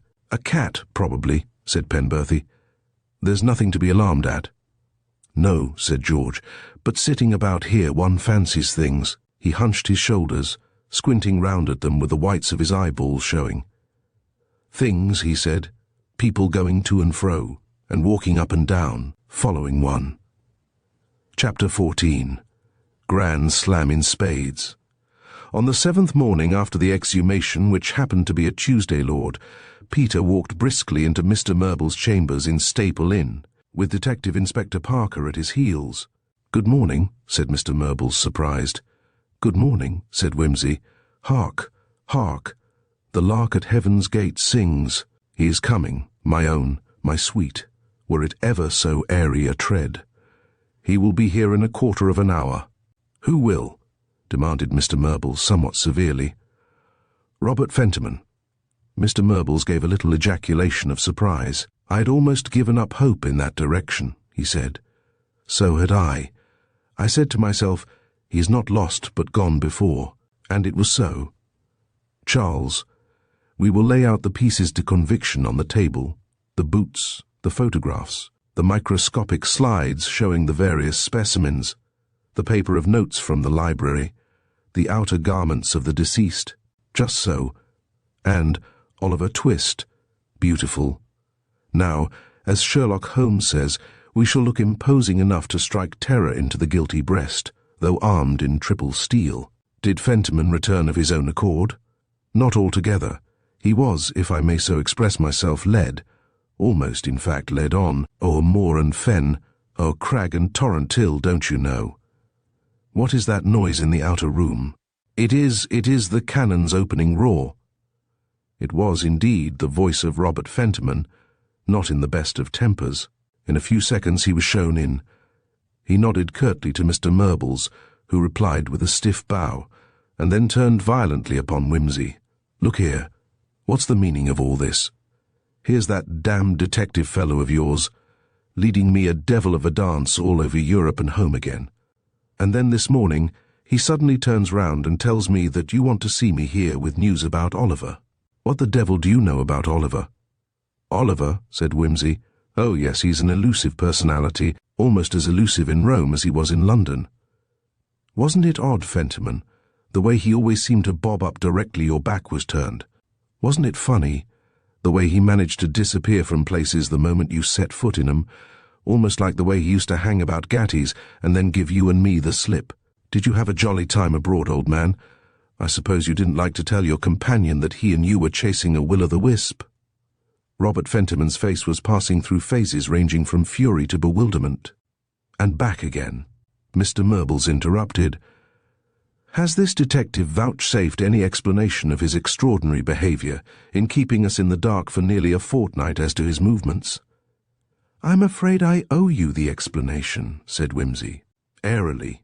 "You see, I thought it was time the carrot was dangled before the other donkey. I knew that if we pretended to find Oliver in Paris, Fentiman would be in honour bound to chase after him. In fact, he was probably only too pleased to get away, weren't you, Fentiman? Do you mean to say that you invented all this story about Oliver, Lord Peter?" "I did. Not the original Oliver, of course, but the Paris Oliver. I told the sleuth to send a wire from Paris to summon our friend away and keep him away. But why? I'll explain that later. And of course you had to go, hadn't you, old man? Because you couldn't very well refuse to go without confessing that there was no such person as Oliver." "Damnation!" burst out Fentiman, and then suddenly began to laugh. "You cunning little devil. I began to think there was something fishy about it, you know. When that first wire came, I was delighted. Thought the sleuth-hound fellow had made a perfectly providential floater, don't you know? And the longer we kept tootin' round Europe, the better I was pleased. But when the hare started to double back to England, home and beauty, I began to get the idea that somebody was pulling my leg. By the way, was that why I was able to get all my visas with that uncanny facility at an unearthly hour overnight?" "It was," said Whimsy modestly. "I might have known there was something wrong about it." "You devil! Well, what now? If you've exploded Oliver, I suppose you've spilled all the rest of the beans, eh?"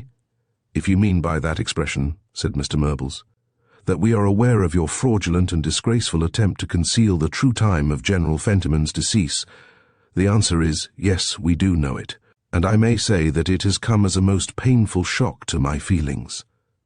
Fentiman flung himself into a chair, slapping his thigh and roaring with laughter. "I might have known you'd be onto it," he gasped. "But it was a damn good joke, wasn't it? Good Lord! I couldn't help chuckling to myself, you know. To think of all those refrigerated old imbeciles at the club sitting solemnly round there, and coming in and nodding to the old governor like so many mandarins, when he was as dead as a doornail all the time. That leg of his was a bit of a slip-up, of course, but that was an accident. Did you ever find out where he was all the time?" "Oh, yes, pretty conclusively. You left your marks on the cabinet, you know." "No, did we? Hell, yes. And when you stuck the old boy's overcoat back in the cloakroom, you forgot to stick a poppy in it. Oh, Lord! That was a bloomer. Do you know, I never thought of that." "Oh, well, I suppose I couldn't hope to carry it off with a confounded bloodhound like you on the trail, but it was fun while it lasted. Even now, the thought of old Bunter solemnly calling up 2.5 columns of Oliver's makes me shout with joy. It's almost as good as getting the $500,000. "That reminds me," said Whimsy. "The one thing I don't know is how you knew about the $500,000. Did Lady Dormer tell you about her will, or did you hear of it from George?" "George? Great Scott, no. George knew nothing about it. The old boy told me himself." "General Fentiman?" "Of course. When he came back to the club that night, he came straight up to see me. And we never thought of that," said Whimsy, crushed. "Too obvious, I suppose." "You can't be expected to think of everything," said Robert condescendingly. "I think you did very well, take it all round." "Yes. The old boy toddled up to me and told me all about it. He said I wasn't to tell George, because he wasn't quite satisfied with George, about Sheila, you know, and he wanted to think it over and see what was best to be done, in the way of making a new will, you see. Just so. And he went down to the library to do it. That's right, and I went down and had some grub. Well then, afterwards I thought perhaps I hadn't said quite enough on behalf of old George. I mean, the governor needed to have it pointed out to him that George's queerness was caused a great deal by being dependent on Sheila and all that, and if he had some tin of his own, he'd be much better tempered. You get me? So I hopped through to the library to find the gov, and there he was dead. What time was that? Somewhere round about 8ish, I should think. Well, I was staggered. Of course, my first idea was to call for help, but it wasn't any go. He was quite dead, and then it jolly well came over me all at once how perfectly damnably we had missed the train. Just to think of that awful Dorland woman walking into all those thousands, I tell you, it made me so bally wild I could have exploded and blown the place up. And then, you know, I began to get a sort of creepy feeling, alone there with the body and nobody in the library at all. We seemed cut off from the world, as the writing fellows say. And then it just seemed to take hold of my mind. Why should he have died like that? I did have a passing hope that the old girl might have pegged out first, and I was just going along to the telephone to find out when, thinking of the telephone cabinet, you see, the whole thing popped into my head ready-made, as you might say. In 3 minutes I'd lugged him along and stuck him up on the seat, and then I hopped back to write a label for the door. I say, I thought I was jolly smart to remember not to blot that label on the library blotting paper. Believe me, said Whimsy, I appreciated that point. Good, I'm glad you did. Well, it was pretty plain sailing after that. I got the governor's togs from the cloakroom and took 'em up to my room, and then I thought about old Woodward sitting up waiting for him. So I trundled out and went down to Charing Cross. How do you think? By bus. Not quite as bad as that. By underground. I did realize it wouldn't work to call a taxi. You show quite a disposition for fraud, Fentiman. Yes, don't I? Well, all that was easy. I must say, I didn't pass a frightfully good night. You'll take it more calmly another time. Yes, it was my maiden effort in crime, of course. The next morning, Young man, said Mr. Murbles in an awful voice, we will draw a veil over the next morning. I have listened to your shameless statement with a disgust which words cannot express. But I cannot, and I will not sit here and listen while you congratulate yourself, with a cynicism at which you should blush, on having employed those sacred moments when every thought should have been consecrated. Oh, punk, interrupted Robert, rudely. My old pals are none the worse, because I did a little bit of self-help. I know fraud isn't altogether the clean potato, but, dash it all, surely we have a better right to the old boy's money than that girl. I bet she never did anything in the Great War, Daddy. Well, it's all gone bust, but it was a darn good stunt while it lasted. I perceive, replied Mr. Murbles icily, that any appeal to your better feelings would be waste of time. I imagine, however, you realize that fraud is a penal offence. Yes, that's a nuisance, isn't it? What are we going to do about it? Do I have to go and eat humble pie to old Pritchard? Or does Whimsy pretend to have discovered something frightfully abstruse from looking at the body? Oh, good Lord. By the way, what's happened about that confounded exhumation stunt? I never thought a word more about it. I say, Whimsy, was that the idea? Did you know then that I'd been trying to work this stunt, and was it your notion you could get me out of it? Partly. Damn decent of you. You know, I did tumble to it that you'd got a line on me when you sent me down with that detective fellow to Charing Cross. And, I say, you nearly had me there. I'd made up my mind to pretend to go after Oliver, you know, and then I spotted that second bloodhound of yours on the train with me. That gave me goose flesh all over. The only thing I could think of short of chucking up the whole show was to accuse some harmless old bird of being Oliver, as a proof of good faith, don't you see? That was it, was it? I thought you must have some reason. Yes, and then, when I got that summons to Paris, I thought I must somehow have diddled the lot of you, but I suppose that was all arranged for. I say, Whimsy, why? Did you just want to get your own back, or what? Why did you want me out of England?" "Yes, indeed, Lord Peter," said Mr. Murbles gravely. "I think you owe me at least some explanation on that point." "Don't you see?" said Wimsey. "Fentiman was his grandfather's executor. If I got him out of the way, you couldn't stop the exhumation." "Ghoul," said Robert. "I believe you batten on corpses." Wimsey laughed rather excitedly.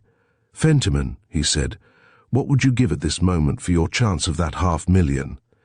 "Chance?" cried Fentiman. "There's no chance at all." "What do you mean?" Wimsey slowly drew a paper from his pocket. "This came last night," he said, "and by Jove, my lad, it's lucky for you that you had a good bit to lose by the old man's death. This is from Lubbock. Dear Lord Peter, I am sending you a line in advance to let you know the result of the autopsy on General Fentiman. As regards the ostensible reason for the investigation, I may say that there was no food in the stomach, and that the last meal had been taken several hours previously. The important point, however, is that, following your own rather obscurely expressed suggestion, I tested the viscera for poison and discovered traces of a powerful dose of digitaline, swallowed not very long previous to decease. As you know, with a subject whose heart was already in a weak state, the result of such a dose could not but be fatal. The symptoms would be a slowing down of the heart's action and collapse practically indistinguishable from a violent heart attack. I do not, of course, know what your attitude in this business is, though I congratulate you on the perspicacity which prompted you to suggest an analysis. In the meanwhile, of course, you will realize that I am obliged to communicate the result of the autopsy to the public prosecutor." Mr. Murbles sat petrified. "My God!" cried Fentiman. And then again, "My God! Wimsey, if I'd known, if I'd had the faintest idea, I wouldn't have touched the body for 20 millions. Poison, poor old blighter. What a damned shame." I remember now his saying that night he felt a bit sickish. But I never thought, I say, Wimsey, you do believe, don't you, that I hadn't the foggiest? I say that awful female. I knew she was a wrong un. But poison, that is too thick, good Lord. Parker, who had hitherto preserved the detached expression of a friendly spectator, now beamed. "Damn good, old man," he cried, and smote Peter on the back. Professional enthusiasm overcame him. "It's a real case," he said, "and you've handled it finely, Peter. I didn't know you had it in you to hang on so patiently. Forcing the exhumation on 'em through putting pressure on Major Fentiman was simply masterly. Pretty work. Pretty work." "Thank you, Charles," said Wimsey dryly. "I'm glad somebody appreciates me. Anyhow," he added viciously, "I bet that's wiped old Pritchard's eye." And at this remark, even Mr. Murbles showed signs of returning animation. Chapter 15. Shuffle the cards and deal again. A hasty consultation with the powers that be at Scotland Yard put Detective Inspector Parker in charge of the Fentiman case, and he promptly went into consultation with Wimsey. "What put you onto this poison business?" he asked. "Aristotle, chiefly," replied Wimsey. "He says, you know, that one should always prefer the probable impossible to the improbable possible. It was possible, of course, that the general should have died off in that neat way at the most confusing moment. But how much nicer and more probable that the whole thing had been stage-managed. Even if it had seemed much more impossible, I should have been dead nuts on murder. And there really was nothing impossible about it. Then there was Pritchard and the Dorland woman. Why should they have been so dead against compromise and so suspicious about things unless they had inside information from somewhere? After all, they hadn't seen the body as Penberthy and I did. That leads on to the question of who did it. Miss Dorland is the obvious suspect, naturally. She's got the biggest motive. Yes. Well, let's be methodical. Old Fentiman was apparently as right as rain up till about 3:30 when he started off for Portman Square, so that the drug must have been given him between then and 8ish, when Robert Fentiman found him dead. Now, who saw him between those two times? Wait a sec. That's not absolutely accurate. He must have taken the stuff between those two times, but might have been given him earlier. Suppose, for instance, somebody had dropped a poisoned pill into his usual bottle of soda mints or whatever he used to take. That could have been worked at any time. Well, not too early on, Peter. Suppose he had died a lot too soon and Lady Dormer had heard about it. It wouldn't have made any difference.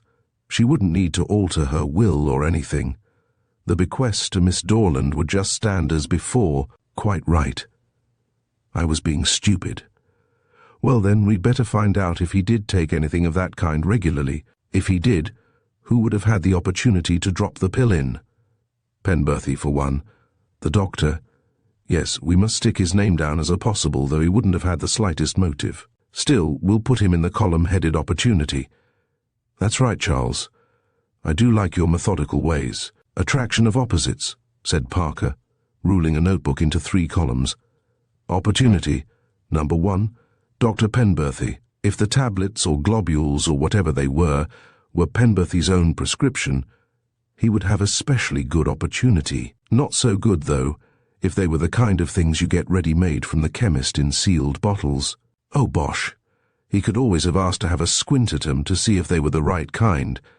I insist on having Penberthy in. Besides, he was one of the people who saw the general between the critical hours during what we may call the administration period. So he had an extra amount of opportunity. So he had. Well, I've put him down, though there seems no reason for him. I'm not going to be put off by a trifling objection like that. He had the opportunity, so down he goes. Well then, Miss Dorland comes next. Yes, she goes down under opportunity and also under motive. She certainly had a big interest in polishing off the old man. She saw him during the period of administration, and she very likely gave him something to eat or drink while he was in the house. So she is a very likely subject. The only difficulty with her is the difficulty of getting hold of the drug. You can't get Digitalin just by asking for it, you know. No, at least not by itself. You can get it mixed up with other drugs quite easily. I saw an ad in the Daily Views only this morning, offering a pill with half a grain of Digitalin in it. Did you? Where? Oh, that. Yes, but it's got Nux vomica in it too, which is supposed to be an antidote. At any rate, it bucks the heart up by stimulating the nerves, so as to counteract the slowing down action of the Digitalin. Well, put down Miss Dorland under means with a query mark. Oh, of course, Penberthy has to go down under means too. He's the one person who could get the stuff without any bother. Right. Means no. 1, Dr. Penberthy. Opportunity, no. 1, Dr. Penberthy, no. 2, Miss Dorland. We'll have to put in the servants at Lady Dormer's too, shan't we? Any of them who brought him food or drink at any rate. Put 'em in by all means. They might have been in collusion with Miss Dorland. And how about Lady Dormer herself? Oh, come, Peter. There wouldn't be any sense in that. Why not? She may have been planning revenge on her brother all these years, camouflaging her feelings under a pretense of generosity. It would be rather fun to leave a terrific legacy to somebody you loathed, and then, just when he was feeling nice and grateful and all over coals of fire, poison him to make sure he didn't get it. We simply must have Lady Dormer. Stick her down under opportunity and under motive. I refuse to do more than opportunity and motive. Query? Have it your own way. Well now, there are our friends, the 2 taxi drivers. I don't think you can be allowed those. It would be awfully hard work poisoning a fare, you know. I'm afraid it would. I say, I've just got a ripping idea for poisoning a taxi man, though. You give him a dud half-crown, and when he bites it, he dies of lead poisoning. That one's got whiskers on it. Juggins. You poison the half-crown with prussic acid. Splendid. And he falls down foaming at the mouth. That's frightfully brilliant. Do you mind giving your attention to the matter in hand? You think we can leave out the taxi drivers, then? I think so. Righto, I'll let you have them. That brings us, I'm sorry to say, to George Fentiman. You've got rather a weakness for George Fentiman, haven't you? Yes, I like old George. He's an awful pig in some ways, but I quite like him. Well, I don't know George, so I shall firmly put him down. Opportunity number 3 he is. He'll have to go down under motive too, then. Why? What did he stand to gain by Miss Dorland's getting the legacy? Nothing if he knew about it. But Robert says emphatically that he didn't know. So does George. And if he didn't, don't you see, the General's death meant that he would immediately step into that 2,000 quid, which Dougal McStewart was being so pressing about. McStewart? Oh yes, the money-lender. That's one up to you, Peter. I'd forgotten him. That certainly does put George on the list of the possibles. He was pretty sore about things too, wasn't he? Very. And I remember his saying one rather unguarded thing, at least down at the club on the very day the murder, or rather the death, was discovered. That's in his favour, if anything, said Parker cheerfully, unless he's very reckless indeed. It won't be in his favour with the police, grumbled Whimsy. My dear man. I beg your pardon, I was forgetting for the moment. I'm afraid you're getting a little above your job, Charles. So much intelligence will spell either a chief commissionership or ostracism, if you aren't careful. I'll chance that. Come on, get on with it. Who else is there? There's Woodward. Nobody could have a better opportunity of tampering with the General's pillboxes, and I suppose his little legacy might have been a motive. Or he may have been in the enemy's pay.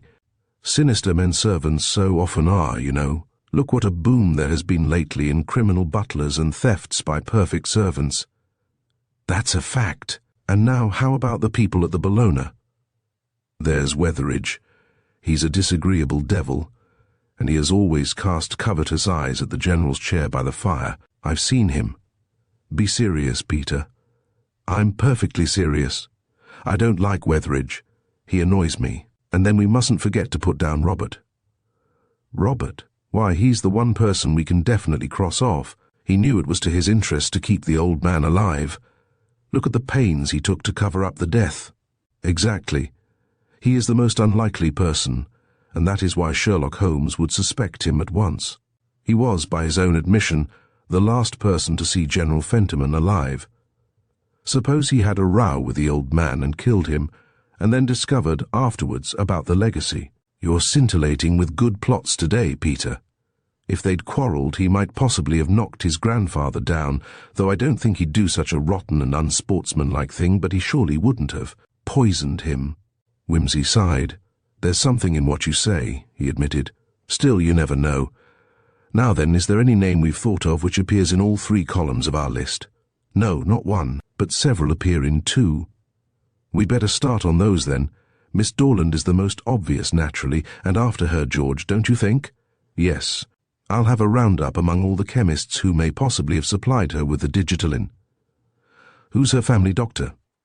Dunno. That's your pigeon. By the way, I'm supposed to be meeting the girl at a cocoa party or something of the sort tomorrow. Don't pinch her before then if you can help it. No, but it looks to me as though we might need to put a few questions, and I'd like to have a look round Lady Dormer's house. For heaven's sake, don't be flat-footed about it, Charles. Use tact. You can trust your father. And I say, you might take me down to the Bellona in a tactful way. I'd like to ask a question or two there. Whimsy groaned. I shall be asked to resign if this goes on. Not that it's much loss, but it would please Wetheridge so much to see the back of me. Never mind. I'll make a Martha of myself. Come on. The entrance of the Bellona Club was filled with an unseemly confusion. Coulier was arguing heatedly with a number of men, and 3 or 4 members of the committee stood beside him with brows as black as thunder. As Whimsy entered, one of the intruders caught sight of him with a yelp of joy. "Whimsy, Whimsy, old man! Here, be a sport and get us in on this. We've got to have the story some day. You probably know all about it, you old blighter." It was Salcombe Hardy of the Daily Yell, large and untidy and slightly drunk as usual. He gazed at Whimsy with childlike blue eyes. Barton of the Banner, red-haired and pugnacious, faced round promptly. "Ah, Whimsy, that's fine. Give us a line on this, can't you? Do explain that if we get a story we'll be good and go." "Good Lord," said Whimsy, "how do these things get into the papers?" "I think it's rather obvious," said Coulier acidly. "It wasn't me," said Whimsy. "No, no," put in Hardy. "You mustn't think that. It was my stunt. In fact, I saw the whole show up at the necropolis. I was on a family vault, pretending to be a recording angel." "You would be," said Whimsy. "Just a moment, Coulier." He drew the secretary aside. "See here, I'm damned annoyed about this, but it can't be helped. You can't stop these boys when they're after a story, and anyway, it's all got to come out. It's a police affair now." "This is Detective Inspector Parker of Scotland Yard." "But what's the matter?" demanded Culier. "Murder's the matter, I'm afraid." "Oh, hell. Sorry and all that, but you'd better grin and bear it. Charles, give these fellows as much story as you think they ought to have and get on with it. And Sulcombe, if you'll call off your tripounds, we'll let you have an interview and a set of photographs." "That's the stuff," said Hardy. "I'm sure," agreed Parker pleasantly, "that you lads don't want to get in the way, and I'll tell you all that's advisable. Show us a room, Captain Culier, and I'll send out a statement, and then you'll let us get to work." This was agreed, and a suitable paragraph having been provided by Parker, the Fleet Street gang departed, bearing Whimsy away with them like a captured Sabine maiden to drink in the nearest bar, in the hope of acquiring picturesque detail. "But I wish you'd kept out of it, Sally," mourned Peter. "Oh, God," said Sulcombe, "nobody loves us. It's a forsaken thing to be a poor bloody reporter." He tossed a lank black lock of hair back from his forehead and wept. Parker's first and most obvious move was to interview Penberthy, whom he caught at Harley Street, after surgery hours. "Now, I'm not going to worry you about that certificate, Doctor," he began pleasantly. "We're all liable to make mistakes, and I understand that a death resulting from an overdose of Digitalin would look very like a death from heart failure." "It would be a death from heart failure," corrected the doctor patiently. "Doctors are weary of explaining that heart failure is not a specific disease, like mumps or housemaid's knee. It is this incompatibility of outlook between the medical and the lay mind which involves counsel and medical witnesses in a fog of misunderstanding and mutual irritation." "Just so," said Parker. "Now, General Fentiman had got heart disease already, hadn't he? Is Digitalin a thing one takes for heart disease?" "Yes, in certain forms of heart disease, Digitalin is a very valuable stimulant." "Stimulant? I thought it was a depressant." "It acts as a stimulant at first. In later stages it depresses the heart's action." "Oh, I see." Parker did not see very well, since, like most people, he had a vague idea that each drug has one simple effect appropriate to it, and is, specifically, a cure for something or the other. It first speeds up the heart and then slows it down. Not exactly. It strengthens the heart's action by retarding the beat, so that the cavities can be more completely emptied and the pressure is relieved. We give it in certain cases of valvular disease, under proper safeguards, of course. Were you giving it to General Fentiman?" "I had given it to him from time to time. On the afternoon of November 10th, you remember that he came to you in consequence of a heart attack. Did you give him Digitalin then?" Dr. Penberthy appeared to hesitate painfully for a moment. Then he turned to his desk and extracted a large book. "I had better be perfectly frank with you," he said. "I did. When he came to me, the feebleness of the heart's action and the extreme difficulty in breathing suggested the urgent necessity of a cardiac stimulant. I gave him a prescription containing a small quantity of Digitalin to relieve this condition. Here is the prescription. I will write it out for you." "A small quantity," repeated Parker. "Quite small, combined with other drugs to counteract the depressing after-effects. It was not as large as the dose afterwards found in the body." "Good heavens, no, nothing like. In a case like General Fentiman's, Digitalin is a drug to be administered with the greatest caution. It would not be possible, I suppose, for you to have made a mistake in dispensing, to have given an overdose by error." "That possibility occurred to me at once, but as soon as I heard Sir James Lubbock's figures, I realized that it was quite out of the question. The dose given was enormous, nearly 2 grains, but to make quite certain, I've had my supply of the drug carefully checked, and it is all accounted for." "Who did that for you?" "My trained nurse. I will let you have the books and chemist's receipts." "Thank you. Did your nurse make up the dose for General Fentiman?" "Oh, no. It is a prescription I always keep by me, ready made up. If you'd like to see her, she will show it to you." "Thanks very much. Now, when General Fentiman came to see you, he had just had an attack. Could that have been caused by Digitalin?" "You mean, had he been poisoned before he came to me? Well, of course, Digitalin is rather an uncertain drug. How long would a big dose like that take to act?" "I should expect it to take effect fairly quickly. In the ordinary way, it would cause sickness and vertigo. but with a powerful cardiac stimulant like Digitalin, the chief danger is that any sudden movement, such as springing suddenly to one's feet from a position of repose, is liable to cause sudden syncope and death. I should say that this was what occurred in General Fentiman's case, and that might have happened at any time after the administration of the dose. Just so. Well, I'm very much obliged to you, Dr. Penberthy. I will just see your nurse and take copies of the entries in your books, if I may. This done, Parker made his way to Portman Square, still a little hazy in his mind as to the habits of the common foxglove when applied internally, a haziness which was in no way improved by a subsequent consultation of the Materia Medica, the Pharmacopoeia, Dixon Mann, Taylor, Gleister, and others of those writers who have so kindly and helpfully published their conclusions on toxicology. Chapter 16, Quadrille. Mrs. Rushworth, this is Lord Peter Wimsey. Naomi, this is Lord Peter. He's fearfully keen on glands and things, so I've brought him along. And Naomi, do tell me all about your news. Who is it? Do I know him? Mrs. Rushworth was a long, untidy woman, with long, untidy hair wound into bell-pushes over her ears. She beamed short-sightedly at Peter. So glad to see you. So very wonderful about glands, isn't it? Dr. Voronoff, you know, and those marvelous old sheep. Such a hope for all of us. Not that dear Walter is specially interested in rejuvenation. Perhaps life is long and difficult enough as it is, don't you think?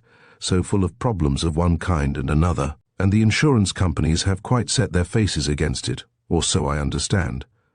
That's natural, isn't it, when you come to think of it? But the effect on character is so interesting, you know. Are you devoted to young criminals by any chance? Wimsey said that they presented a very perplexing problem. How very true. So perplexing. And just to think that we have been quite wrong about them all these thousands of years. Flogging and bread and water, you know, and Holy Communion, when what they really needed was a little bit of rabbit gland or something to make them just as good as gold. Quite terrible, isn't it? And all those poor freaks in sideshows, 2 dwarfs and giants, you know, all pineal or pituitary, and they come right again, though I dare say they make a great deal more money as they are, which throws such a distressing light on unemployment, does it not? Wimsey said that everything had the defects of its qualities. Yes, indeed, agreed Mrs. Rushworth. But I think it is so infinitely more heartening to look at it from the opposite point of view. Everything has the qualities of its defects too, has it not? It is so important to see these things in their true light. It will be such a joy for Naomi to be able to help dear Walter in this great work. I hope you will feel eager to subscribe to the establishment of the new clinic. Wimsey asked, What new clinic? Oh, hasn't Marjorie told you about it? The new clinic to make everybody good by glands? That is what dear Walter is going to speak about. He is so keen, and so is Naomi. It was such a joy to me when Naomi told me that they were really engaged, you know. Not that her old mother hadn't suspected something, of course, added Mrs. Rushworth archly. But young people are so odd nowadays and keep their affairs so much to themselves. Wimsey said that he thought both parties were heartily to be congratulated. And indeed, from what he had seen of Naomi Rushworth, he felt that she at least deserved congratulation, for she was a singularly plain girl, with a face like a weasel. You will excuse me if I run off and speak to some of these other people, won't you? Went on Mrs. Rushworth. I'm sure you will be able to amuse yourself. No doubt you have many friends in my little gathering. Wimsey glanced around and was about to felicitate himself on knowing nobody, when a familiar face caught his eye. Why, said he, there is Dr. Penberthy. Dear Walter, cried Mrs. Rushworth, turning hurriedly in the direction indicated. I declare so he is. Ah, well, now we shall be able to begin. He should have been here before, but a doctor's time is never his own. Penberthy? Said Wimsey half aloud. Good Lord. Very sound man, said a voice beside him. Don't think the worse of his work from seeing him in this crowd. Beggars in a good cause can't be choosers, as we parsons know too well. Wimsey turned to face a tall, lean man, with a handsome, humorous face, whom he recognized as a well-known slum padre. Father Whittington, isn't it? The same. You're Lord Peter Wimsey, I know.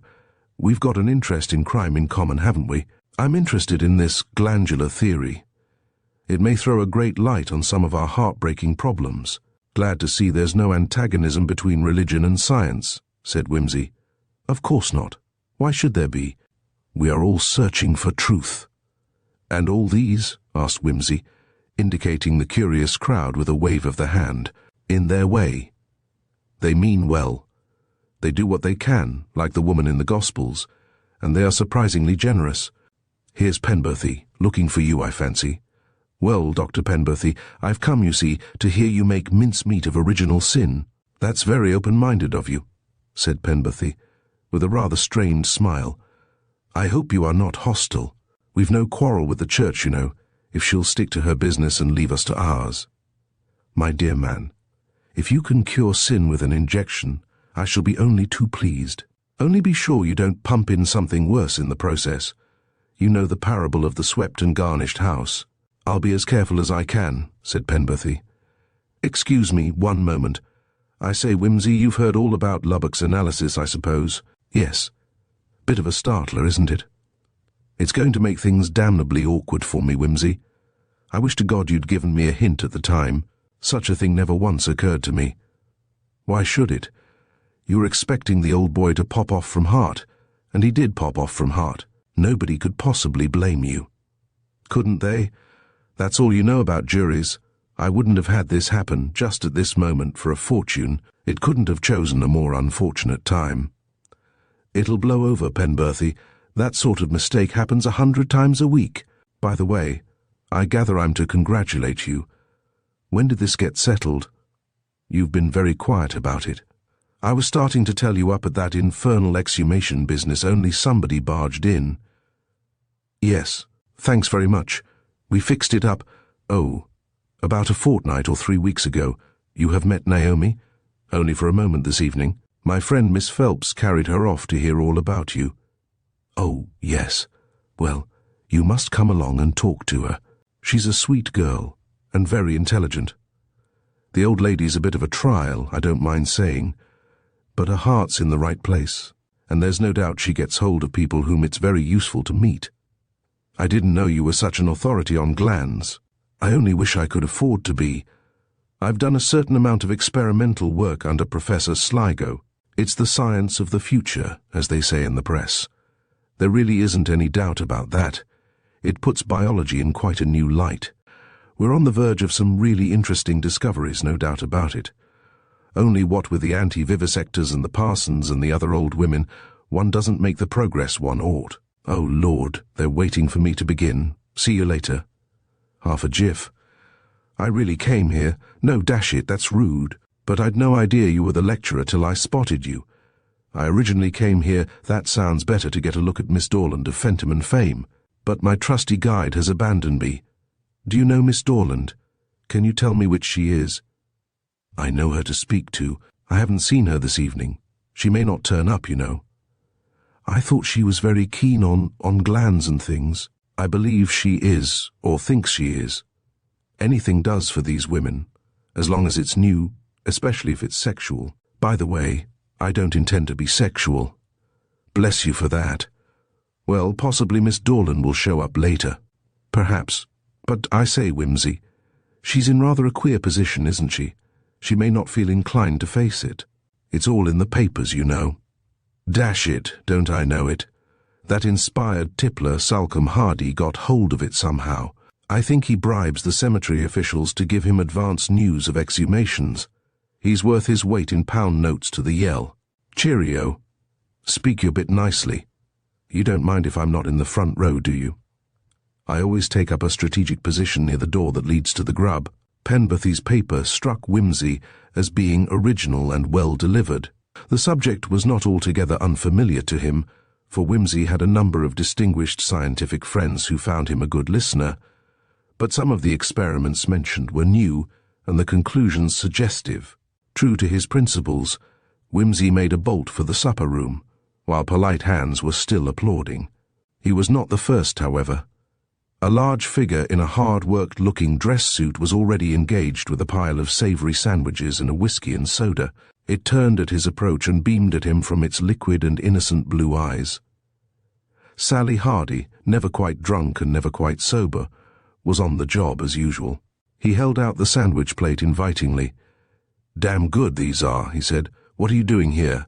"What are you if it comes to that?" asked Whimsy. Hardy laid a fat hand on his sleeve. "Two birds with one stone," he said impressively. "Smart fellow, that Penberthy. Glands are news, you know. He knows it. He'll be one of these fashionable practitioners." Sally repeated this phrase once or twice, as it seemed to have got mixed up with the soda before long, doing us poor bloody journalists out of a job like. And he mentioned two gentlemen whose signed contributions to popular dailies were a continual source of annoyance to the GMC.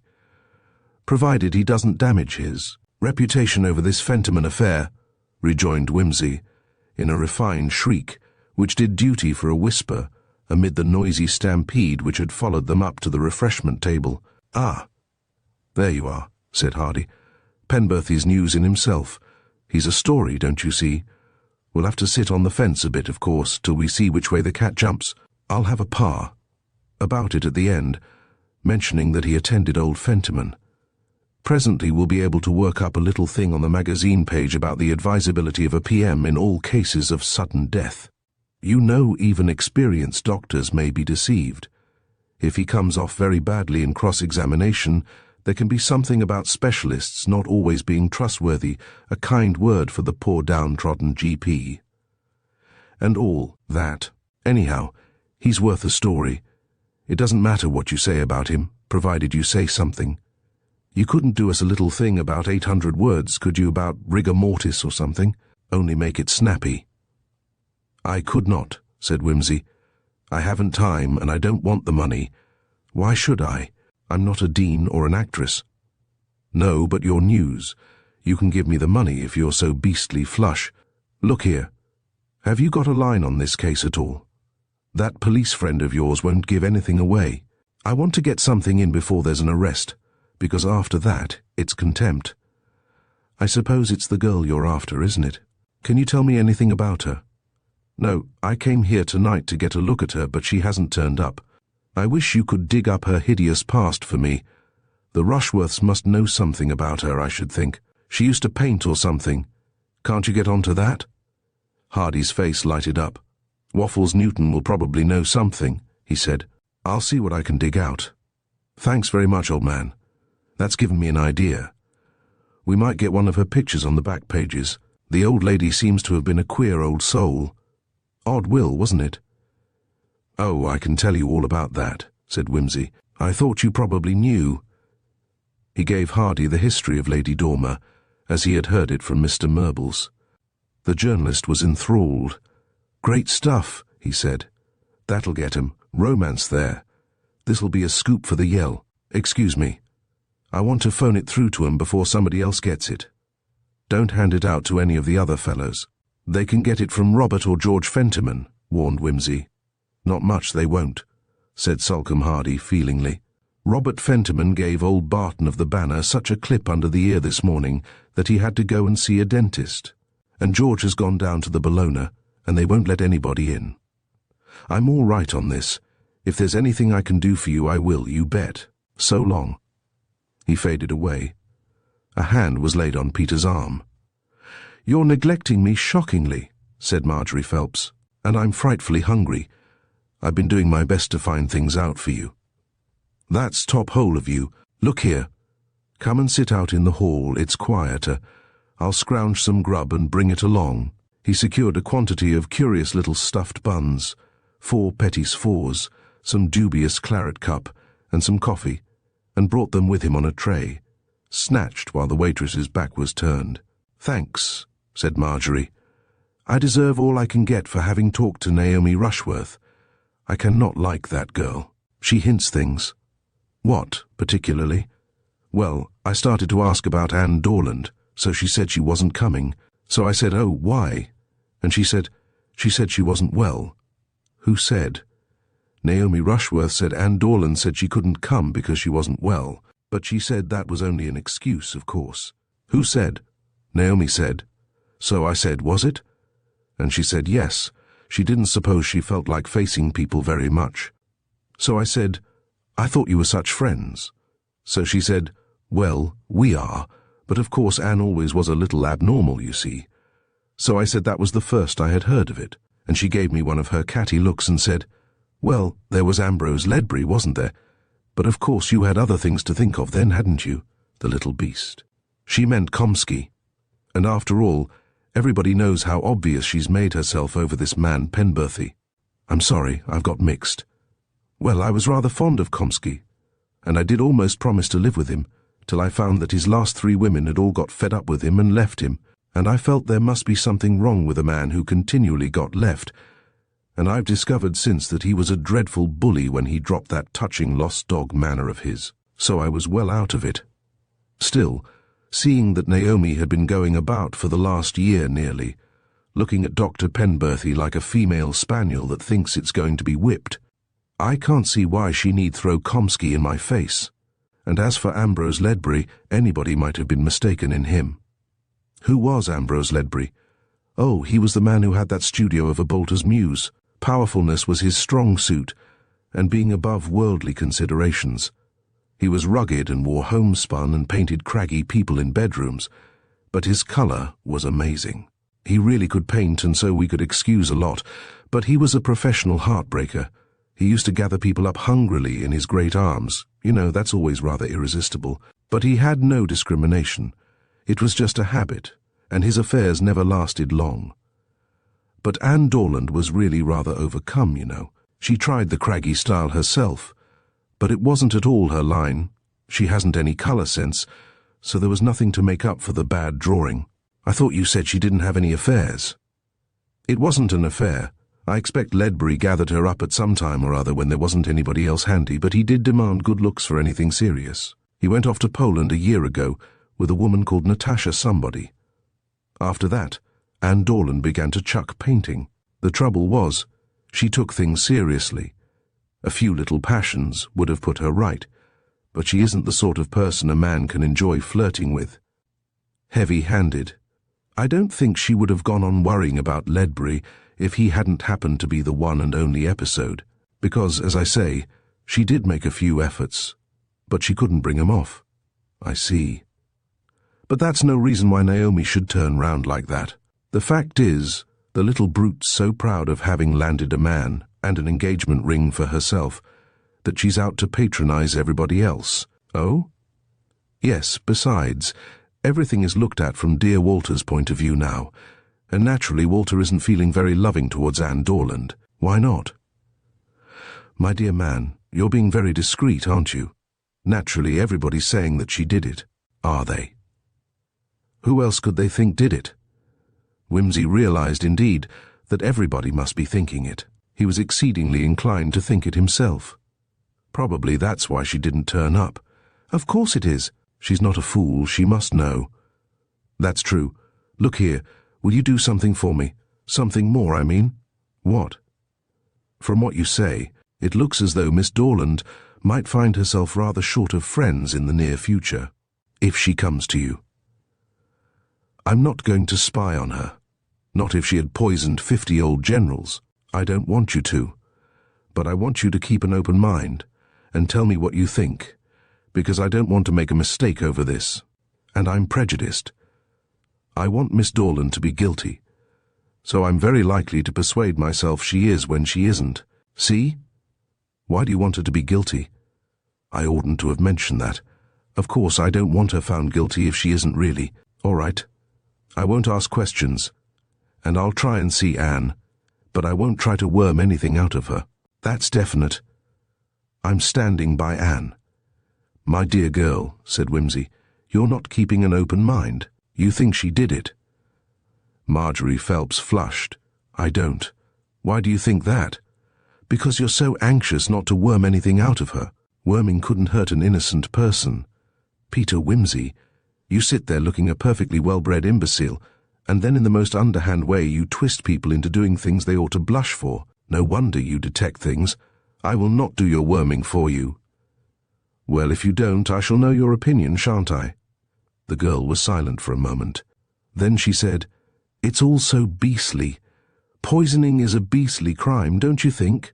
Said Whimsy. He got up quickly. Father Whittington was approaching, with Penberthy. Well, said Lord Peter. "Have the altars reeled?" "Dr. Penberthy has just informed me that they haven't a leg to stand on," replied the priest, smiling. "We have been spending a pleasant quarter of an hour abolishing good and evil. Unhappily, I understand his dogma as little as he understands mine, but I exercised myself in Christian humility. I said I was willing to learn." Penberthy laughed. "You don't object, then, to my casting out devils with a syringe," he said, "when they have proved obdurate to prayer and fasting?" "Not at all. Why should I, so long as they are cast out, and provided you are certain of your diagnosis?" Penberthy crimsoned and turned away sharply. "Oh, Lord," said Wimsey, "that was a nasty one. From a Christian priest, too." "What have I said?" cried Father Whittington, much disconcerted. "You have reminded science," said Wimsey, "that only the Pope is infallible." Chapter 17. Parker Plays a Hand. "Now, Mrs. Mitchum," said Inspector Parker affably. He was always saying, "Now, Mrs. Somebody," and he always remembered to say it affably. It was part of the routine. The late Lady Dormer's housekeeper bowed frigidly to indicate that she would submit to questioning. "We want just to get the exact details of every little thing that happened to General Fentiman the day before he was found dead. I am sure you will help us. Do you recollect exactly what time he got here?" "It would be round about 3:45, not later. I am sure I could not say exactly to the minute." "Who let him in?" "The footman." "Did you see him then?" "Yes, he was shown into the drawing-room, and I came down to him and brought him upstairs to her ladyship's bedroom. Miss Dorland did not see him then." "No, she was sitting with her ladyship. She sent her excuses by me and begged General Fentiman to come up." "Did the General seem quite well when you saw him?"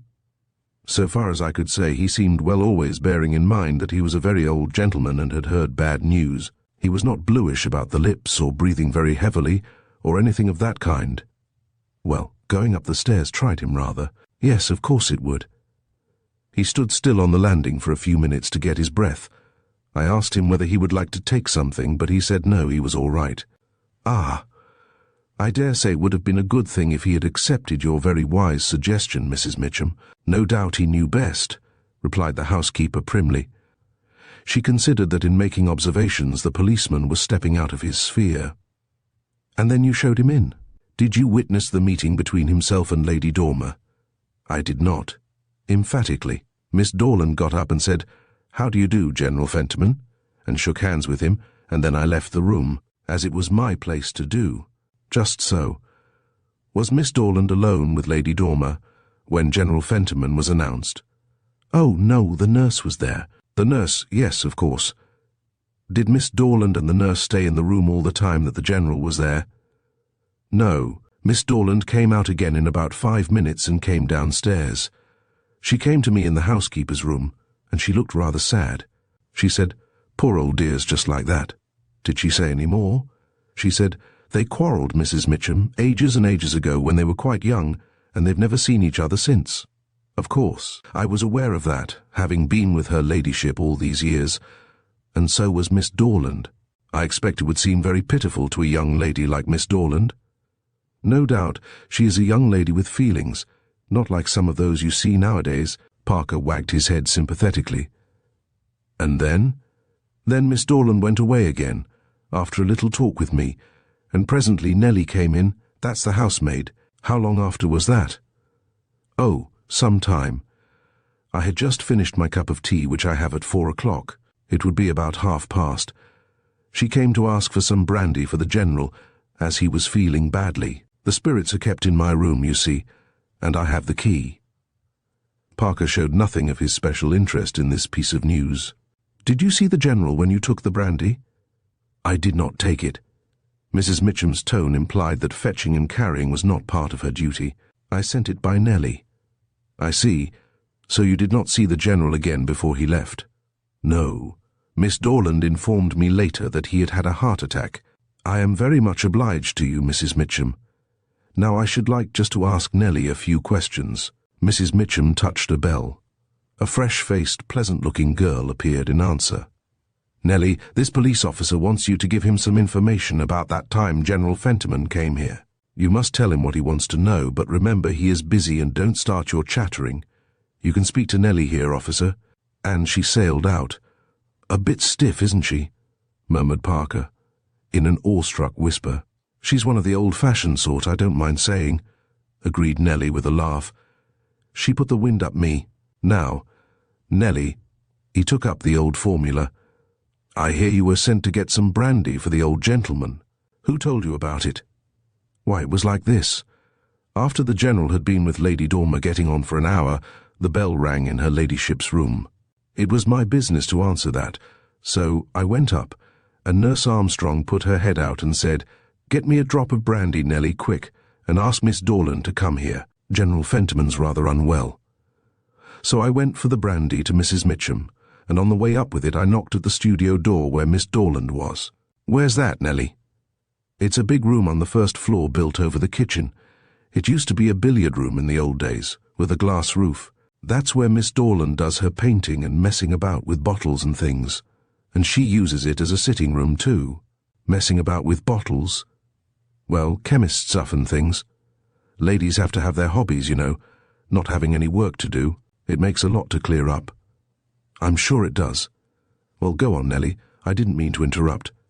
"Well, I gave Nurse Armstrong's message, and Miss Dorland said, 'Oh dear, Nellie,' she said, 'poor old gentleman, it's been too much for him.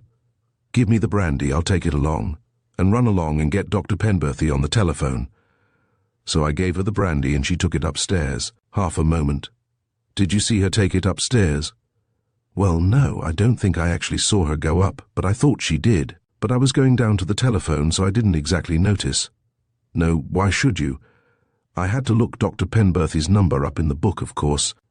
There was 2 numbers, and when I got his private house, they told me he was in Harley Street. While I was trying to get the second number, Miss Dorland called over the stairs to me. She said, 'Have you got the doctor, Nellie?' And I said, 'No, miss, not yet. The doctor's round in Harley Street.' And she said, 'Oh, well, when you get him, say General Fentiman's had a bad turn, and he's coming round to see him at once.'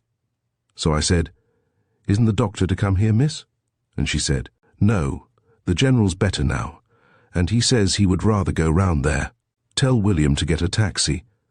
So she went back, and just then I got through to the surgery, and said to Dr. Penberthy's man to expect General Fentiman at once.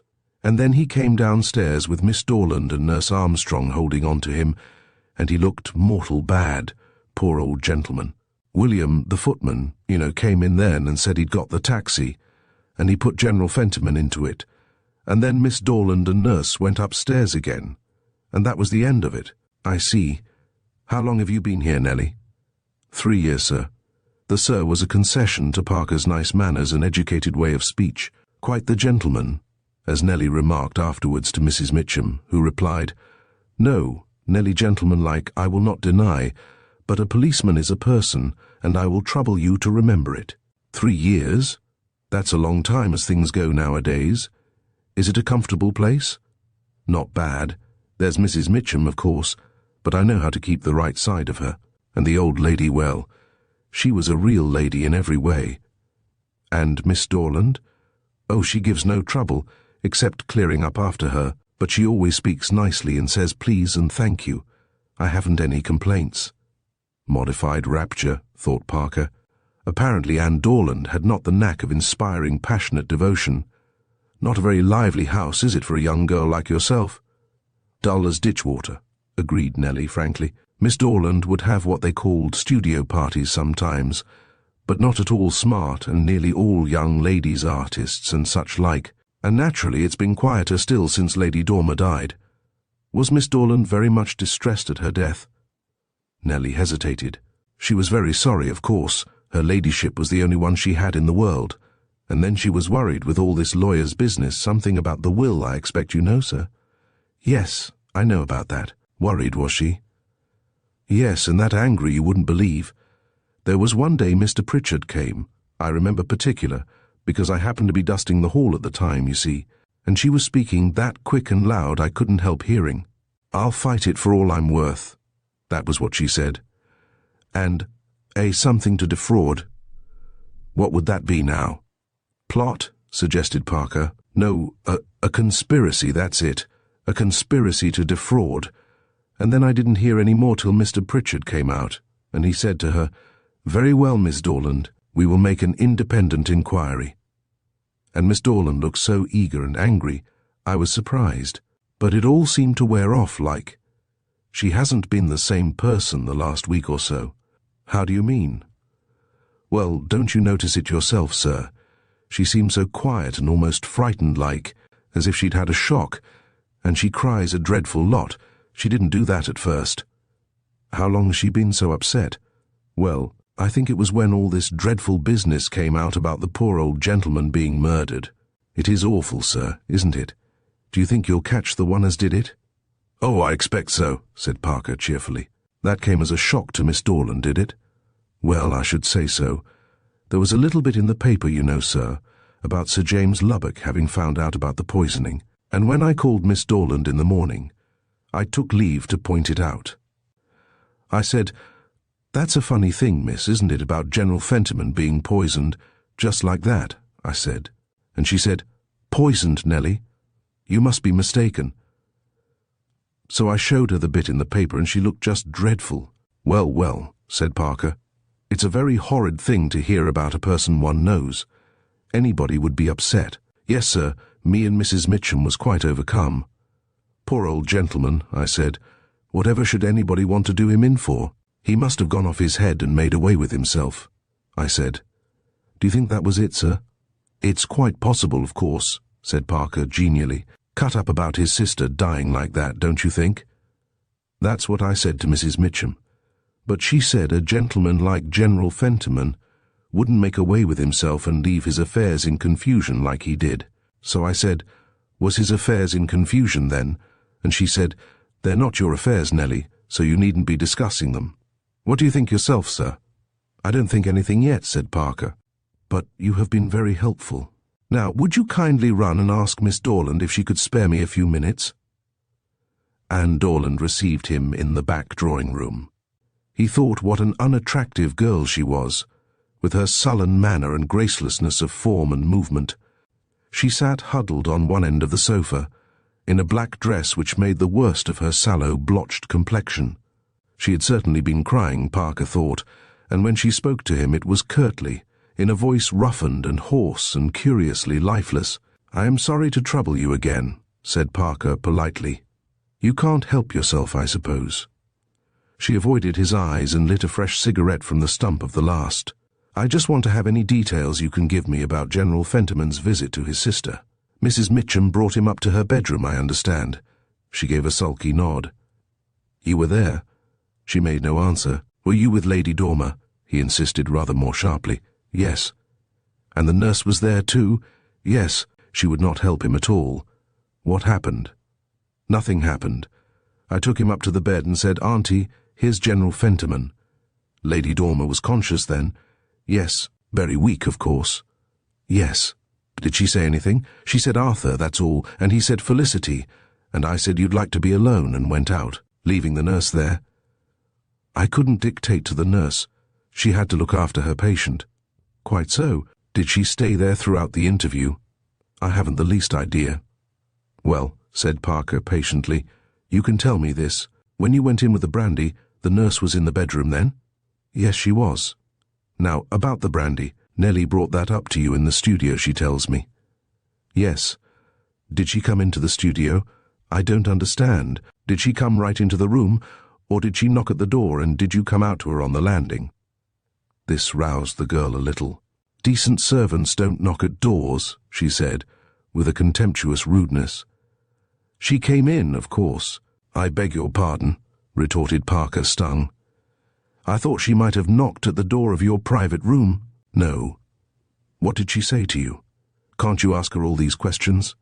"I have done so, but servants are not always accurate. I should like your corroboration." Parker had himself in hand again now and spoke pleasantly.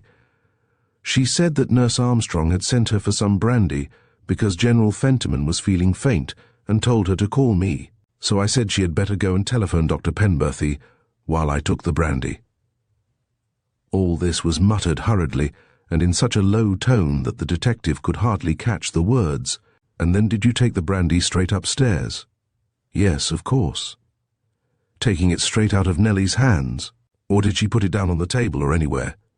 How the hell should I remember?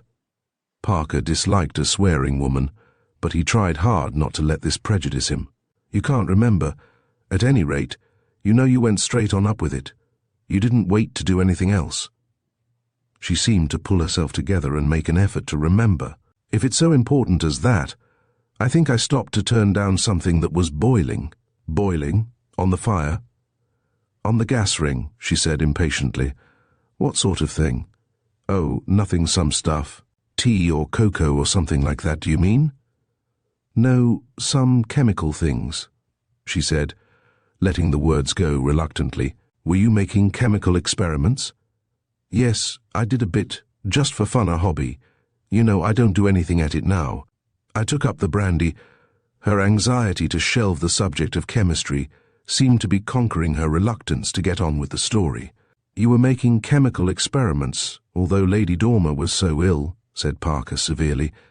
It was just to occupy my mind, she muttered. What was the experiment? I don't remember. You can't remember at all? No, she almost shouted at him. Never mind. You took the brandy upstairs. Yes, at least, it isn't really upstairs. It's all on the same landing, only there are 6 steps up to Auntie's room. Nurse Armstrong met me at the door and said, "He's better now." And I went in and saw General Fentiman sitting in a chair, looking very queer and grey. He was behind a screen where Auntie couldn't see him, or it would have been a great shock to her. Nurse said, "I've given him his drops, and I think a little brandy will put him right again." So we gave him the brandy, only a small dose, and after a bit he got less deathly looking and seemed to be breathing better. I told him we were sending for the doctor, and he said he'd rather go round to Harley Street. I thought it was rash, but Nurse Armstrong said he seemed really better, and it would be a mistake to worry him into doing what he didn't want. So I told Nellie to warn the doctor and send William for a taxi. General Fentiman seemed stronger then, so we helped him downstairs and he went off in the taxi. Out of this spate of words, Parker fixed on the one thing he had not heard before. What drops were those the nurse gave him?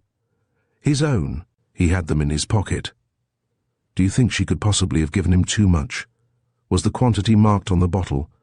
I haven't the remotest idea. You'd better ask her. Yes, I shall want to see her, if you will kindly tell me where to find her. I've got the address upstairs. Is that all you want? I should just like, if I may, to see Lady Dormer's room and the studio. What for? It's just a matter of routine. We are under orders to see everything there is to see, replied Parker reassuringly. They went upstairs. A door on the first floor, landing immediately opposite the head of the staircase, led into a pleasant, lofty room, with old-fashioned bedroom furniture in it. This is my aunt's room. She wasn't really my aunt, of course, but I called her so. Quite. Where does that second door lead to? That's the dressing room. Nurse Armstrong slept there while Auntie was ill. Parker glanced into the dressing room, took in the arrangement of the bedroom, and expressed himself satisfied. She walked past him without acknowledgement while he held the door open. She was a sturdily built girl, but moved with a languor distressing to watch, slouching, almost aggressively unalluring. You want to see the studio? Please. She led the way down the 6 steps and along a short passage to the room which, as Parker already knew, was built out at the back over the kitchen premises. He mentally calculated the distance as he went. The studio was large and well lit by its glass roof. One end was furnished like a sitting room, the other was left bare, and devoted to what Nellie called mess. A very ugly picture, in Parker's opinion, stood on an easel. Other canvases were stacked round the walls. In one corner was a table covered with American cloth, on which stood a gas ring, protected by a tin plate and a Bunsen burner. "I'll look up that address," said Miss Dorland indifferently. "I've got it here somewhere." She began to rummage in an untidy desk. Parker strolled up to the business end of the room and explored it with eyes, nose, and fingers. The ugly picture on the easel was newly painted.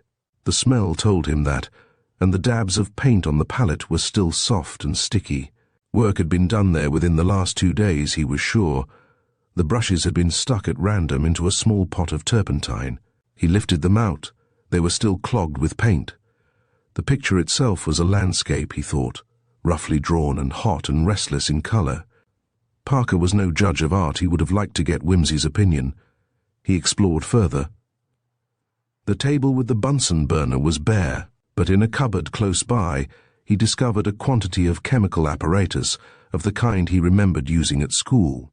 Everything had been tidily washed and stacked away. Nellie's job, he imagined. There were a number of simple and familiar chemical substances in jars and packages, occupying a couple of shelves. They would probably have to be analyzed, he thought, to see if they were all they seemed. And what useless nonsense it all was, he thought to himself. Anything suspicious would obviously have been destroyed weeks before.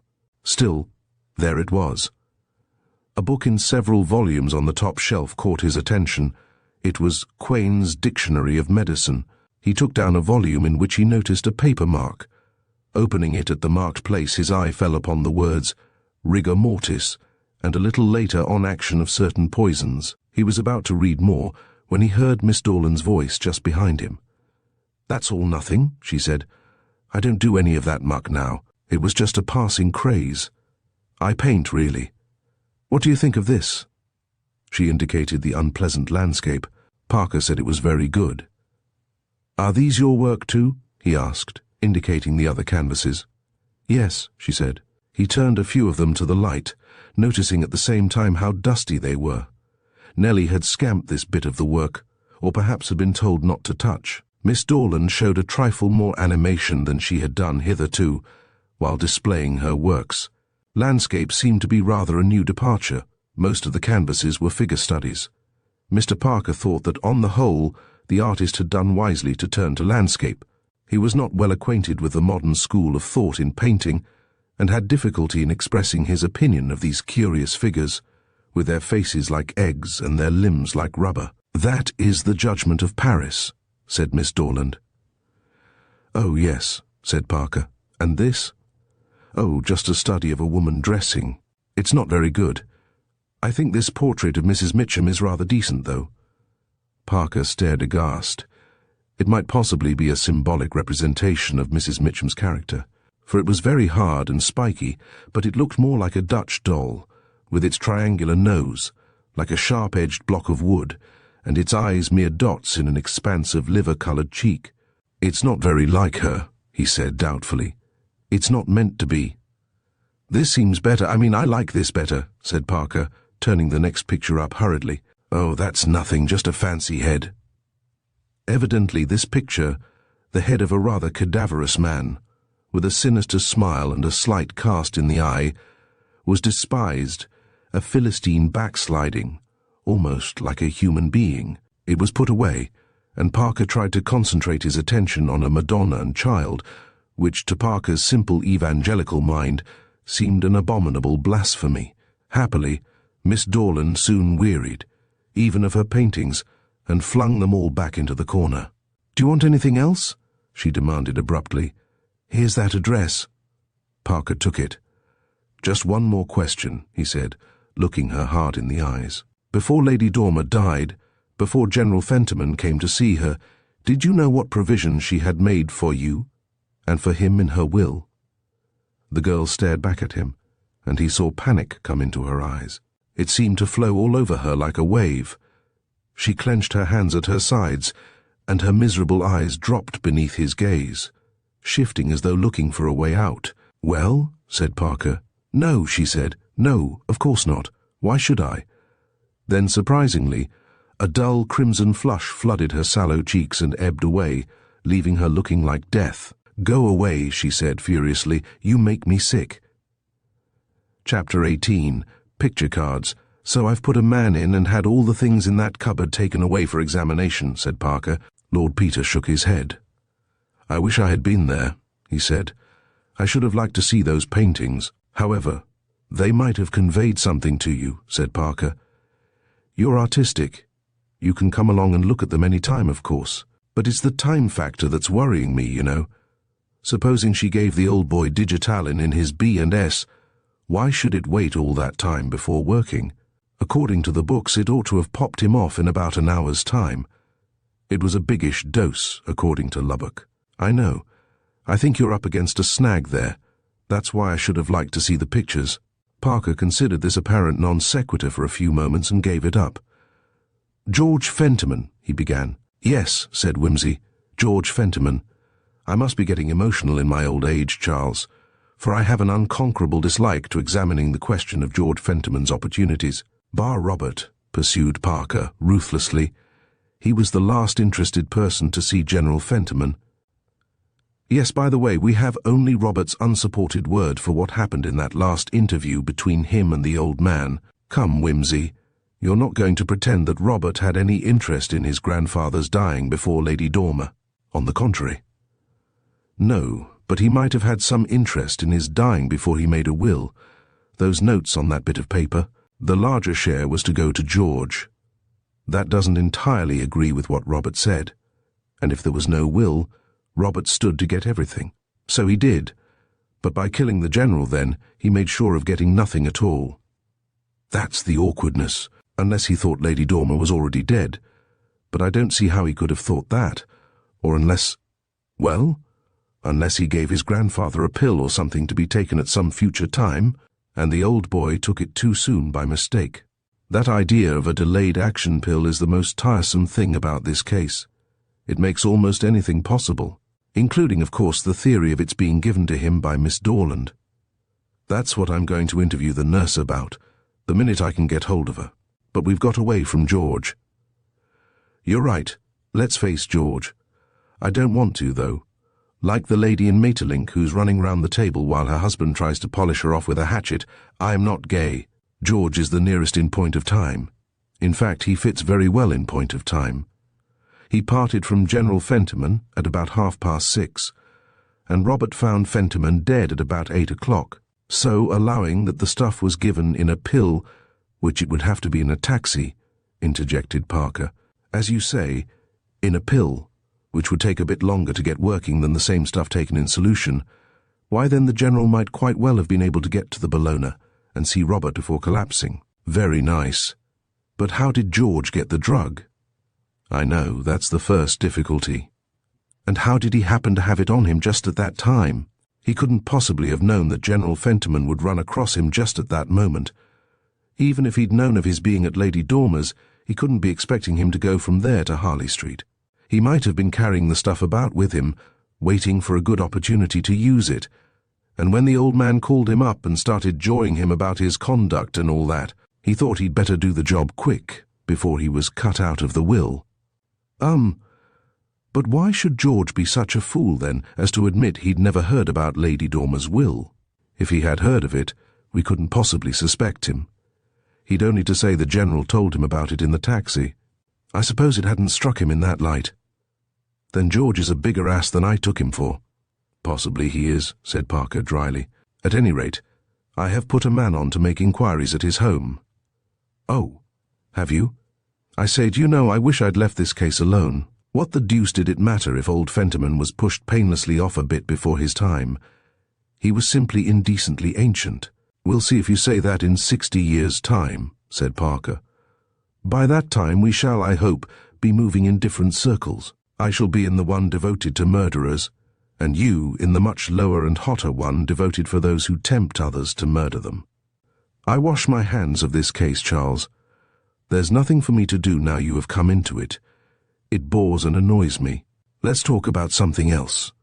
Wimsey might wash his hands, but like Pontius Pilate, he found society irrationally determined to connect him with an irritating and unsatisfactory case. At midnight, the telephone bell rang. He had just gone to bed and cursed it.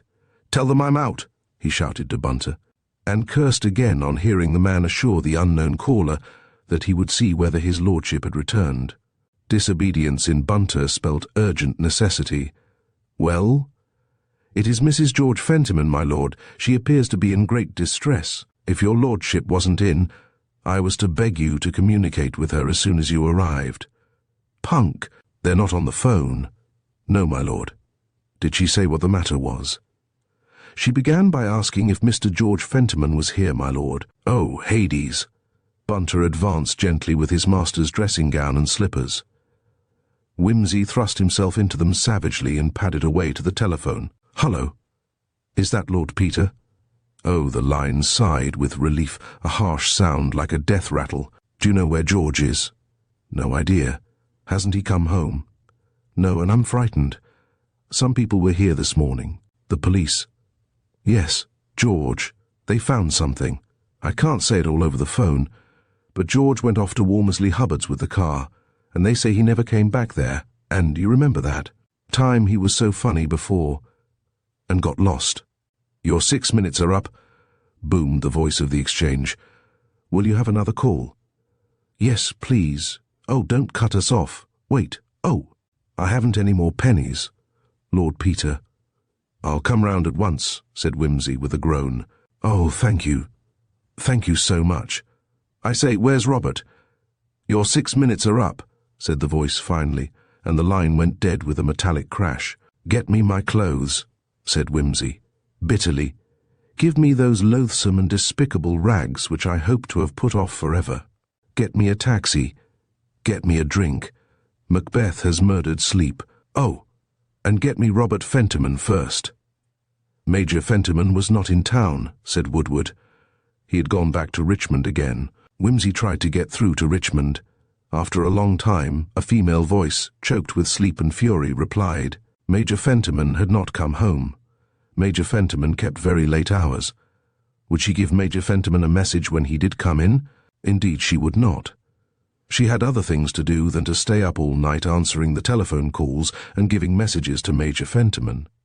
This was the second time that night, and she had told the other party that she could not be responsible for telling Major Fentiman this, that, and the other. Would she leave a note for Major Fentiman, asking him to go round to his brother's house at once? Well now, was it reasonable to expect her to sit up on a bitter cold night writing letters? Of course not, but this was a case of urgent illness. It would be a very great kindness. Just that, to go round to his brother's house and say the call came from Lord Peter Wimsey. Who? Lord Peter Wimsey. Very well, sir. I beg your pardon if I was a bit short, but really, you weren't, you snobby old cat. You were infernally long, breathed his lordship inaudibly. He thanked her, and rang off. Sheila Fentiman was anxiously waiting for him on the doorstep, so that he was saved the embarrassment of trying to remember which was the right number of rings to give.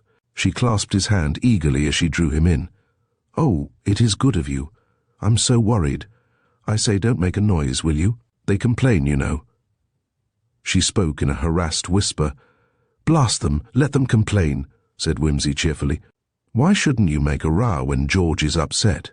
Besides, if we whisper, they'll think we're no better than we ought to be. Now, my child, what's all this? You're as cold as a Pesh Melba. That won't do. Fire half out. Where's the whiskey? Hush! I'm all right, really. George, you're not all right, nor am I. As George Roby says, this getting up from my warm bed and going into the cold night air doesn't suit me. He flung a generous shovelful of coals on the fire and thrust the poker between the bars. And you've had no grub. No wonder you're feeling awful. 2 places were set at the table untouched, waiting for George. Wimsey plunged into the kitchen premises, followed by Sheila uttering agitated remonstrances. He found some disagreeable remnants. A watery stew, cold and sodden, a basin half full of some kind of tinned soup, a chill suet pudding put away on a shelf. Does your woman cook for you? I suppose she does, as you're both out all day. Well, she can't cook, my child. No matter. Here's some Bovril, she can't have hurt that. You go and sit down, and I'll make you some. Mrs. Munns. Blow, Mrs. Munns. But I must tell you about George. He looked at her, and decided that she really must tell him about George. I'm sorry. I didn't mean to bully. One has an ancestral idea that women must be treated like imbeciles in a crisis. Centuries of the women and children first idea, I suppose. Poor devils. Who, the women? Yes. No wonder they sometimes lose their heads. Pushed into corners, told nothing of what's happening, and made to sit quiet and do nothing. Strong men would go dotty in the cirques. I suppose that's why we've always grabbed the privilege of rushing about and doing the heroic bits. That's quite true. Give me the kettle. No, I'll do that. You sit down and, take the kettle, fill it, light the gas, put it on, and tell me about George. The trouble, it seemed, had begun at breakfast. Ever since the story of the murder had come out, George had been very nervy and jumpy, and to Sheila's horror, had started muttering again. Muttering, Whimsy remembered, had formerly been the prelude to one of George's queer fits. These had been a form of shell shock, and they had generally ended in his going off and wandering about in a distraught manner for several days, sometimes with partial and occasionally with complete temporary loss of memory. There was the time when he had been found dancing naked in a field among a flock of sheep and singing to them. It had been the more ludicrously painful in that George was altogether tone-deaf, so that his singing, though loud, was like a hoarse and rumbling wind in the chimney. Then there was a dreadful time when George had deliberately walked into a bonfire. That was when they had been staying down in the country. George had been badly burnt, and the shock of the pain had brought him round. He never remembered afterwards why he had tried to do these things, and had only the faintest recollection of having done them at all. The next vagary might be even more disconcerting. At any rate, George had been muttering. They were at breakfast that morning when they saw two men coming up the path. Sheila, who sat opposite the window, saw them first and said carelessly, "Hullo, who are these? They look like plainclothes policemen." George took one look, jumped up and rushed out of the room. She called to him to know what was the matter, but he did not answer, and she heard him rummaging in the back room, which was the bedroom. She was going to him, when she heard Mr. Munns open the door to the policeman, and then heard them inquiring for George. Mr. Munns ushered them into the front room with a grim face on which police seemed written in capital letters. George... At this point, the kettle boiled. Sheila was taking it off the stove to make the bovril, when Whimsy became aware of a hand on his coat collar. He looked round into the face of a gentleman who appeared not to have shaved for several days. "Now then," said this apparition, "what's the meaning of this?" "Which," added an indignant voice from the door, "I thought as there was something behind all this talk of the captain being missing." "You didn't expect him to be missing, I suppose, ma'am?" "Oh dear no, nor your gentleman friend neither, sneaking up in a taxi and you waiting at the door so's Munns and me shouldn't hear. But I'd have you know this is a respectable house, Lord knows who or whatever you call yourself. More likely one of these low-down confidence fellas, I expect, if the truth was known. With a monocle, too, like that man we was reading about in the News of the World. And in my kitchen, too, and drinking my bovril in the middle of the night. The impudence! Not to speak of the goings in and out all day, banging the front door, and that was the police come here this morning. You think I didn't know? Up to something, that's what they've been, the pair of them. And the captain, as he says he is, but that's as may be.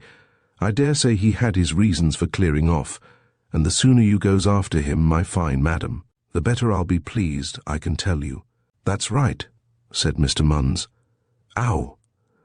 Lord Peter had removed the intrusive hand from his collar with a sharp jerk, which appeared to cause anguish out of all proportion to the force used. "I'm glad you've come along," he said. "In fact, I was just going to give you a call. Have you anything to drink in the house, by the way?" "Drink?" cried Mrs. Munns on a high note. "The impudence! And if I see you, Joe, giving drinks to thieves and worse in the middle of the night in my kitchen, you'll get a piece of my mind. Coming in here as bold as brass and the captain run away and asking for drink." "Because," said Whimsy, fingering his note-case, "the public houses in this law-abiding neighbourhood are of course closed. Otherwise a bottle of scotch—" Mr. Munns appeared to hesitate. "Call yourself a man," said Mrs. Munns. "Of course," said Mr. Munns, "if I was to go in a friendly manner to Jimmy Rowe at the Dragon and ask him to give me a bottle of Johnny Walker as a friend to a friend, and provided no money was to pass between him and me, that is—" "A good idea," said Whimsy cordially. Mrs. Munns gave a loud shriek. "The ladies," said Mr. Munns, "gets nervous at times." He shrugged his shoulders. "I dare say a drop of scotch wouldn't do Mrs. Munns's nerves any harm," said Whimsy. "If you dare, Joe Munns," said the landlady, "if you dare to go out at this time of night, hobnobbing with Jimmy Rowe, and making a fool of yourself with burglars and such—" Mr. Munns executed a sudden volte-face. "You shut up," he shouted, "always sticking your face in where you aren't wanted." "Are you speaking to me?" "Yes. Shut up." Mrs. Munns sat down suddenly on a kitchen chair and began to sniff. "I'll just hop round to the Dragon now, sir," said Mr. Munns, "before old Jimmy goes to bed, and then we'll go into this here." He departed. Possibly he forgot what he had said about no money passing, for he certainly took the note which Whimsy absent-mindedly held out to him. "Your drink's getting cold," said Whimsy to Sheila. She came across to him. "Can't we get rid of these people?" "In half a jiff. It's not good having a row with them. I'd do it like a shot, only, you see, you've got to stay on here for a bit in case George comes back." "Of course. I'm sorry for all this upset, Mrs. Munns," she added, a little stiffly, "but I'm so worried about my husband." "Husband?" snorted Mrs. Munns. "A lot husbands are to worry about. Look at that, Joe. Off he goes to the Dragon, never mind what I say to him. They're dirt. That's what husbands are, the whole pack of them. And I don't care what anybody says." "Are they?" said Whimsy. "Well, I'm not one yet, so you needn't mind what you say to me." "It's the same thing," said the lady viciously. "Husbands and parricides, there's not a halfpenny to choose between them, only parricides aren't respectable. But then they're easier got rid of." "Oh," replied Whimsy, "but I'm not a parricide either, not Mrs. Fentiman's parricide at any rate, I assure you. Hullo, here's Joe. Did you get the doings, old man? You did? Good work. Now, Mrs. Munns, have just a spot with us. You'll feel all the better for it. And why shouldn't we go into the sitting room where it's warmer?" Mrs. Munns complied. "Oh, well," she said, "here's friends all round, but you'll allow it all looked a bit queer now, didn't it? And the police this morning, asking all those questions and emptying the dustbin all over the backyard. Whatever did they want with the dustbin? Lord knows. And that Cummins woman looking on all the time over the wall. I can tell you, I was vexed. 'Why, Mrs. Munns,' she said. 'Have you been poisoning people?' she said. 'I always told you,' she said. 'Your cooking 'ud do for somebody one of these days.' The nasty cat. 'What a rotten thing to say,' said Whimsy sympathetically. 'Just jealousy, I expect. But what did the police find in the dustbin?' 'Find? Them find anything? I should like to see them finding things in my dustbin. The less I see of their interfering ways, the better I'm pleased. I told them so. I said, 'If you want to come upsetting my dustbin,' I said, 'you'll have to come with a search warrant,' I said. That's the law, and they couldn't deny it. They said Mrs. Fentiman had given them leave to look, so I told them Mrs. Fentiman had no leave to give them. It was my dustbin, I told them, not hers. So they went off with a flea in their ear. That's the stuff to give 'em, Mrs. Munns. Not but what I'm respectable. If the police come to me in a right and lawful manner, I'll gladly give them any help they want. I don't want to get into trouble, not for any number of captains. But interference with a free-born woman and no search warrant I will not stand. And they can either come to me in a fitting way, or they can go and whistle for their bottle." "What bottle?" asked Whimsy quickly. "The bottle they were looking for in my dustbin, what the captain put there after breakfast." Sheila gave a faint cry. "What bottle was that, Mrs. Munns?" "One of them little tablet bottles," said Mrs. Munns. "Same as you have standing on the wash-hand stand, Mrs. Fentiman, when I saw the captain smashing it up in the yard with a poker." "There now, Primrose," said Mr. Munns. "Can't you see as Mrs. Fentiman ain't well?" "I'm quite all right," said Sheila hastily, pushing away the hair which clung damply to her forehead. "What was my husband doing?" "I saw him," said Mrs. Munns, "run out into the backyard, just after your breakfast it was, because I recollect Munns was letting the officers into the house at the time.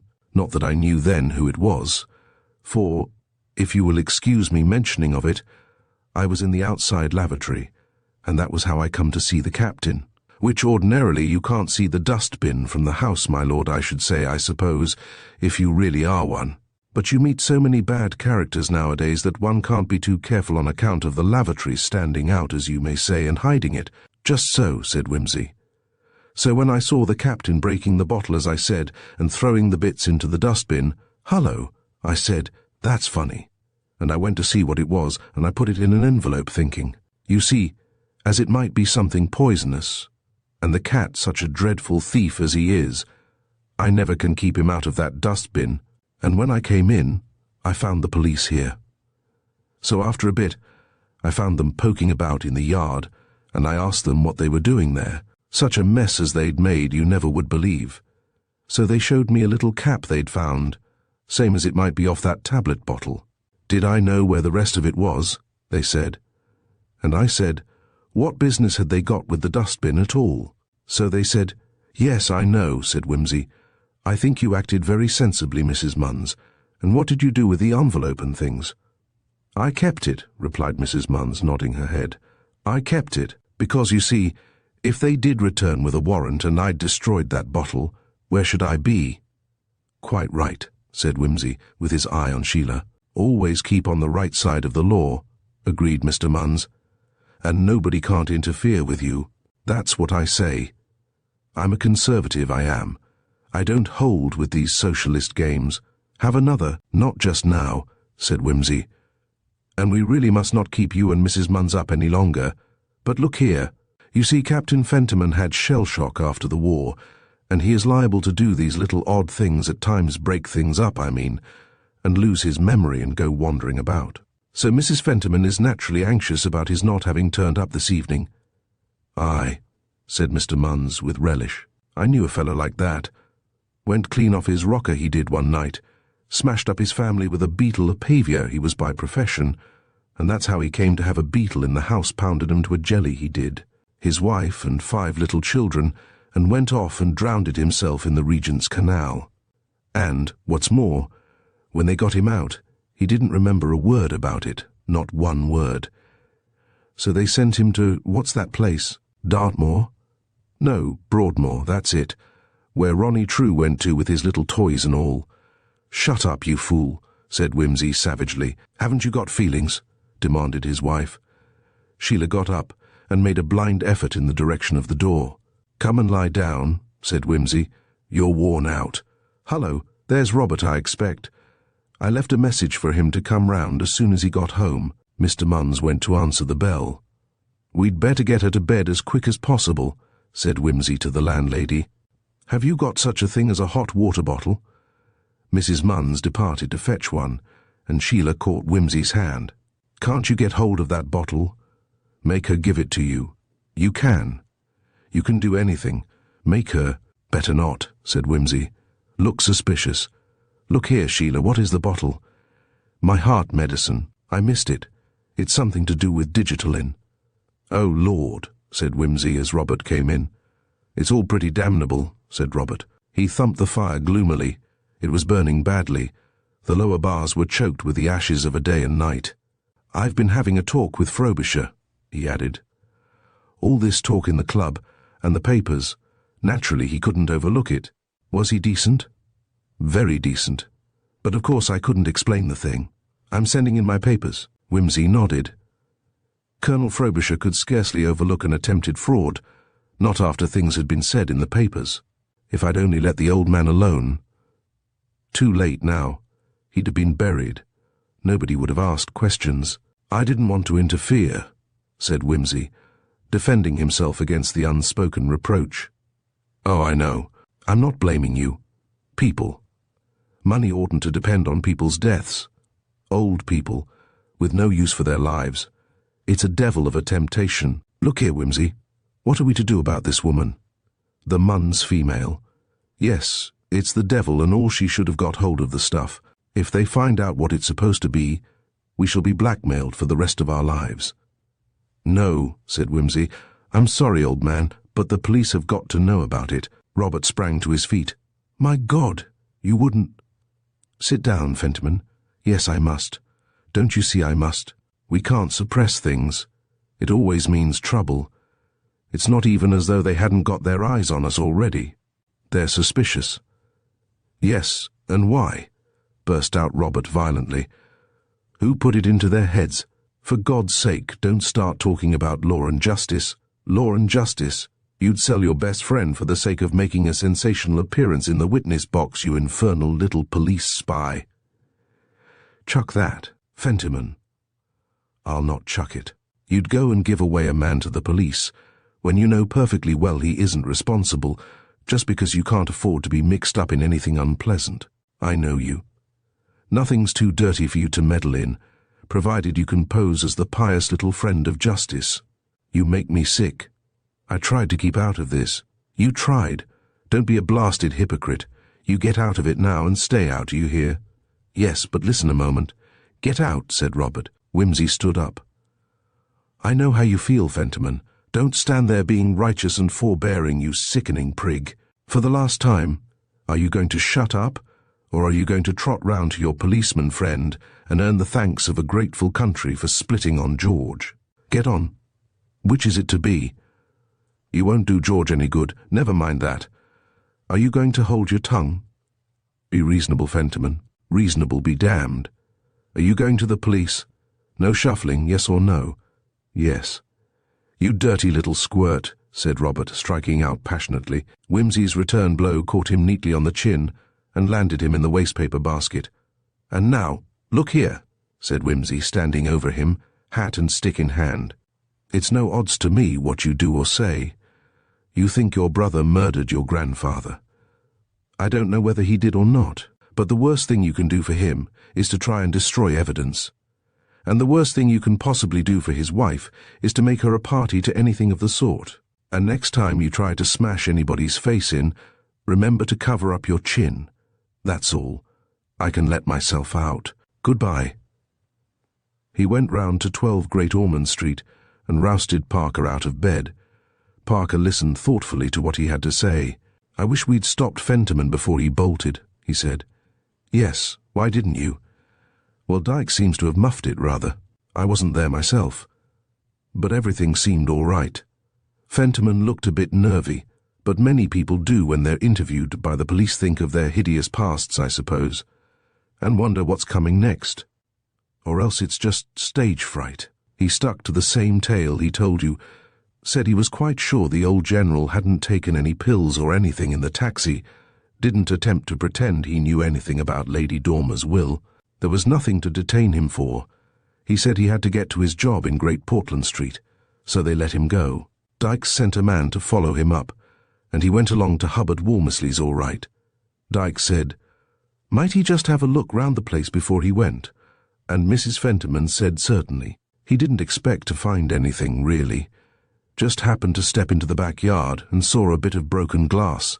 He then had a look round, and there was the cap of the tablet bottle in the dustbin. Well then, of course, he started to get interested, and was just having a hunt through for the rest of it, when old Mother Munns appeared, and said the dustbin was her property, so they had to clear out.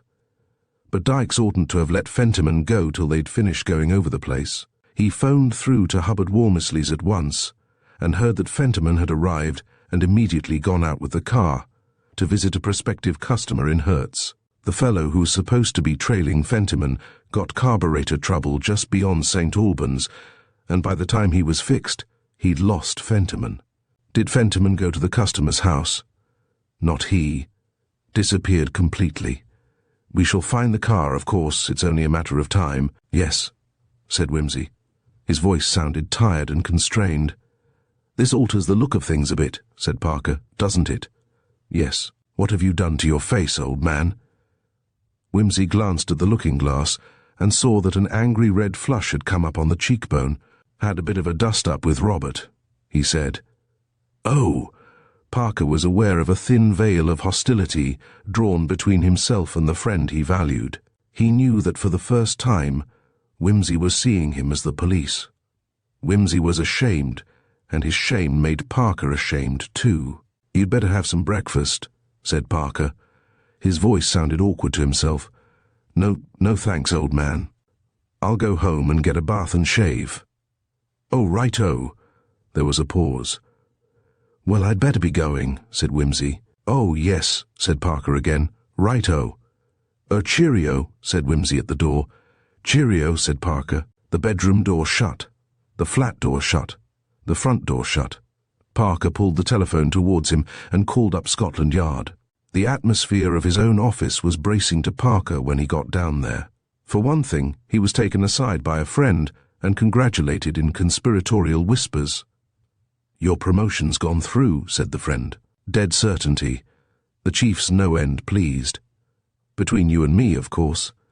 But you've got your chief inspectorship all right. Damn good. Then, at 10 o'clock, the news came through that the missing Walmersley Hubbard had turned up. It had been abandoned in a remote Hertfordshire lane. It was in perfectly good order, the gear lever in neutral, and the tank full of petrol. Evidently, Fentiman had left it and wandered away somewhere, but he could not be far off. Parker made the necessary arrangements for combing out the neighborhood.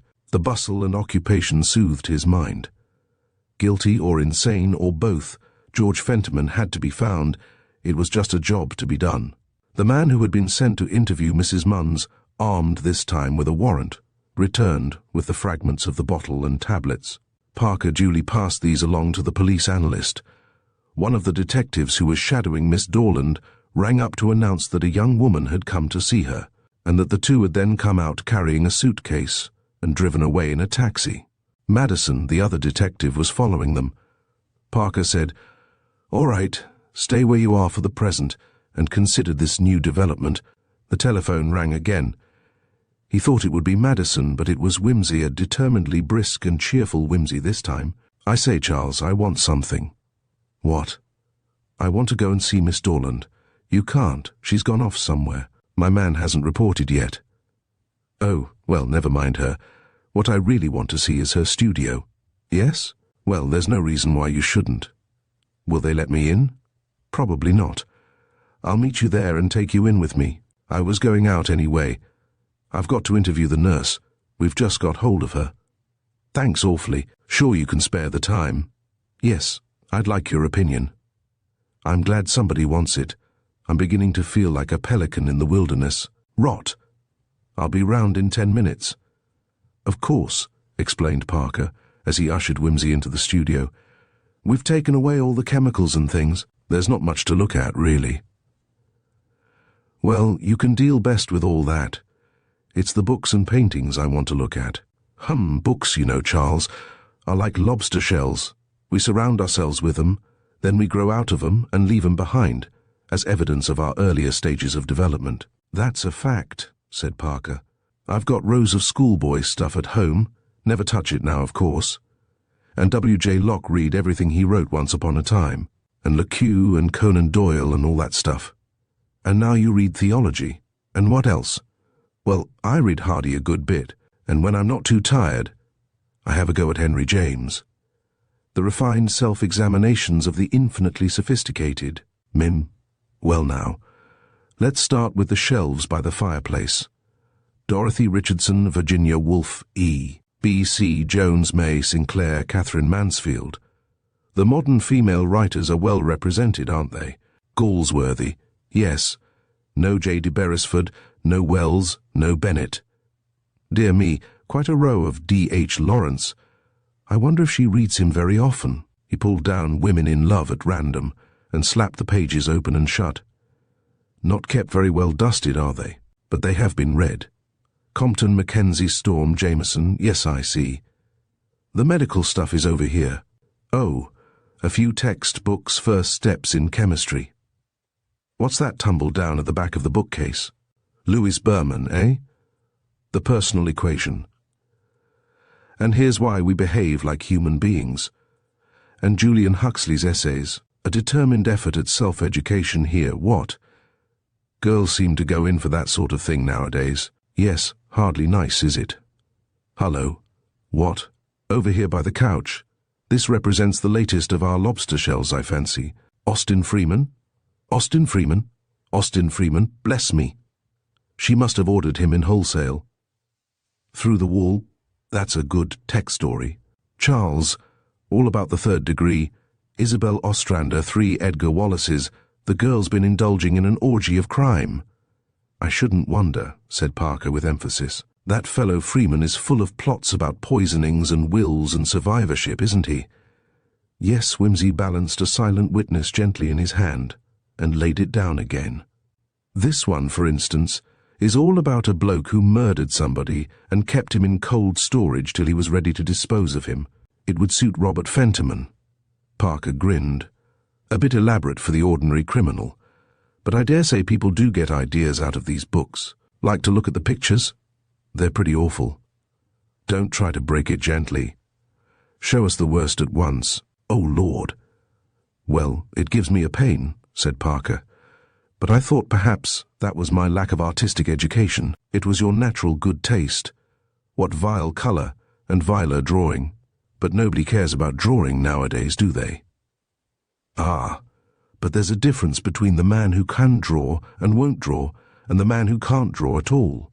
Go on, let's see the rest." Parker produced them, one after the other. Whimsy glanced quickly at each. He had picked up the brush and palette and was fingering them as he talked. "These," he said, "are the paintings of a completely untalented person, who is moreover trying to copy the mannerisms of a very advanced school.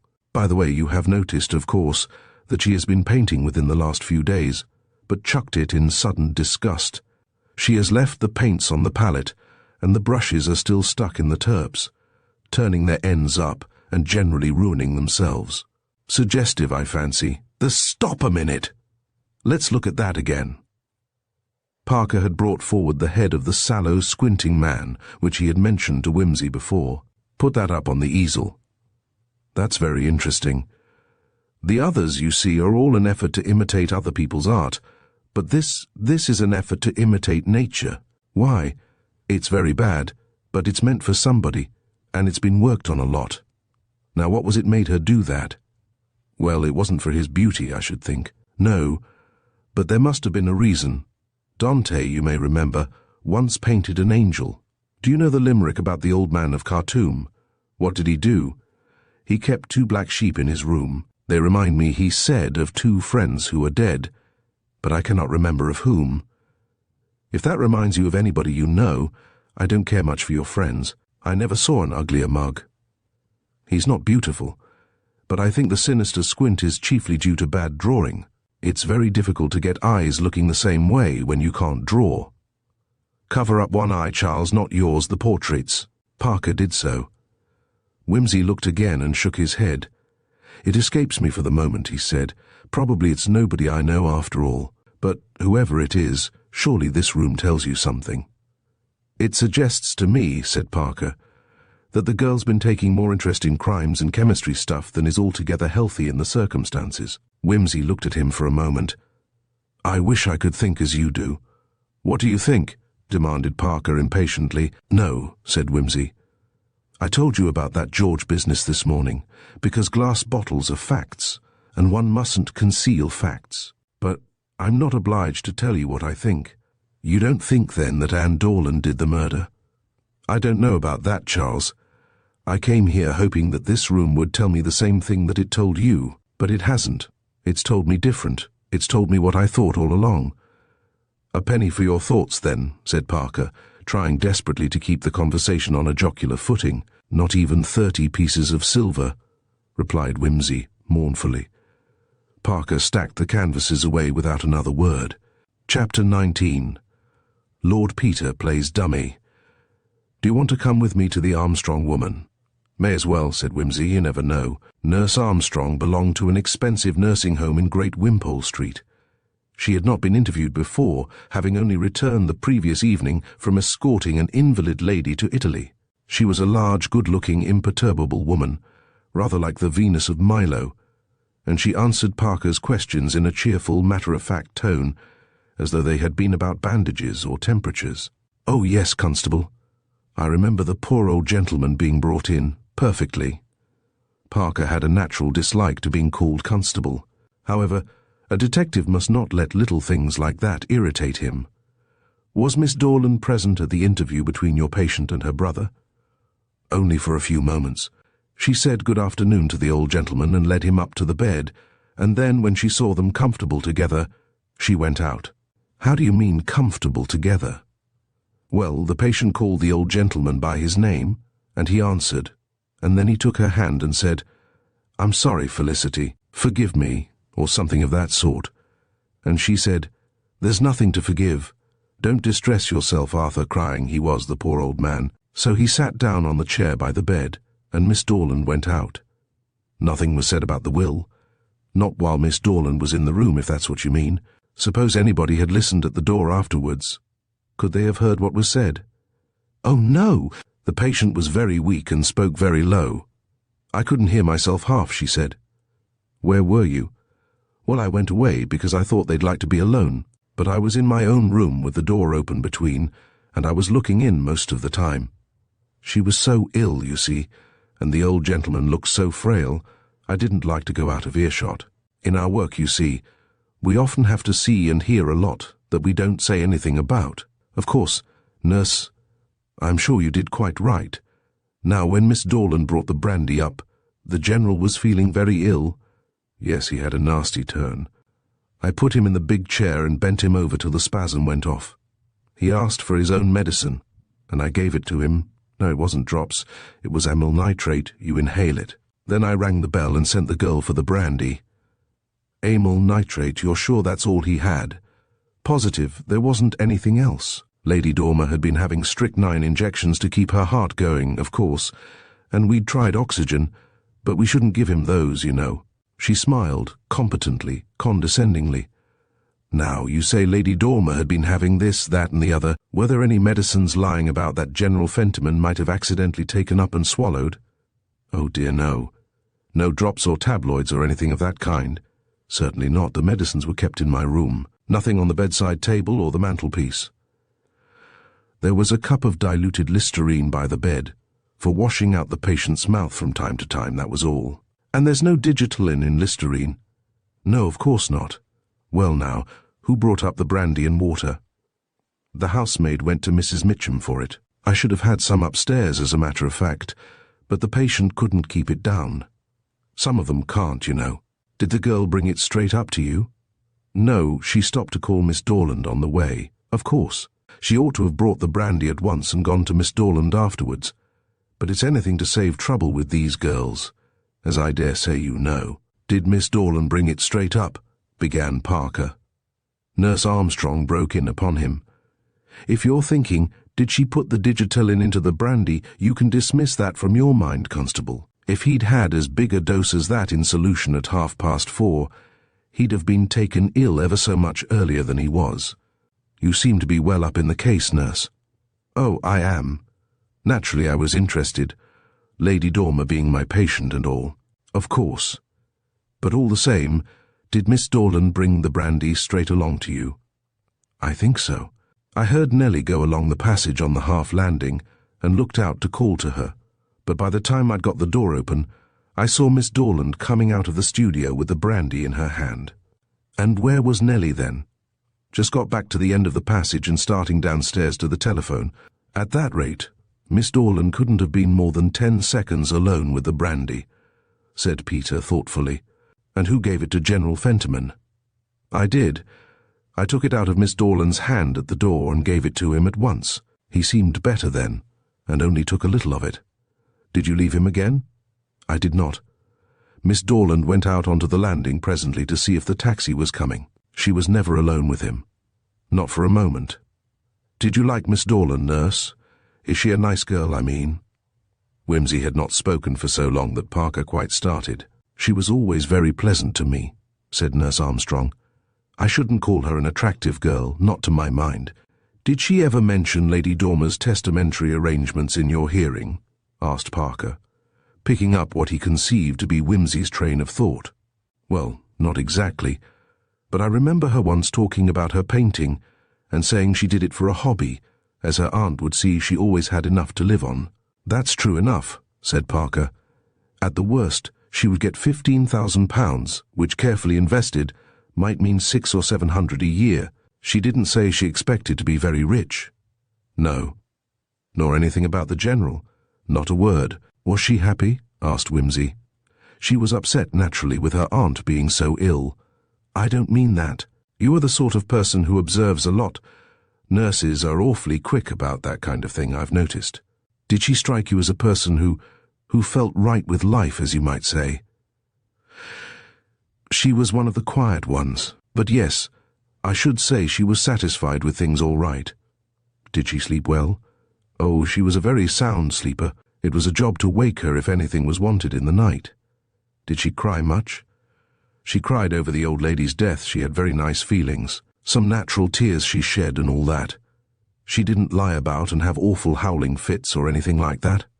Good gracious, no. How did she walk? Walk? Yes, walk. Was she what you'd call droopy? Oh, no, quick and brisk. What was her voice like? Well now, that was one of the nice things about her, rather deep for a woman, but with what I might call a tune in it. Melodious, said Nurse Armstrong, with a faint giggle. That's what they called it in novels. Parker opened his mouth and shut it again. How long did you stay on at the house after Lady Dormer died? Pursued Whimsy. I waited on till after the funeral, just in case Miss Dorland should need anybody. Before you left, did you hear anything of this trouble about the lawyers and the wills? They were talking about it downstairs. Miss Dorland said nothing to me herself. Did she seem worried? Not to notice. Had she any friends with her at the time? Not staying in the house. She went out to see some friends one evening. I think the evening before I left. She didn't say who they were. I see. Thank you, nurse. Parker had no more questions to put, and they took their leave. Well, said Parker, how anybody could admire that girl's voice. You noticed that? My theory is coming out right, Charles. I wish it wasn't. I'd rather be wrong. I should like to have you look pitifully at me and say, I told you so. I can't speak more strongly than that. Hang your theories, said Parker. It looks to me as if we shall have to wash out the idea that General Fentiman got his dose in Portman Square. By the way, didn't you say you'd met the Dorland girl at the Rushworths? No. I said I went hoping to meet her, but she wasn't there. Oh, I see. Well, that'll do for the moment. How about a spot of lunch? At which point they turned the corner and ran slap into Salcombe Hardy, emerging from Harley Street. Whimsy clutched Parker's arm suddenly. I've remembered, he said. What?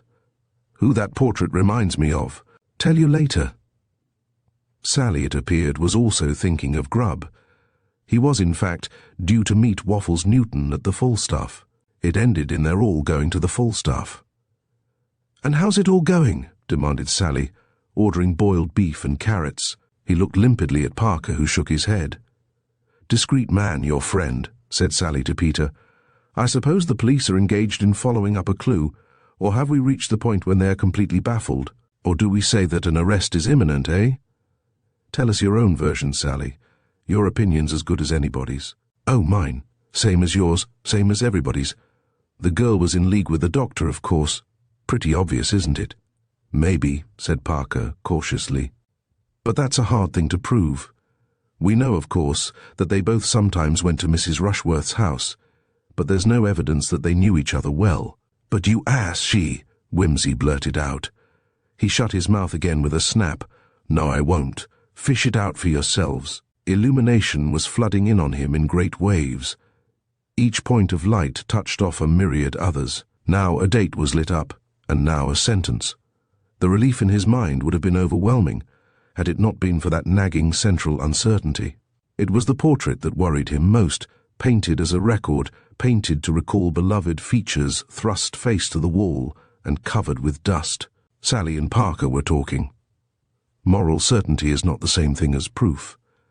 Unless we can show that she knew the terms of the will, why wait till the last minute? It could have been done safely any time. They probably thought it wasn't necessary. The old lady looked like seeing him into his grave easily, if it hadn't been for the pneumonia. Even so, they had 5 days. Yes, well, say she didn't know till the very day of Lady Dormer's death. She might have told her then, explained. Seeing the thing had become a probability. And the Dorland girl arranged for the visit to Harley Street. Plain as the nose on your face. Hardy chuckled. They must have got a thundering shock when the body turned up the next morning at the Bellona. I suppose you gave Penberthy a good grueling about that rigor. Pretty fair. He fell back on professional caution, naturally. It's coming to him in the witness box. Does he admit knowing the girl? He says he just knows her to speak to, but one's got to find somebody who has seen them together. You remember the Thompson case? It was the interview in the tea shop that clinched it. What I want to know, said Whimsy, is why what? Why didn't they compromise? It was not what he had been going to say, but he felt defeated, and those words would end the sentence as well as any others. What's that? Asked Hardy quickly. Peter explained. When the question of survivorship came up, the Fentimans were ready to compromise and split the money. Why didn't Miss Dorland agree? If your idea is the right one, it was much the safest way. But it was she who insisted on an inquiry. I didn't know that, said Hardy.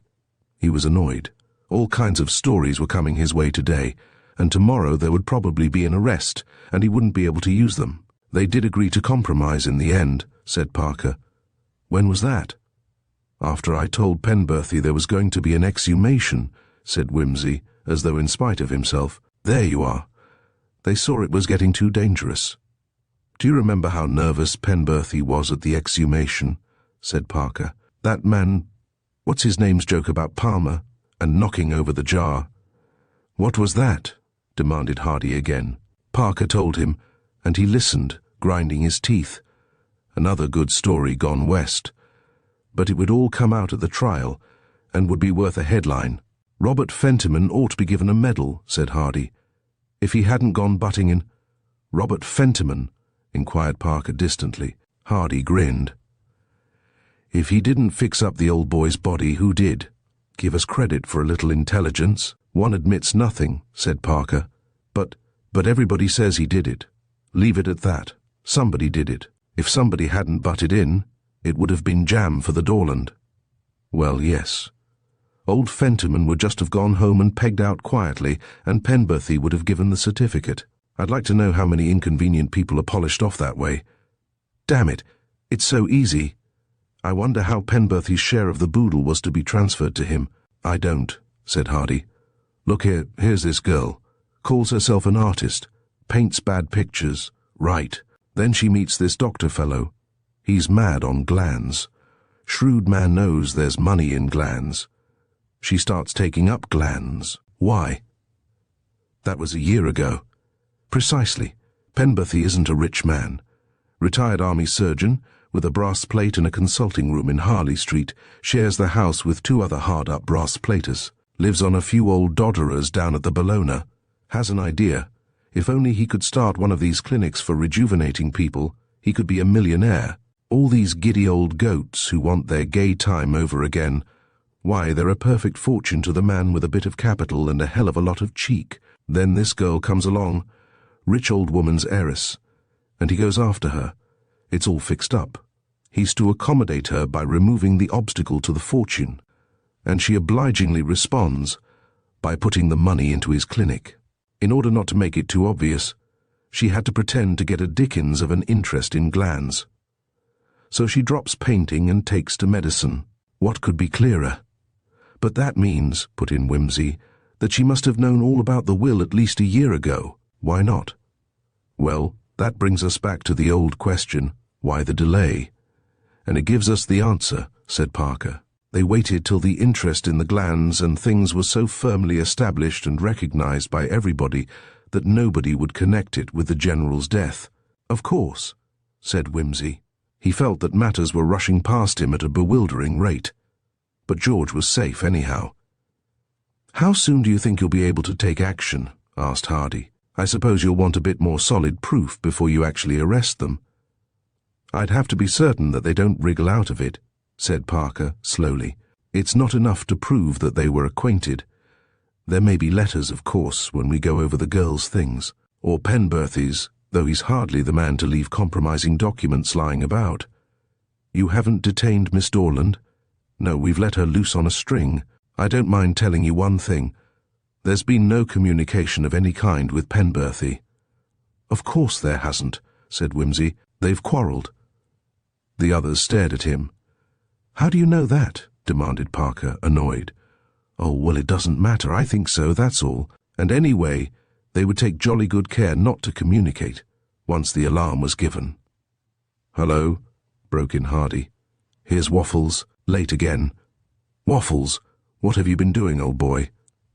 Interviewing the Rushworths, said Waffles, edging his way into a chair by Hardy. He was a thin, sandy person with a tired manner. Hardy introduced him to Wimsey and Parker. Got your story in? Oh, yes. Awful lot of cats, these women are. Ma Rushworth. She's the sloppy sort of woman with her head in the clouds all the time, who never sees anything till it's stuck right under her nose. She pretends, of course, that she always thought Anne Dorland was an unwholesome kind of girl. I nearly asked why, in that case, she had her about the house, but I didn't. Anyway, Mrs. Rushworth said, they didn't know her very intimately. They wouldn't, of course. Wonderful how these soulful people sheer off at the least suggestion of unpleasantness. Did you get anything about Penberthy? Oh, yes, I got something. Good? Oh, yes. Hardy, with Fleet Street's delicate reticence towards the man with an exclusive story, did not press the question. The talk turned back and went over the old ground. Waffles Newton agreed with Salcombe Hardy's theory. The Rushworths must surely know something. Not the mother, perhaps, but the girl. If she's engaged to Penberthy, she'll have noticed any other woman who seemed to have an understanding with him. Women see these things. You don't suppose that they're going to confess that dear Dr. Penberthy ever had an understanding with anybody but dear Naomi, retorted Newton. Besides, they aren't such fools as not to know that Penberthy's connection with the Dorland girl must be smothered up at all costs. They know she did it all right, but they aren't going to compromise him. Of course not, said Parker, rather shortly. The mother probably knows nothing anyway. It's a different matter if we get the girl in the witness box. You won't, said Waffles Newton. At least you'll have to be jolly quick. Why? Newton waved an apologetic hand. They're being married tomorrow, he said. Special license. I say, that's not to go further, Sally. That's all right, old man. Married, said Parker. Good Lord, that forces our hand a bit. Perhaps I'd better pop off. So long, and thanks very much for the tip, old man. Whimsy followed him into the street. We'll have to put the stopper on this marriage business quick, said Parker, madly waving to a taxi, which swooped past and ignored him. I didn't want to move just at present, because I wasn't ready, but it'll be the devil and all if the Rushworth girl gets hitched up to Penberthy and we can't take her evidence. Devil of it is, if she's determined to go on with it, we can't stop it without arresting Penberthy. Very dangerous when there's no real proof. I think we'd better have him down to the yard for interrogation and detain him. Yes, said Whimsy. But look here, Charles. A taxi drew up. What? Said Parker sharply with his foot on the step. I can't wait, old man.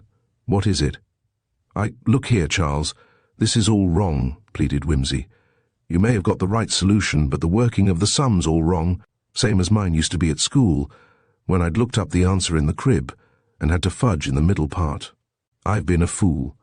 I ought to have known about Penberthy, but I don't believe this story about bribing and corrupting him and getting him to do the murder. It doesn't fit. Doesn't fit what? Doesn't fit the portrait, or the books, or the way Nurse Armstrong described Anne Dorland, or your description of her. It's a mechanically perfect explanation, but I swear it's all wrong. If it's mechanically perfect, said Parker, that's good enough. It's far more than most explanations are. You've got that portrait on the brain. It's because you're artistic, I suppose.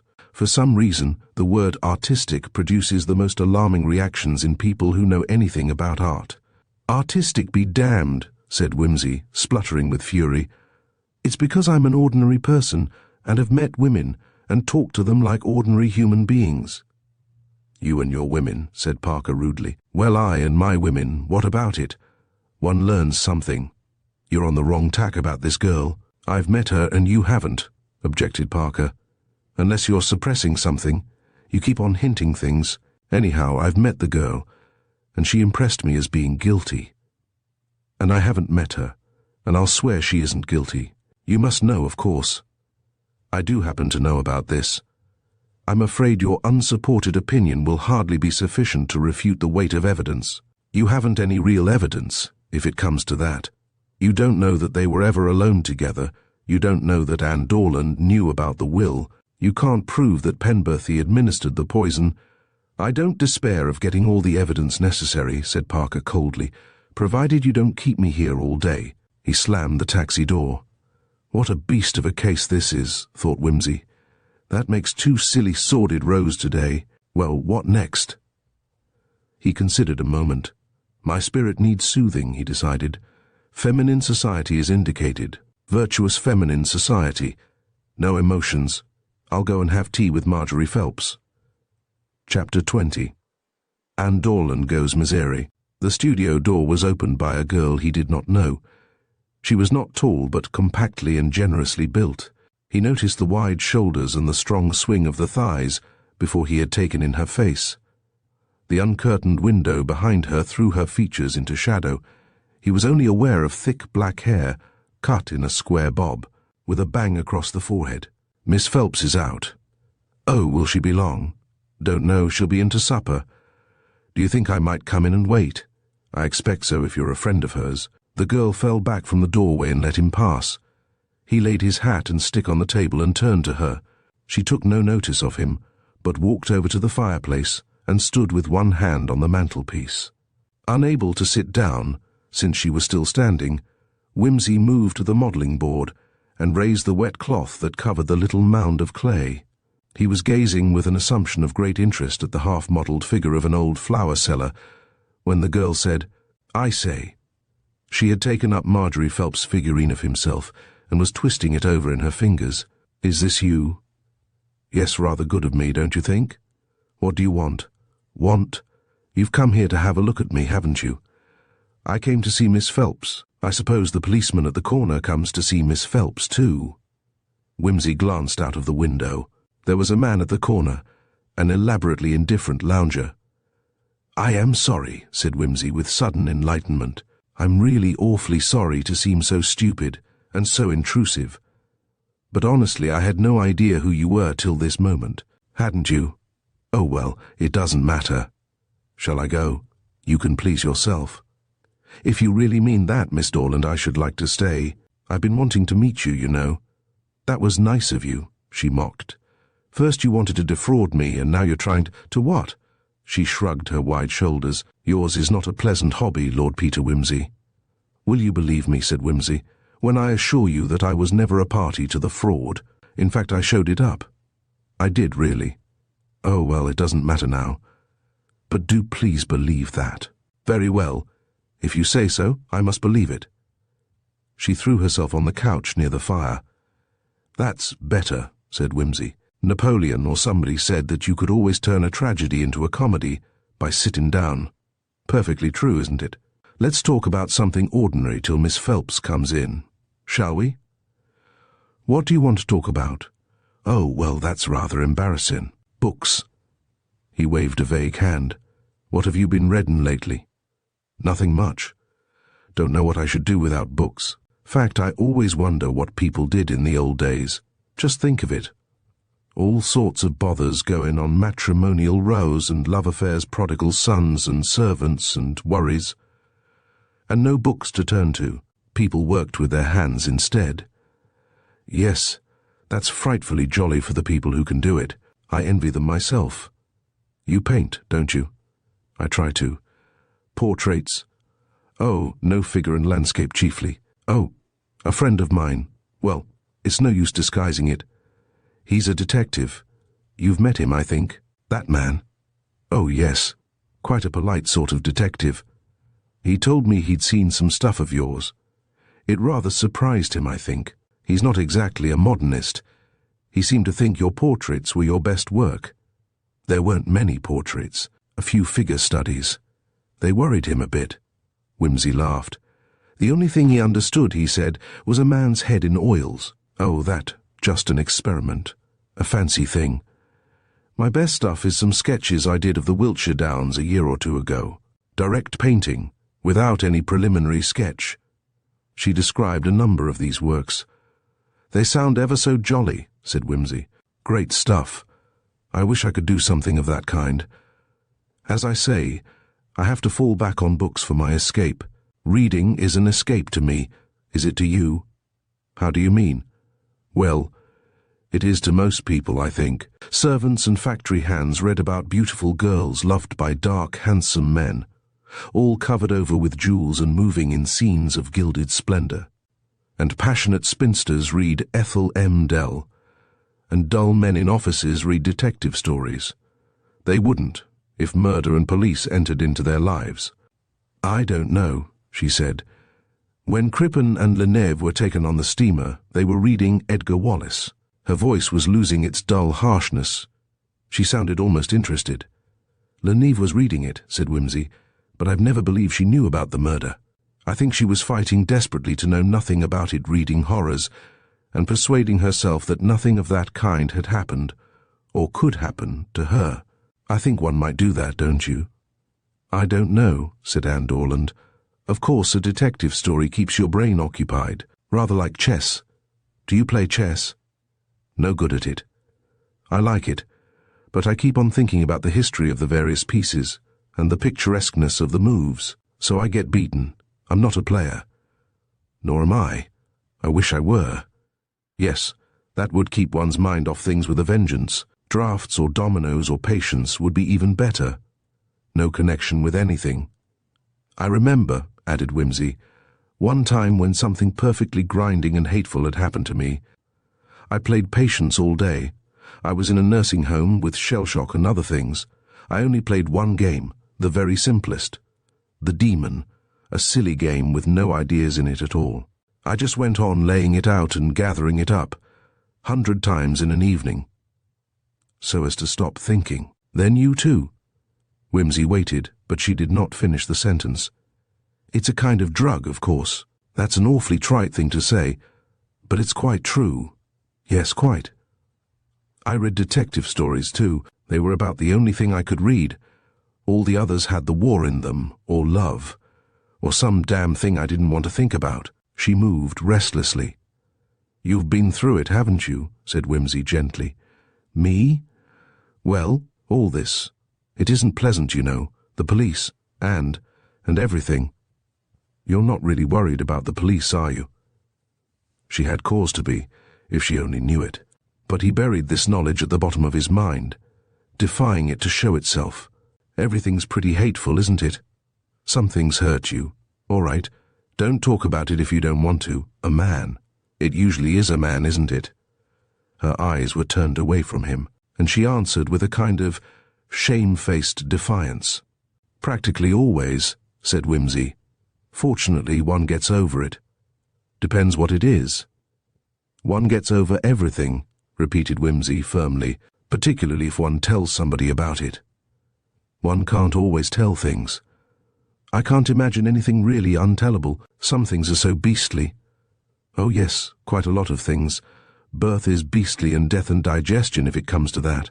Sometimes when I think of what's happening inside me to a beautiful Supreme de Soleil, with the caviar in boats, and the croutons and the jolly little twists of potato, and all the gadgets, I could cry. But there it is, don't you know? Anne Dorland suddenly laughed. That's better, said Whimsy. Look here, you've been brooding over this and you're seeing it all out of proportion. Let's be practical and frightfully ordinary. Is it a baby? Oh, no. Well, that's rather a good thing, because babies, though no doubt excellent in their way, take a long time and come expensive. Is it blackmail? Good heavens, no. Good. Because blackmail is even longer and more expensive than babies. Is it Freudian, or sadistic, or any of those popular modern amusements? I don't believe you'd turn a hair if it was. Why should I? I can't think of anything worse to suggest, except what Rose Macaulay refers to as nameless orgies. Or diseases, of course. It's not leprosy or anything. What a mind you've got, she said, beginning to laugh. No, it isn't leprosy. Well, what did the blighter do? Anne Dorland smiled faintly. It's nothing, really. If only heaven prevents Marjorie Phelps from coming in, thought Whimsy. I'm going to get it now. It must have been something to upset you like this, he pursued aloud. You're not the kind of woman to be upset about nothing. You don't think I am? She got up and faced him squarely. He said I imagine things. He said I had a mania about sex. I suppose you would call it Freudian, really, she added hastily, flushing an ugly crimson. Is that all? Said Whimsy. I know plenty of people who would take that as a compliment. But obviously you don't. What exact form of mania did he suggest? Oh, the gibbering sort that hangs round church doors for curates, she broke out fiercely. It's a lie. He pretend to want me and all that. The beast! I can't tell you the things he said, and I'd made such a fool of myself. She was back on the couch, crying, with large, ugly, streaming tears, and snorting into the cushions. Whimsy sat down beside her. Poor kid, he said.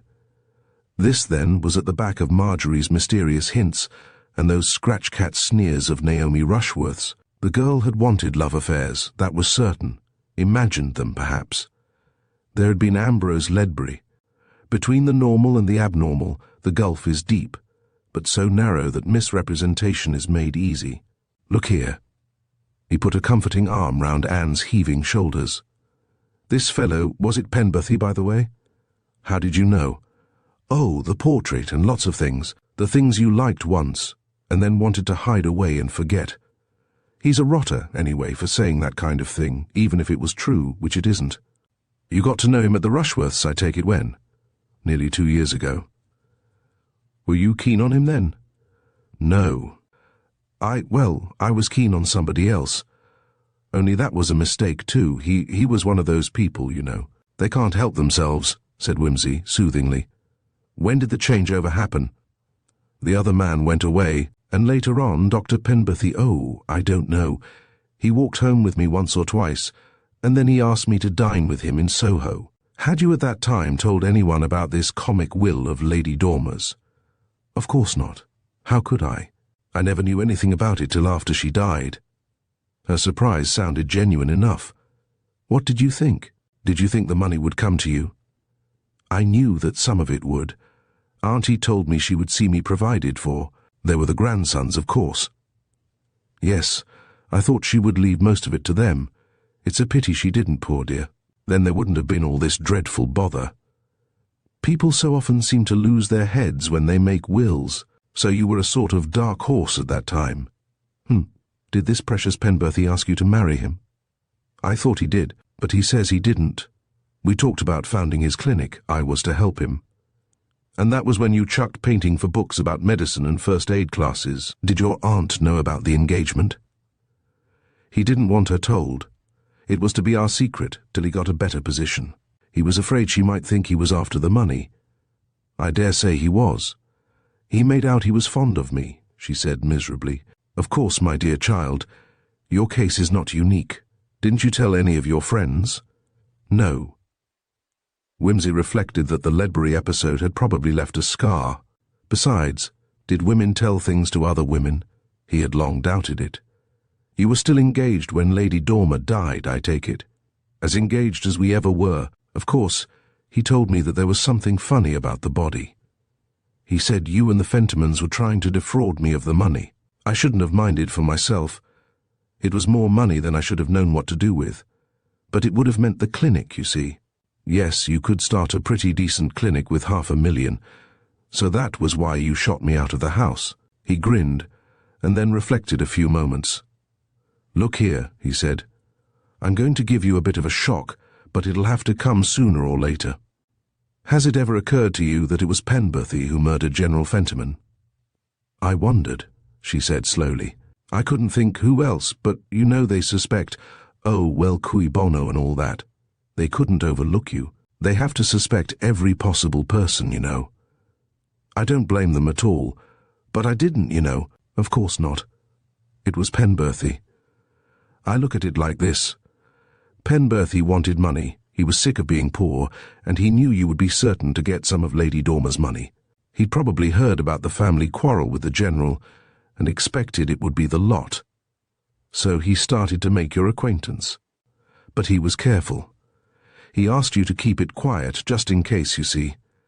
The money might be so tied up that you couldn't give it to him, or you might lose it if you married, or it might only be quite a small annuity, in which case he'd want to look for somebody richer. We considered those points when we talked it over about the clinic. Yes. Well then, Lady Dormer fell ill. The General went round and heard about the legacy that was coming to him, and then he toddled along to Penberthy, feeling very groggy, and promptly told him all about it. You can imagine him saying, "You've got to patch me up long enough to get the money." That must have been a nasty jar for Penberthy. It was. You see, he didn't even hear about my 12,000. Oh? No. Apparently what the General said was, "If only I last out poor Felicity, all the money comes to me. Otherwise it goes to the girl and my boys only get 7,000 apiece." That was why. Just a moment. When did Penberthy tell you about that? Why, later, when he said I was to compromise with the Fentimans. That explains it. I wondered why you gave in so suddenly. I thought then that anyhow, Penberthy hears this and gets the brilliant idea of putting General Fentiman out of the way. So he gives him a slow-working kind of a pill, probably a powder in a very tough capsule that would take a long time to digest. Good idea. Yes, very likely. And then the general, instead of heading straight for home as he expected, goes off to the club and dies there. And then Robert, he explained in detail what Robert had done and resumed. Well, now, Penberthy was in a bad fix. If he drew attention at the time to the peculiar appearance of the corpse, he couldn't reasonably give a certificate, in which case there would be a post-mortem and an analysis, and the digitalin would be found. If he kept quiet, the money might be lost, and all his trouble would be wasted. Maddening for him, wasn't it?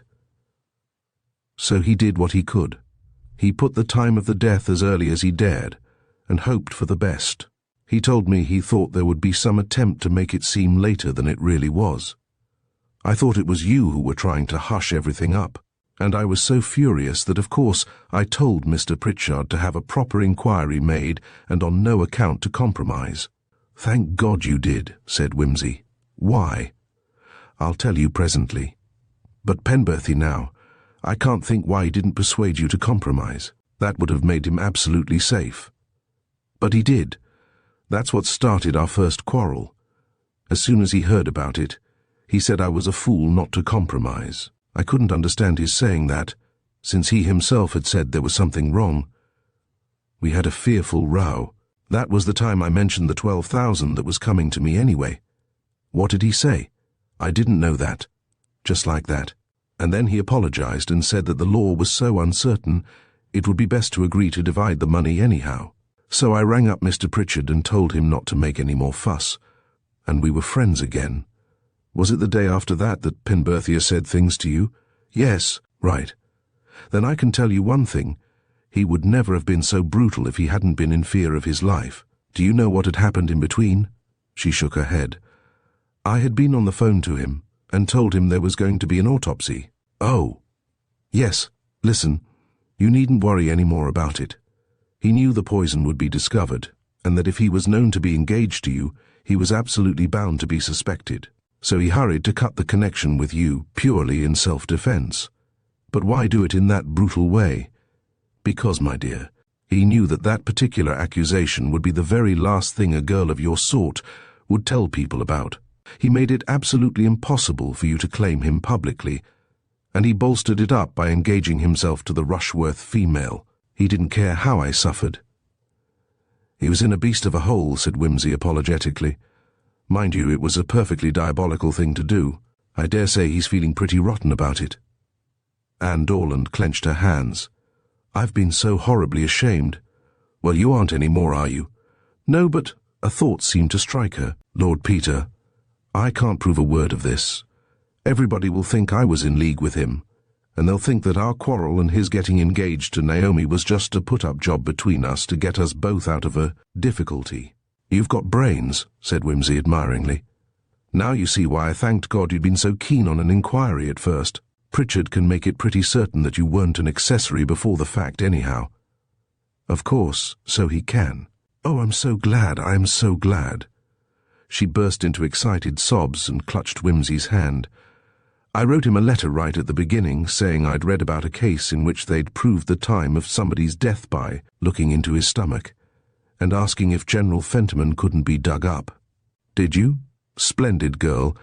You have got a head on your shoulders. No, I observe that it's on my shoulders. Go on. Have a real good howl. I feel rather like howling myself. I've been quite worried about it all, but it's all right now, isn't it? I am a fool, but I'm so thankful you came. So am I. Here, have a hanky. Poor old dear. Hullo, there's Marjorie. He released her and went out to meet Marjorie Phelps at the door. Lord Peter. Good Lord. Thank you, Marjorie, said Wimsey gravely. No, but listen, have you seen Anne? I took her away. She's frightfully queer, and there's a policeman outside. But whatever she's done, I couldn't leave her alone in that awful house. You haven't come to... Marjorie, said Wimsey, Don't you ever talk to me again about feminine intuition. You've been thinking all this time that that girl was suffering from guilty conscience. Well, she wasn't. It was a man, my child, a man. How do you know? My experienced eye told me as much at the first glance. It's all right now. Sorrow and sighing have fled away. I'm going to take your young friend out to dinner. But why didn't she tell me what it was all about? Because, said Wimsey mincingly, it wasn't the kind of thing one woman tells another. Chapter 21. Lord Peter calls a bluff. It is new to me, said Lord Peter, glancing from the back window of the taxi at the other taxi which was following them, to be shadowed by the police, but it amuses them and doesn't hurt us. He was revolving ways and means of proof in his mind. Unhappily, all the evidence in favour of Anne Dorland was evidence against her as well, except, indeed, the letter to Pritchard. Damn Penberthy. The best that could be hoped for now was that the girl should escape from public inquiry with a verdict of not proven. Even if acquitted, even if never charged with the murder, she would always be suspect. The question was not one which could be conveniently settled by a brilliant flash of deductive logic, or the discovery of a blood-stained thumb mark. It was a case for lawyers to argue, for a weighing of the emotional situation by 12 good and lawful persons. Presumably the association could be proved. The couple had met and dined together. Probably the quarrel could be proved. But what next? Would a jury believe in the cause of the quarrel? Would they think it a prearranged blind, or mistake it for the falling out of rogues among themselves? What would they think of this plain, sulky, inarticulate girl, who had never had any real friends, and whose clumsy and tentative graspings after passion had been so obscure, so disastrous? Penberthy, too, but Penberthy was easier to understand. Penberthy, cynical and bored with poverty, found himself in contact with this girl, who might be so well off some day. And Penberthy, the physician, would not mistake the need for passion that made the girl such easy stuff to work on. So he carried on board with the girl, of course keeping it all secret, till he saw which way the cat was going to jump. Then the old man, the truth about the will, the opportunity, and then, upsettingly, Robert. Would the jury see it like that? Wimsey leaned out of the cab window and told the driver to go to the Savoy. When they arrived, he handed the girl over to the cloakroom attendant. I'm going up to change, he added, and turning had the pleasure of seeing his sleuth arguing with the porter in the entrance hall. Bunter, previously summoned by telephone, was already in attendance with his master's dress clothes. Having changed, Wimsey passed through the hall again. The sleuth was there, quietly waiting. Wimsey grinned at him and offered him a drink. I can't help it, my lord, said the detective. Of course not. You've sent for a bloke in a boiled shirt to take your place, I suppose? Yes, my lord. More power to his elbow. So long. He rejoined his charge, and they went into the dining room. Dressed in a green which did not suit her, she was undoubtedly plain. But she had character. He was not ashamed of her. He offered her the menu. What shall it be? He asked. Lobster and champagne? She laughed at him. Marjorie says you are an authority on food. I don't believe authorities on food ever take lobster and champagne. Anyway, I don't like lobster much. Surely there's something they do best here, isn't there? Let's have that. You show the right spirit, said Wimsey. I will compose a dinner for you. He called the head waiter and went into the question scientifically. Huitres musgrave. I am opposed on principle to the cooking of oysters, but it is a dish so excellent that one may depart from the rules in its favour. Fried in their shells, Miss Dorland, with little strips of bacon. Shall we try it? The soup must be tortue vraie, of course. The fish-o, just a filet de sole, the merest mouthful, a hyphen between the prologue and the main theme. That all sounds delightful. And what is the main theme to be? I think a faisan roti with pomme byron, and a salad to promote digestion. And, waiter, be sure the salad is dry and perfectly crisp. A soufflé glace to finish up with. And bring me the wine list. They talked. When she was not on the defensive, the girl was pleasant enough in manner, a trifle downright and aggressive perhaps in her opinions, but needing only mellowing. What do you think of the Romani Conti? he asked suddenly. I don't know much about wine. It's good, not sweet, like Sauterne. It's a little well harsh. But it's harsh without being thin, quite different from that horrid Chianti people always seem to drink at Chelsea parties. You're right. It's rather unfinished. But it has plenty of body. It'll be a grand wine in 10 years' time. It's 1915. Now, you see, waiter, take this away and bring me a bottle of the 1908. He leaned towards his companion. Miss Dorland, may I be impertinent? How? Why? Not an artist, not a bohemian, and not a professional man, a man of the world. What do you mean by those cryptic words? For you, that is the kind of man who is going to like you very much. Look, that wine I've sent away, it's no good for a champagne and lobster sort of person, nor for very young people. It's too big and rough. But it's got the essential guts. So have you. It takes a fairly experienced palate to appreciate it, but you and it will come into your own one day. Get me? Do you think so? Yes, but your man won't be at all the sort of person you're expecting. You have always thought of being dominated by somebody, haven't you? Well, but you'll find that yours will be the leading brain of the two. He will take great pride in the fact. And you will find the man reliable and kind, and it will turn out quite well. I didn't know you were a prophet. I am, though. Wimsey took the bottle of 1908 from the waiter and glanced over the girl's head at the door. A man in a boiled shirt was making his way in, accompanied by the manager. I am a prophet, said Wimsey. Listen, something tiresome is going to happen now, this minute. But don't worry, drink your wine and trust. The manager had brought the man to their table. It was Parker. Ah, said Wimsey brightly. You'll forgive our starting without you, old man. Sit down. I think you know Miss Dorland. Have you come to arrest me? Asked Anne. Just to ask you to come down to the yard with me, said Parker, smiling pleasantly and unfolding his napkin. Anne looked palely at Wimsey and took a gulp of the wine. Right, said Wimsey. Miss Dorland has quite a lot to tell you. After dinner will suit us charmingly. What will you have? Parker, who was not imaginative, demanded a grilled steak. Shall we find any other friends at the yard? Pursued Wimsey. Possibly, said Parker. Well, cheer up. You put me off my food, looking so grim. Hullo. Yes, waiter, what is it? Excuse me, my lord, is this gentleman Detective Inspector Parker? Yes, yes, said Parker. What's the matter? You're wanted on the phone, sir. Parker departed. It's all right, said Wimsey to the girl. I know you're straight, and I'll damn well see you through. What am I to do? Tell the truth. It sounds so silly. They've heard lots of very much sillier stories than that, but I don't want to be the one to... You're still fond of him, then? But I'd rather it wasn't me. I'll be frank with you. I think it's going to be between you and him that suspicion will lie. In that case, she set her teeth. He can have what's coming to him. Thank the Lord. I thought you were going to be noble and self-sacrificing and tiresome. You know, like the people whose noble motives are misunderstood in Chapter 1 and who get dozens of people tangled up in their miserable affairs till the family lawyer solves everything on the last page but 2. Parker had come back from the telephone.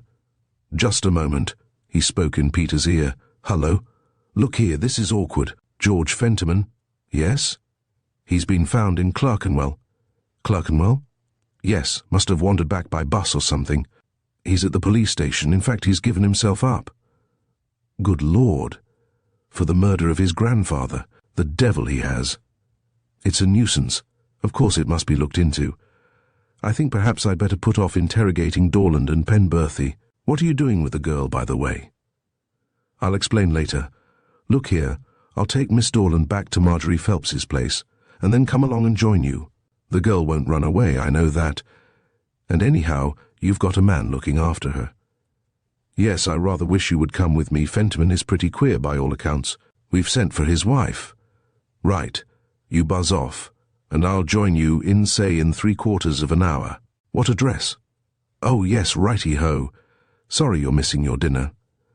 It's all in the day's work, growled Parker, and took his leave. George Fentiman greeted them with a tired white smile. Hush, he said. I've told them all about it. He's asleep, don't wake him. "Who's asleep, dearest?" said Sheila. "I mustn't say the name," said George cunningly. "He'd hear it, even in his sleep, even if you whispered it. But he's tired," and he nodded off. "So I ran in here and told them all about it while he snored." The police superintendent tapped his forehead significantly behind Sheila's back. "Has he made any statement?" asked Parker. "Yes. He insisted on writing it himself. Here it is." "Of course." The superintendent shrugged his shoulders. "That's all right," said George. "I'm getting sleepy myself. I've been watching him for a day and a night, you know. I'm going to bed. Sheila, it's time to go to bed." "Yes, dear. We'll have to keep him here tonight, I suppose," muttered Parker. "Has the doctor seen him?" "We've sent for him, sir." "Well, Mrs. Fentiman, I think if you'd take your husband into the room the officer will show you, that would be the best way. And we'll send the doctor in to you when he arrives. Perhaps it would be as well that he should see his own medical man too. Whom would you like us to send for?" "Dr. Penberthy has vetted him from time to time, I think," put in Wimsey suddenly. "Why not send for him?" Parker gasped involuntarily. "He might be able to throw some light on the symptoms," said Wimsey in a rigid voice. Parker nodded. "A good idea," he agreed. He moved to the telephone. George smiled as his wife put her arm about his shoulder. "Tired?" he said. "Very tired. Off to bed, old girl." A police constable opened the door to them, and they started through it together. George leaned heavily on Sheila, his feet dragged. "Let's have a look at his statement," said Parker. It was written in a staggering handwriting, much blotted and erased, with words left out and repeated here and there. "I am making this statement quickly while he is asleep, because if I wait, he may wake up and stop me. You will say I was moved and seduced by instigation of, but what they will not understand is that he is me and I am him. I killed my grandfather by giving him Digitalin. I did not remember it till I saw the name on the bottle, but they have been looking for me ever since, so I know that he must have done it. That is why they began following me about, but he is very clever and misleads them. When he is awake, we were dancing all last night, and that is why he is tired.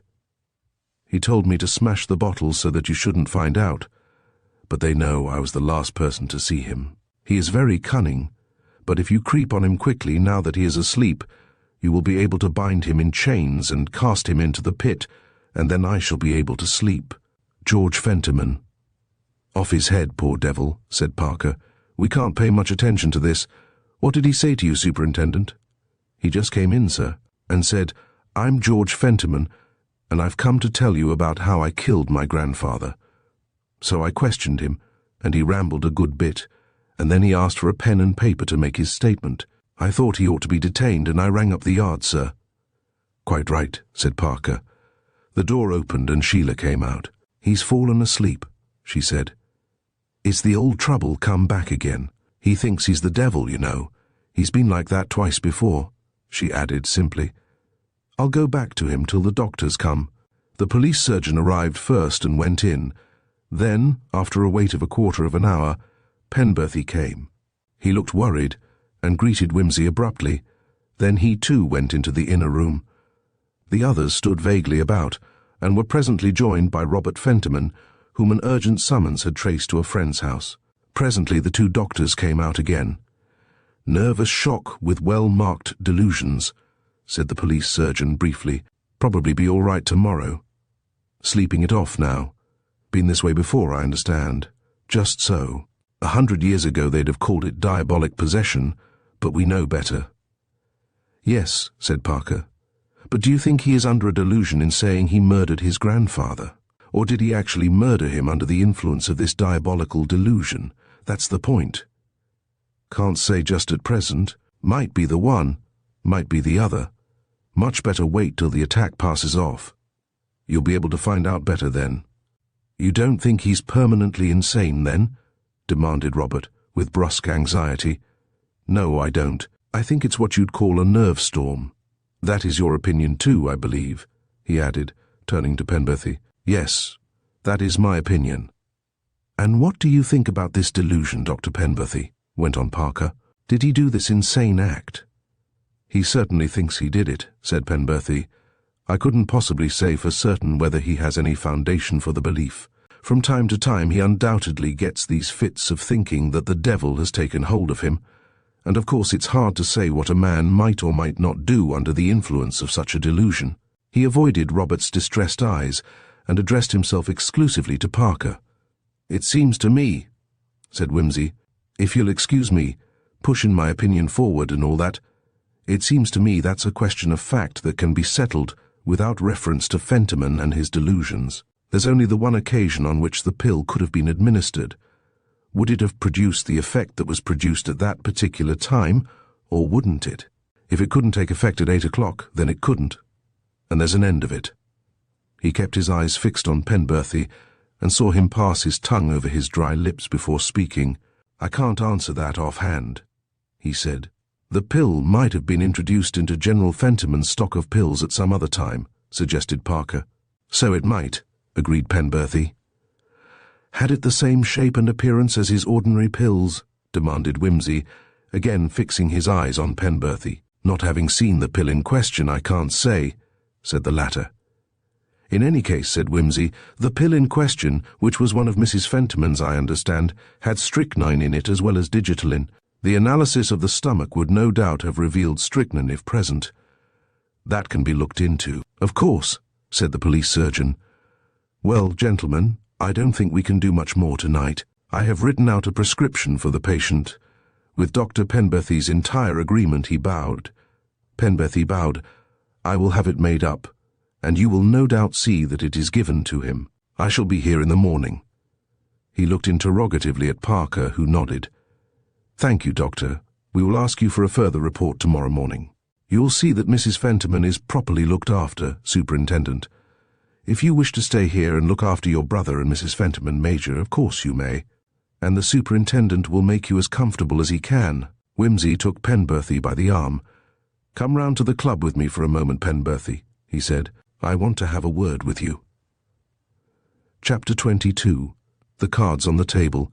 There was nobody in the library at the Bologna Club, there never is. Wimsey led Penberthy into the farthest bay and sent a waiter for 2 double whiskies.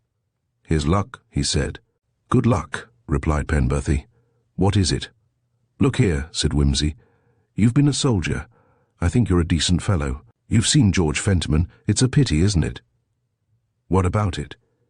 "If George Fentiman hadn't turned up with that delusion of his," said Wimsey, "you would have been arrested for the murder this evening. Now, the point is this. When you are arrested, nothing, as things are, can prevent Miss Dorlands being arrested on the same charge. She's quite a decent girl, and you haven't treated her any too well, have you? Don't you think you might make things right for her by telling the truth straight away?" Penberthy sat with a white face and said nothing. "You see," went on Wimsey, "if once they get her into the dock, she'll always be a suspected person, even if the jury believe her story. And they may not, because juries are often rather stupid. People will always think there was something in it. They'll say she was a very lucky woman to get off. That's damning for a girl, isn't it? They might even bring her in guilty. You and I know she isn't. But you don't want the girl hanged, Penberthy, do you?" Penberthy drummed on the table. "What do you want me to do?" he said at last. "Write a clear account of what actually happened," said Wimsey. "Make a clean job of it for these other people. Make it clear that Miss Dorland had nothing to do with it. And then? Then do as you like. In your place I know what I should do." Penberthy propped his chin on his hands and sat for some minutes staring at the works of Dickens in the leather and gold binding. "Very well," he said at last. "You're quite right. I ought to have done it before. But damn it, if ever a man had rotten luck, if only Robert Fentiman hadn't been a rogue. It's funny, isn't it? That's your wonderful poetic justice, isn't it? If Robert Fentiman had been an honest man, I should have got my $500,000, and Anne Dorland would have got a perfectly good husband, and the world would have gained a fine clinic, incidentally. But as Robert was a rogue, here we are. I didn't intend to be such a sweep to the Dorland girl. I'd have been decent to her if I'd married her. Mind you, she did sicken me a bit, always wanting to be sentimental. It's true, what I said, she's a bit cracked about sex. Lots of 'em are. Naomi Rushworth, for instance. That's why I asked her to marry me. I had to be engaged to somebody, and I knew she'd take anyone who asked her. It was so hideously easy, you see. That was the devil of it. The old man came along and put himself into my hands, told me with one breath that I hadn't a dog's chance of the money, and in the next, asked me for a dose. I just had to put the stuff into a couple of capsules and tell him to take them at 7 o'clock. He put them in his spectacle case to make sure he wouldn't forget them. Not even a bit of paper to give me away. And the next day I'd only to get a fresh supply of the stuff and fill up the bottle. I'll give you the address of the chemist who sold it. Easy? It was laughable. People put such power in our hands. I never meant to get led into all this rotten way of doing things. It was just self-defense. I still don't care a damn about having killed the old man. I could have made better use of the money than Robert Fentiman. He hasn't got two ideas in his head, and he's perfectly happy where he is, though I suppose he'll be leaving the army now. As for Anne, she ought to be grateful to me in a way. I've secured her the money anyhow. Not unless you make it clear that she had no part in the crime, Whimsy reminded him. That's true. All right, I'll put it all on paper for you. Give me half an hour, will you? Right you are, said Whimsy. He left the library and wandered into the smoking room. Colonel Marchbanks was there and greeted him with a friendly smile. Glad you're here, Colonel. Mind if I come and chat to you for a moment? By all means, my dear boy. I'm in no hurry to get home. My wife's away. What can I do for you? Whimsy told him, in a lowered voice. The Colonel was distressed.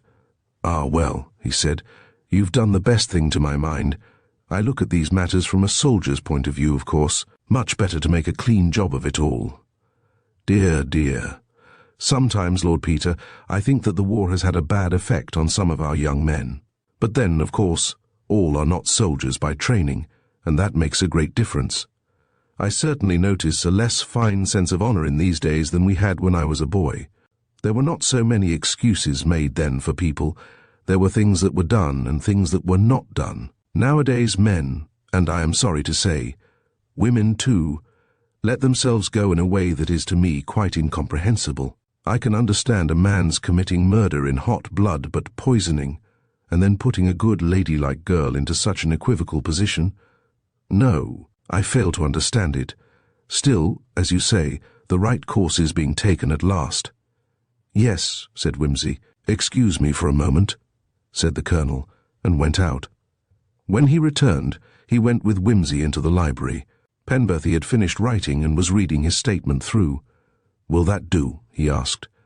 Whimsy read it, Colonel Marchbanks looking over the pages with him. That is quite all right, he said. Colonel Marchbanks will witness it with me. This was done.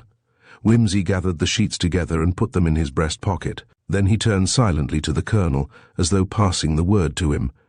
Dr. Penberthy, said the old man, now that that paper is in Lord Peter Whimsy's hands, you understand that he can only take the course of communicating with the police.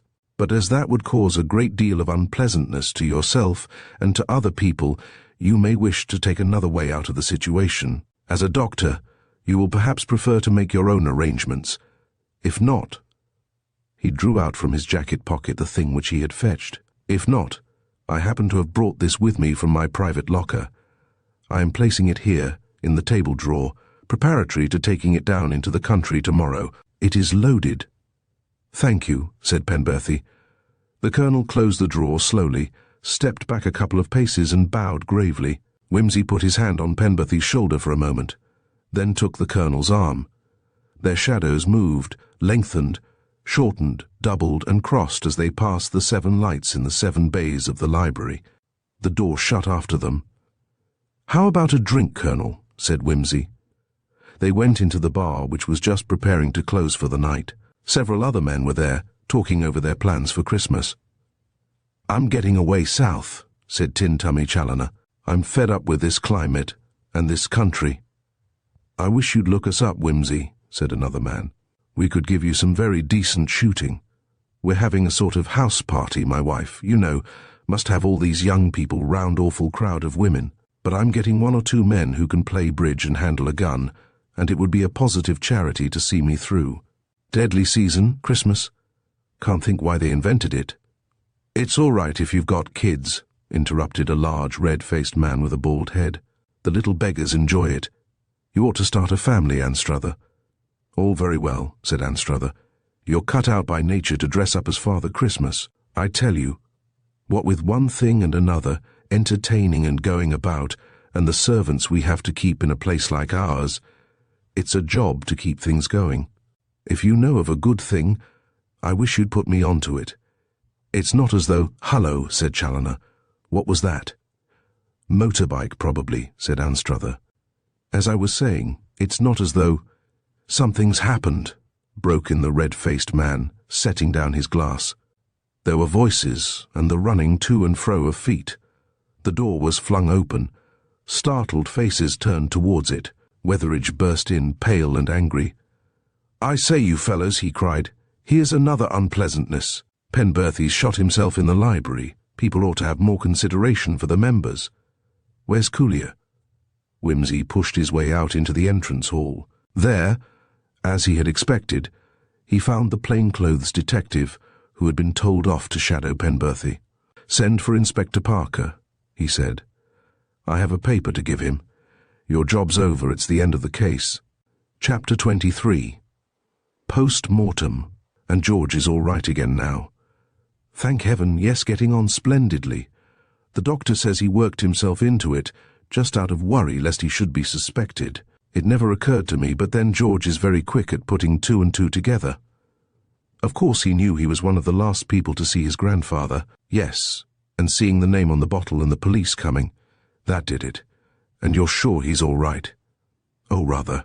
The minute he knew that it was all cleared up, he seemed to come out from under a blanket. He sent you all sorts of messages, by the way. Well, as soon as he's fit, you must come and dine with me." A simple case, of course. As soon as you had disentangled the Robert part of it. A damned unsatisfactory case, Charles. Not the kind I like. No real proof. Nothing in it for us, of course. Just as well it never came to trial, though. With juries you never know. No, they might have let Penberthy off, or convicted them both. Exactly. If you ask me, I think Anne Dorland is a very lucky young woman." "Oh, God, you would say that." "Yes, of course. I'm sorry for Naomi Rushworth. But she needn't be so spiteful. She goes about hinting that of course dear Walter was got over by that Dorland girl and sacrificed himself to save her. Well, that's natural, I suppose. You thought Miss Dorland had done it yourself at one time, you know, Marjorie. I didn't know then about her being engaged to Penberthy, and I think he deserved all he got. Well, I know he's dead, but it was a rotten way to treat a girl, and Anne's far too good for that kind of thing. People have a perfect right to want love affairs. You men always think. Not me, Marjorie. I don't think. Oh, you. You're almost human. I'd almost take you on myself if you asked me. You don't feel inclined that way, I suppose? My dear, if a great liking and friendship were enough, I would like a shot. But that wouldn't satisfy you, would it? It wouldn't satisfy you, Peter. I'm sorry. Forget it. I won't forget it. It's the biggest compliment I've ever had paid me. Great Scott. I only wish. There. That's all right. You needn't make a speech. And you won't go away tactfully forever, will you? Not if you don't want me to, and you won't be embarrassed. No, I won't be embarrassed. Portrait of a young man poking the fire to bits to indicate complete freedom from embarrassment. Let's go and feed somewhere, shall we? Well, and how did you get on with the heiress and the lawyers and all that lot? Oh, there was a long argument. Miss Dorland insisted on dividing the money, and I said no, I couldn't think of it. She said it was only hers as the result of a crime, and Pritchard and Merble said she wasn't responsible for other people's crimes. And I said it would look like my profiting by my own attempt at fraud, and she said, not at all. And we went on and on, don't you know? That's a damned decent girl, Wimsey. Yes, I know. The moment I found she preferred Burgundy to champagne, I had the highest opinion of her. No, really, there's something very fine and straightforward about her. Oh, yes, not a bad girl at all, though I shouldn't have said she was quite your sort. Why not? Well, arty and all that, and her looks aren't her strong point. You needn't be offensive, Wimsey. Surely I may be allowed to appreciate a woman of intelligence and character. I may not be highbrow, but I have some ideas beyond the front row of the chorus, and what that girl went through with that blighter Penberthy makes my blood boil. Oh, you've heard all about that? I have. She told me, and I respected her for it. I thought it most courageous of her. It's about time somebody brought a little brightness into that poor girl's life. You don't realize how desperately lonely she has been. She had to take up that art business to give her an interest, poor child, but she's really cut out for an ordinary, sensible, feminine life. You may not understand that with your ideas, but she has really a very sweet nature. Sorry, Fentiman. She made me ashamed, the way she took the whole thing. When I think of the trouble I got her into, owing to my damn dishonest tinkering about with, you know. My dear man, you were perfectly providential. If you hadn't tinkered about, as you say, she'd be married to Penberthy by now. That's true, and that makes it so amazing of her to forgive me. She loved that blighter Whimsy. You don't know. It's absolutely pathetic. Well, you'll have to do your best to make her forget it. I look on that as a duty, Whimsy. Just so. Doing anything tonight? Care to come and look at a show? Sorry, I'm booked. Taking Miss Dorland to the new thing at the Palladium, in fact. Thought it'd do her good buck her up and so on. Oh, good work. Here's luck to it. And the cooking is getting perfectly disgraceful. I spoke to Coulier about it only yesterday. But he won't do anything. I don't know what's the good of the committee. This club isn't half what it used to be. In fact, Whimsy, I'm thinking of resigning. Oh, don't do that, Weatheridge. It wouldn't be the same place without you. Look at all the disturbance there has been lately. Police and reporters, and then Penberthy blowing his brains out in the library, and the coals all slate. Only yesterday something exploded like a shell, I assure you, exactly like a shell in the card room, and as nearly as possible got me in the eye. I said to Coulier, this must not occur again.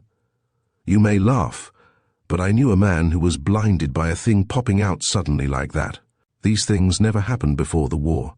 And great heavens, William, look at this wine, smell it, taste it. Corked? Yes, I should think it was corked. My God, I don't know what's come to this club.